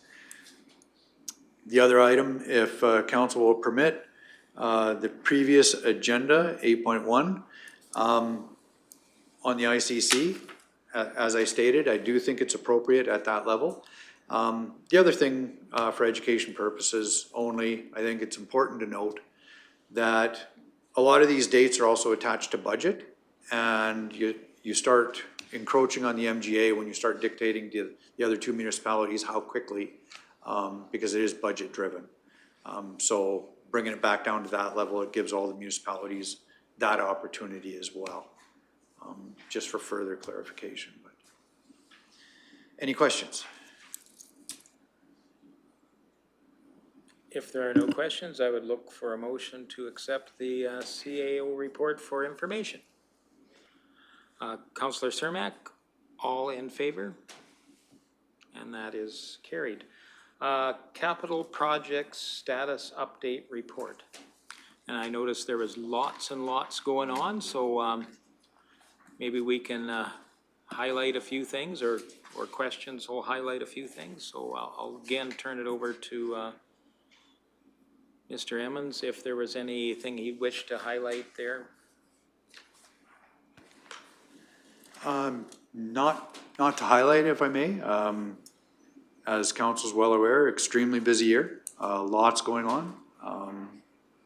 I commend Public Works, especially infrastructure. They do a phenomenal job of putting this together and providing the detail for council's information, but I would turn it over to council. Deputy Reeve Melhoff? Thank you, Reeve. Not a specific question, but it looks like many of our projects are under budget, so that is great to see. I was able to point out, I could point out 4 or 5 for sure that are shown to be projected as under budget, so well done. Thank you very much. That's more luck than anything. Here, I'm giving you a kudos. No, and I would accept it, but then you'll kill me when we're over. That's not luck though, that's. But asphalt paving, asphalt came in lower than expected, especially with current oil prices, so that was a pleasant surprise. There was a few anomalies that really were very pleasant surprises, so yes, thank you. Okay, any additional requests or questions around the capital projects status update? Councillor Cermak, please. Nice to see that paving has actually come down in some instances. I thought for sure that that would have increased with the labor and the diesel fuel costs and all of that. I mean, a $50,000 on just the first one alone is just amazing that they could do that. I think it's fantastic what your divisions are doing there. They're getting the right people in the right places. Thank you. Okay, no additional comments or questions. I would look for a motion to accept the status update report of capital projects for information. Deputy Reeve Melhoff, all in favor? And that is carried. Brings us to 9.3, councillor reports, and I see Councillor Graham is getting her notes out already, and I will go to her first. All right. So Councillor Cermak, Councillor Northcott, and I attended the Cape Annual General Meeting. We had a presentation on kind of the state of politics after the election. There were many good questions there. That's all. There's a new executive director of Cape, Tracy Garner, and she was an integral part of the Old Agricultural Society. So I think she is just amazing. I think she'll be so wonderful for that organization. She's a wonderful lady. We all went on the Nordic tourism business tour. I think we all learned a lot and really enjoyed that. It's nice to go out there and see everything that's happening in Nordeg when we're an integral part of developing it. That evening was the grand opening of the David Thompson and Charlotte Small Schools. 3 of us being alumni of David Thompson. I think that was a really great day and we really enjoyed that. I know that's those schools hold a special place in my heart, having graduated from there, but having the tie to my family that they have, so it was a really special day. We all went to the Smart Farm tour, and I know I very much enjoyed it. It's crazy what the technology is able to do and how it's able to increase the productivity of land and all of the information people can gain through this technology, and I look forward to learning more about that.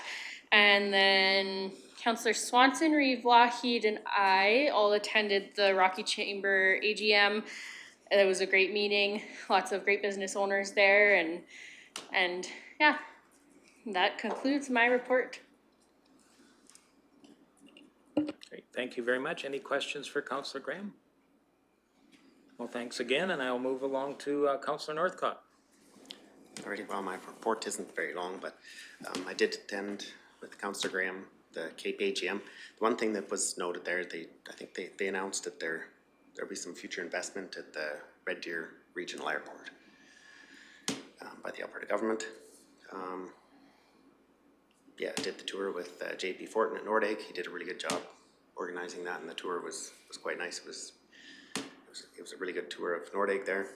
I also attended a community futures meeting, and I guess for the RRF loans, like for the for business owners that got their regional relief and recovery funds, the forgivable amounts, like those loans are to be paid back by December 31st of 2023, is extended from 2022, but if they're paid back and, you know, by the December 31st deadline, then that forgivable amount is, you'll be able to keep that back. And, I would, to get, there's a conference in Kelowna for Community Futures, so I'd have to, if I can ask council for permission to attend or not. But that's all that I have for report. The conference is in February of 2024, but registration would be due, I'd have to be registered by this September. So. Deputy Reeve Milhoff? Thank you, Reeve. So do we need a motion then granting Councillor Northcott as the representative on the Community Futures Board permission to do so? Because if you do, I would happily make that motion to represent us at the Community Futures Conference. Sounds like you just Yep. made it. All right, then we're good. I've made that motion. Okay, any discussion on that? All in favor then? And that is carried. Thank you. And any further, or any questions for Councillor Northcott? Well, thank you again, and I'll pass the talking stick to Deputy Reeve Milhoff. Just fighting with Tracy over the button, sorry. We should get you a talking stick like that. I think that'd be really cool, that would be actually. fun, We should yeah. do that. I might throw it at times. We had town and county ICCs and town county village ICCs. I actually really always enjoy those because they're an opportunity for us to try to work as collaboratively as possible with our partners in building the best community. Even if we don't always agree, we always have the best interests of the community as a whole in those meetings, and I always welcome that. I had the pleasure of representing council at the Rocky Mountain House Fire Association's event where they celebrated Station 60 as we know it now, but when it started it was the Rocky Mountain House Fire Department, and 100 years of service. They had that at Rival Trade and numerous contributions by companies to be a part of that, silent auctions and door prizes, etc., raising money for the old 49er to have a permanent home, which is the 1949 fire truck that serviced the community out of that station. So they'd like to find a permanent home for that, maybe encase it in glass, or it looked great sitting in Rival Trade. I tried to tell Nolan that it should just stay right there, but I guess not. But it was a wonderful event, and I was pleased to bring greetings on behalf of council. Municipal Planning Commission is always great when we get to tour around and truly see the development that is happening within our county. And I agree with the previous councillors on the Nordegg tourism, and the Nordegg tourism meeting we did, and I really hope that we can work with them to advocate to the province on some of the things that they need changed. For safer crossings, or trying to remove some of the red tape on some of their operating licenses with the province. We went, like you said, we went to the Charlotte Small and David Thompson school grand openings, and I am truly proud to be part of a municipality that saw the value in expanding those schools. I know that was a previous council decision, but what a great decision, and it truly will benefit the community and the students for years and years to come. I agree, the Smart Farm Tour, awesome, and I really hope that we can work to implement some of those strategies within Clearwater County, or at least enable our community to implement some of that technology and risk mitigation that they're able to accomplish at the Smart Farm. It's truly mind-blowing the type of technology that they have going on in ag right now. I brought greetings on behalf of council to the Grey-Wooded Forage Association AGM for their 39th year. They're moving into their 40th year, and membership fees for Grey-Wooded are $0 this year in order to have people benefit as much as possible from the great work that Grey-Wooded Forage Association is doing towards helping farmers and community members be great land stewards, the education that they give and the different not conferences, but like day workshops, et cetera, they do in order to help people with water and land management. It's great. And along with the Reeve, we attended retired BC Mueller's retirement at the Condor Fire Hall, or Condor Public Works Building, sorry, Joint Public Works Building. 35 years of dedicated service, and I thank him and his family for that. That is truly incredible, and having been a firefighter underneath that individual, is truly a leader in the space and is a loss to our fire service. But I'm pretty sure that his wife and his family are looking forward to having him back and being able to eat warm meals and have restful nights and be able to plan vacations without having to worry about who's staffing the fire hall, who's going to answer the tone. So sorry for long-winded, but another busy couple of weeks for myself. And I guess give you back the talking stick. And any questions for Deputy Reeve Melhoff? Well, thank you again, and I'll pass the stick down the line to Division 5. Thank you, Reeve. Yes, it has been a busy few weeks. With the Reeve, I attended the FCSS strategic planning session back on June 14th. Getting to understand the whole scope of what FCSS is trying to accomplish. And the MPC extended tour in the rain was useful, seeing what people are trying to do in our community. The tour in Nordegg, organized by the Explore Nordegg group, was quite useful.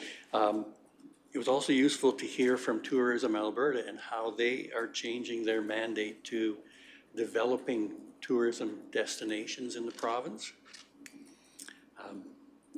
Yes, and it became clear the challenges they face with managing traffic and being able to utilize the different facilities that we have out there. Seeing what has been done in the Discovery Center was also great. That is coming along very well, and the enthusiasm that the people are showing to develop that is contagious. The Smart Farm tour was quite interesting, having a technical background. The innovations that they are testing to improve productivity and the instrumentation they're using to gather that data, I enjoyed that. And that they impartially test different products or different solutions that industry or the ag industry is providing, I think is a great benefit to the agriculture community. And with traditional farming being under threat from several fronts, probably one of the largest one is land costs and production revenues.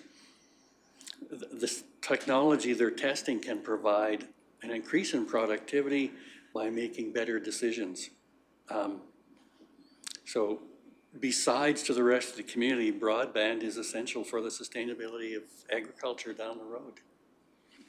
I also went to the opening of the Charlotte Small and David Thompson schools. It's made me proud to be part of this area.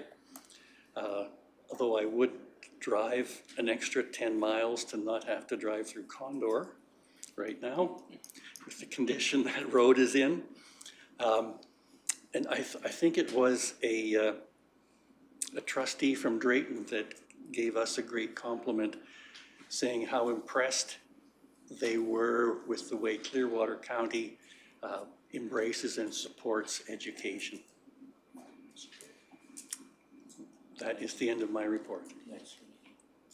Thank you. Any questions for Councillor Ratcliffe?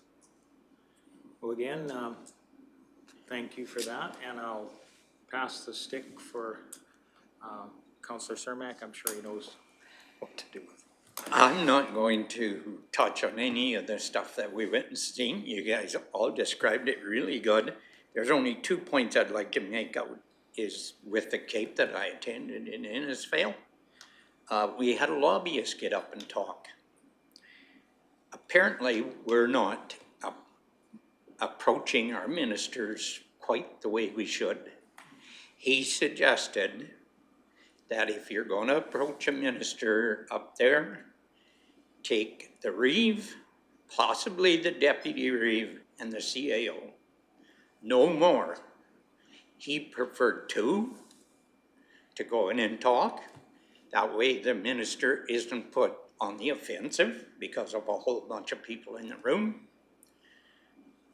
When you're done your talk, say thank you very much for listening to us. In less than a week, please touch back with them. Make sure that you up and tell him again what your meeting was all about and ask if he's got any other things he would like to add. And then within a month, do it again.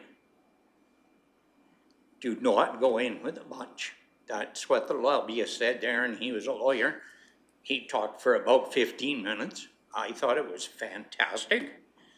And then along with that, the minister came on and he talked, the minister of municipal affairs. I can't remember his name. I could look it up. No, it wasn't MacGyver. It was Sorry. They have allotted some money to Cape to look into the house pass. Oh. Yep. That was announced at that meeting. And then I'm gonna go into July 1st because it's kind of near and dear to my heart. The museum at Caroline will be having a pancake breakfast at 9 o'clock. We will have the honor guard from the Legion there at noon. And then we will have cake and ice cream. And then at 1 o'clock, you can move down to the hub. They're gonna have some bouncy castles and face painting and some roller derbies in the arena and stuff. I think we're spending about $3,000 down there at the hub for something going on for the whole community. So if you want to spend a day in a great part of the community or in a great part of the county, Caroline's a day, July 1st. It's not that I'm plugging Caroline, but maybe a little bit. It's pretty special to me. Thanks. Sure, thanks for sharing. Any questions for Councillor Cermak? I'll go to Councillor Graham. I just wanted to add one more thing too. I found it very interesting that we were approaching our ministers wrong as well. And they also said to bring a sheet of paper with just a little bit of the information and leave it there with the minister. I would also have pictures because I like pictures, but that was not an insult to ministers, but I just like pictures. And yeah, so we're supposed to leave a piece of paper behind too, so. Yeah, in point form. Yeah. Yes. It was, Yeah. I can't remember, can you remember the gentleman's name that was talking? He's a lobbyist there and he's a lawyer. Zach, yeah, I don't remember his last name. He taught us an EOEP course. I don't remember his last name, but Zach with Alberta Council. Fantastic speaker anyway. I just thought I didn't like how he thought we should be. Well, thank you. And the stick gets passed to Councillor Swanson, please. Perfect. After the last council meeting, I attended the Tamarack Transit report presentation at the Legion Hall.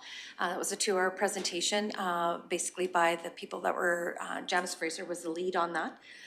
There's just basically updating the conversations that they've had, giving everybody some of the information that they had acquired and that they were doing the next day a meeting of a more smaller group to define that. They realized that public transportation in rural is really, really hard compared to a bigger city. And that since we have the labor shortage and we're trying to attract international employees here, the two things that stand in our way for employment for international employees are affordable housing and public transport, because that is what they're used to in their own countries. So until we can get help on those two fronts, we are going to continue in the rural areas to be lacking in that area. The 14th to 16th of June, I was in Sylvan Lake for the ASHA, Alberta Seniors and Community Housing Association. We had our strategic planning retreat. We reviewed the strategic plan was already in place last year, but we were going over our keep key point indicators. And what I found most interesting is that how they felt about Minister Nixon coming to be the lead on this is they felt like it was Nixon 2.0, and that it feels like, you know, the minister has elevated the Ministry of Seniors and Community Housing in and of itself, because it used to be on the tail end of any type of particular name, so it's advanced. ASHA's really in a place to deliver the key messaging for what's happening. Just a little bit in regards to what I found interesting. A self-contained unit for seniors or for affordable living or whatever is really social housing. And that a lodge setting is really like university, it's conjugate, right? So if we can keep that in mind as we're talking about our housing, affordable housing, our seniors lodging, that kind of thing, I think it will help us differentiate what really the goal is and how we want to see and address the housing needs in our own region, whether it be for seasonal workers, for more seniors housing, or for more community housing down the road. And there's a possibility that ASHA will be, instead of having a conference, they have been approached with the Alberta Builders, and they might become an affordable housing symposium and amalgamate it to that. And that won't be until the spring of 2024, but that'll be interesting. I also attended the Town of Rocky Mountain House Fire Station 100th anniversary. It was great. It was a quick stop. Excellent. Agree with everything that Deputy Reeve Malhoff has conveyed. I also that night stopped at the Gilmont Rodeo to have a quick, delicious steak supper with my husband. On the 20th, again, we did the business tour, the Nordic Tourism Business Tour, which was great. Even though the weather was kind of downy, I think we enjoyed ourselves that day, and meeting with the local tourism operators. In regards to the Old Smart Farm Tour, we should also say that on August 1st and 2nd, it is the opening for any of the public to be able to go and look at their test plots and be able to partake in some of the, I know there's 4 or 5 tents set up and you can take in some other sessions. I had my counselor drop-in session on the 23rd, and it was quiet, which was fine. Very thankful to see the moisture this month of June. I think we were all a little bit worried going into the month of June. There wasn't going to be anything. You know, our farmers were in dire straits.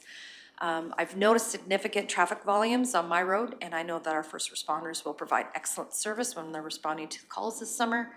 And as this week is the last week of the school year, congratulations to the grads of 2023, and the rest of the students have a terrific summer vacation. Great, thank you very much. Questions for Councillor Swanson? I might say I certainly share her optimism with the rain we've had. That was truly a game changer for our community, and I think it takes away some of the haze of the future for this year. We've got some good moisture to move forward.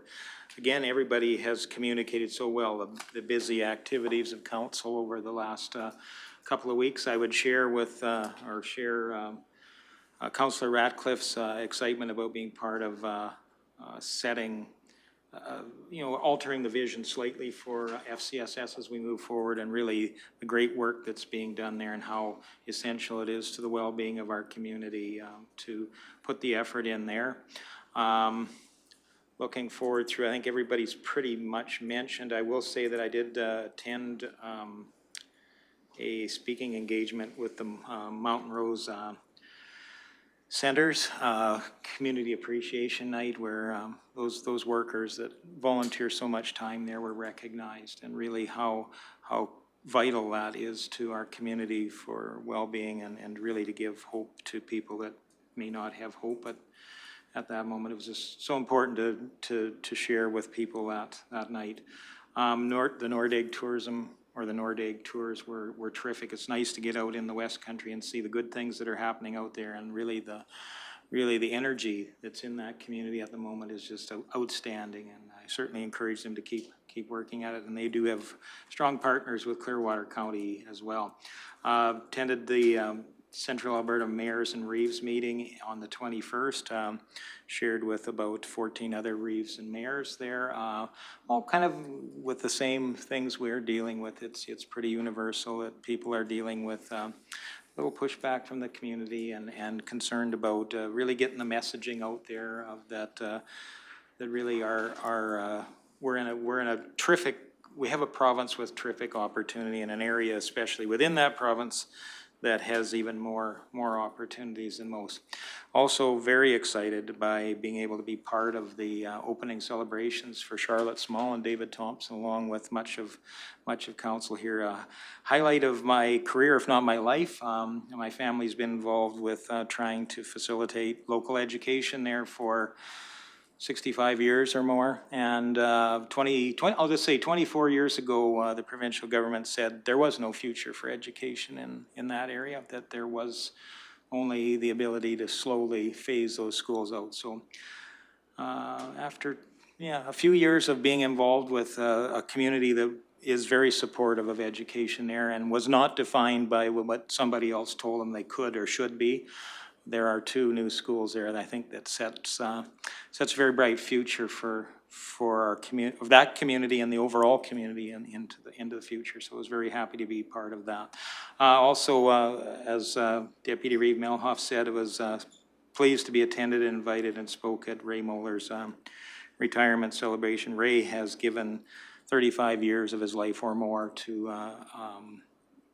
improving the quality and safety of life in our community. That can't be underestimated, the thousands and thousands of hours over and above what he is compensated for in any way, shape, or form.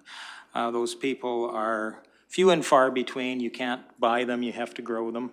And so he was so pleased to see him recognized for those efforts, and I wish him every continued success in his retirement and spending more time with his family. And I think that takes me to the end of where we're at today. I will be speaking at the David Thompson graduation coming up tomorrow. I look forward to that as well. It's the first graduating class from the new school, and actually the last class that attended the original David Thompson. So that'll be another special moment moving forward. And again, I guess July 1st, I do have an opportunity to speak at a place different than Caroline, but out at the historic site. We'll be addressing the people there that afternoon. But I'll try to get to all places. It sounds like a fun time in Caroline too. So with that, that's the end of my report. If there aren't any questions, I would look for a motion to accept councillors' reports for information. I think Councillor Northcott caught my eye first. All those in favor? And that is carried. Let's see how we are on the agenda here. Councillor remuneration, did we see anything to note there? If not, I would look for a motion to accept councillors' remuneration as circulated. Deputy Reeve Melhoff, all in favor? And then that takes us down to correspondence. There were 4 items of correspondence. Anybody wishing to shine a spotlight on any of those pieces of correspondence? Deputy Reeve Melhoff. Thank you, Reeve. In Smoky Lake County has sent us urgent need for good planning and reclamation for major alternative renewable energy projects.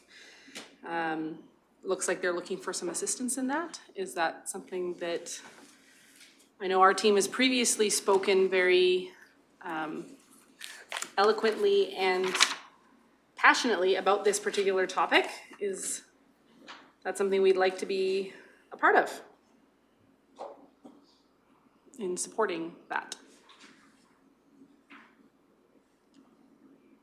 It's a question. Certainly, I think there's value. There's been work done on that up to this point as well. I think it's been something that Clearwater County has, in my observations, has been supportive of. I don't know what if anybody is interested in furthering that through an active basis or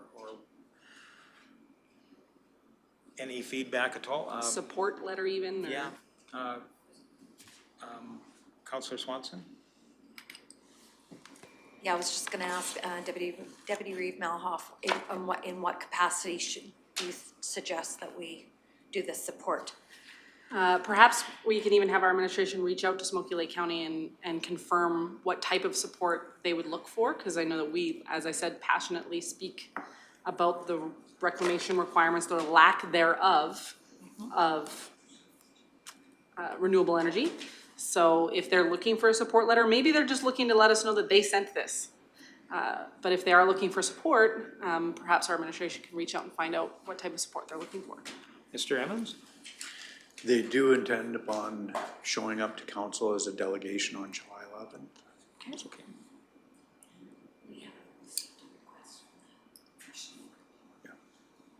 Pardon? We haven't formally received any request for support, but they are coming to council as a delegation, so you will have opportunity To ask them directly? Yeah, that. Are they coming as a delegation regarding their AUC and their regional planning letter? Or we can ask questions then, or are they coming for a completely other reason? No? Okay. Because, yeah, with their regional planning letter that we received as well, it's my understanding the North Saskatchewan Regional Plan is designed to drive economic development to the rural landscape. So perhaps that's something we can also learn more about and determine if it's something that Clearwater County would like to help support as well. Just a couple of. I think if we're getting a delegation in July, that might be a great time to be updated on Smoky Lake is doing? what's happening, and then maybe that allows us to answer questions and find out what our role, how we can be helpful in that. Sounds great. What level, so that sounds super. Thanks. Councillor Swanson first? No. Okay, Councillor Cermak, please. Just the letter from the awards for library excellence, kind of forwarding it to Jordan Northcott. Is it possible on page 2 of that letter, the very top one, do you think you could take that to the Caroline library and see if they could win an award? Because they do such awesome work in that library for the whole community there. I think it'd be worthwhile bringing that up to them and maybe having the two present something to Brandy Cox, the Deputy Minister of Municipal Affairs. It'd be great to have a plaque in that building because of the extra work that those two girls do there. Could you maybe do that? Thank you. Thank you, and, Deputy Reeve Melhoff? Sorry, thank you. Is that something that they self-select, or is that something we should be nominating them for, rather than them self-selecting? Should we be asking our Ag and Community Services Department to do that? I kind of was that the librarians would send off seeing what they do in there, because there's stuff there that I don't even know what they do. They deliver meals, they make soup for people that don't have any. They have people come in there and they help them do their resumes. It's amazing what those girls do in there. They even have a reading time, and people that are illiterate, senior people, they help them go through all of that stuff. The stuff that those two girls do in that library is way beyond what a librarian does. No, I absolutely agree. Most people that are doing those kinds of things won't want to self-select for an award. So perhaps it's something that we should do. I thought maybe the board could do it on behalf of them, and Jordan's on the board. Perfect. I just was worried we were asking them to self-select for an award, and I didn't know if they would do that. Mr. Emmons, please.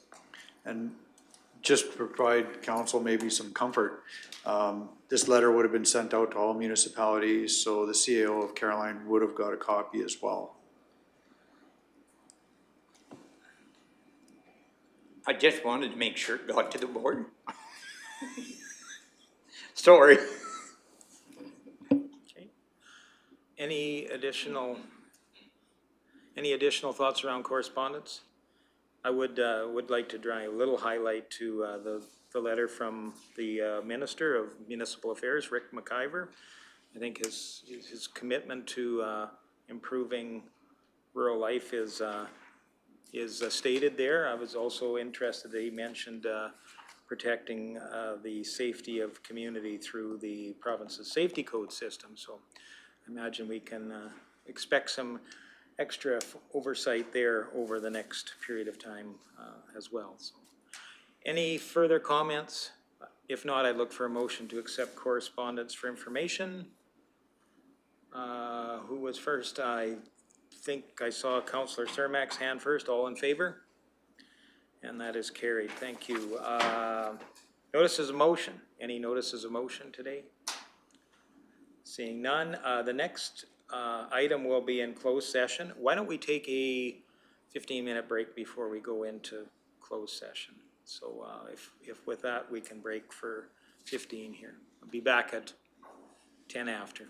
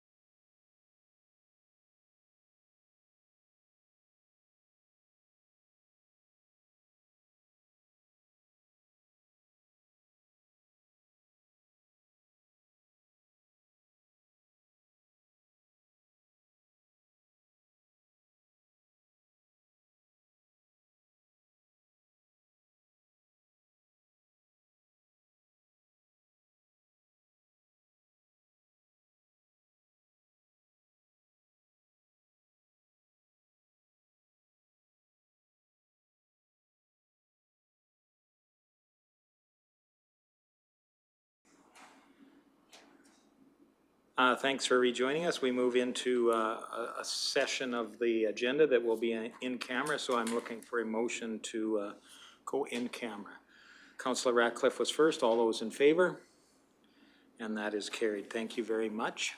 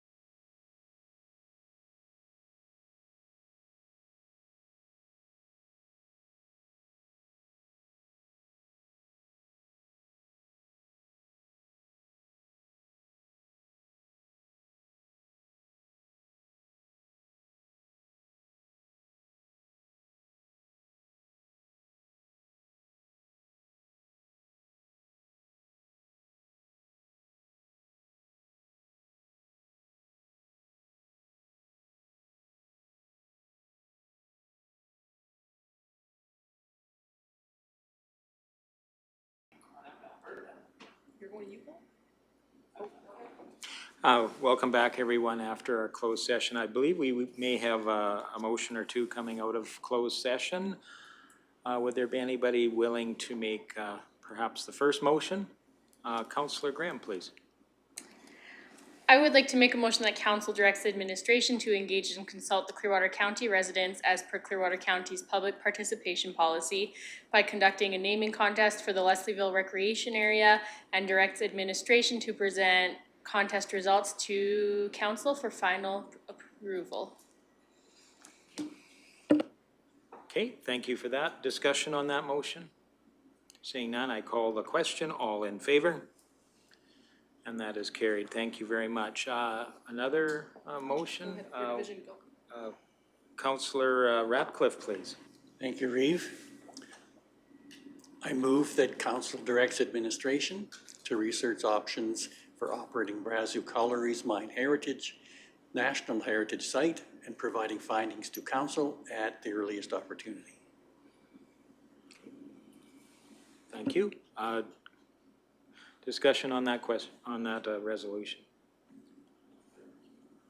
Okay, all in favor then? And that is carried. Thank you very much. And perhaps one final one. Councillor Swanson? Council directs administration to make inquiries about retaining an Indigenous consultant to assist with the relationship building with local First Nations and present the findings to council at the earliest opportunity. Thank you for that. Discussion on that motion? Seeing none, I call the question. All in favor? And that is carried. Thank you very much. That takes us to the end of the day, and I would look to Jordan for his motion. So, motion for adjournment. All in favor? That's carried. Thank you very much for your attention today, and we'll see you next time.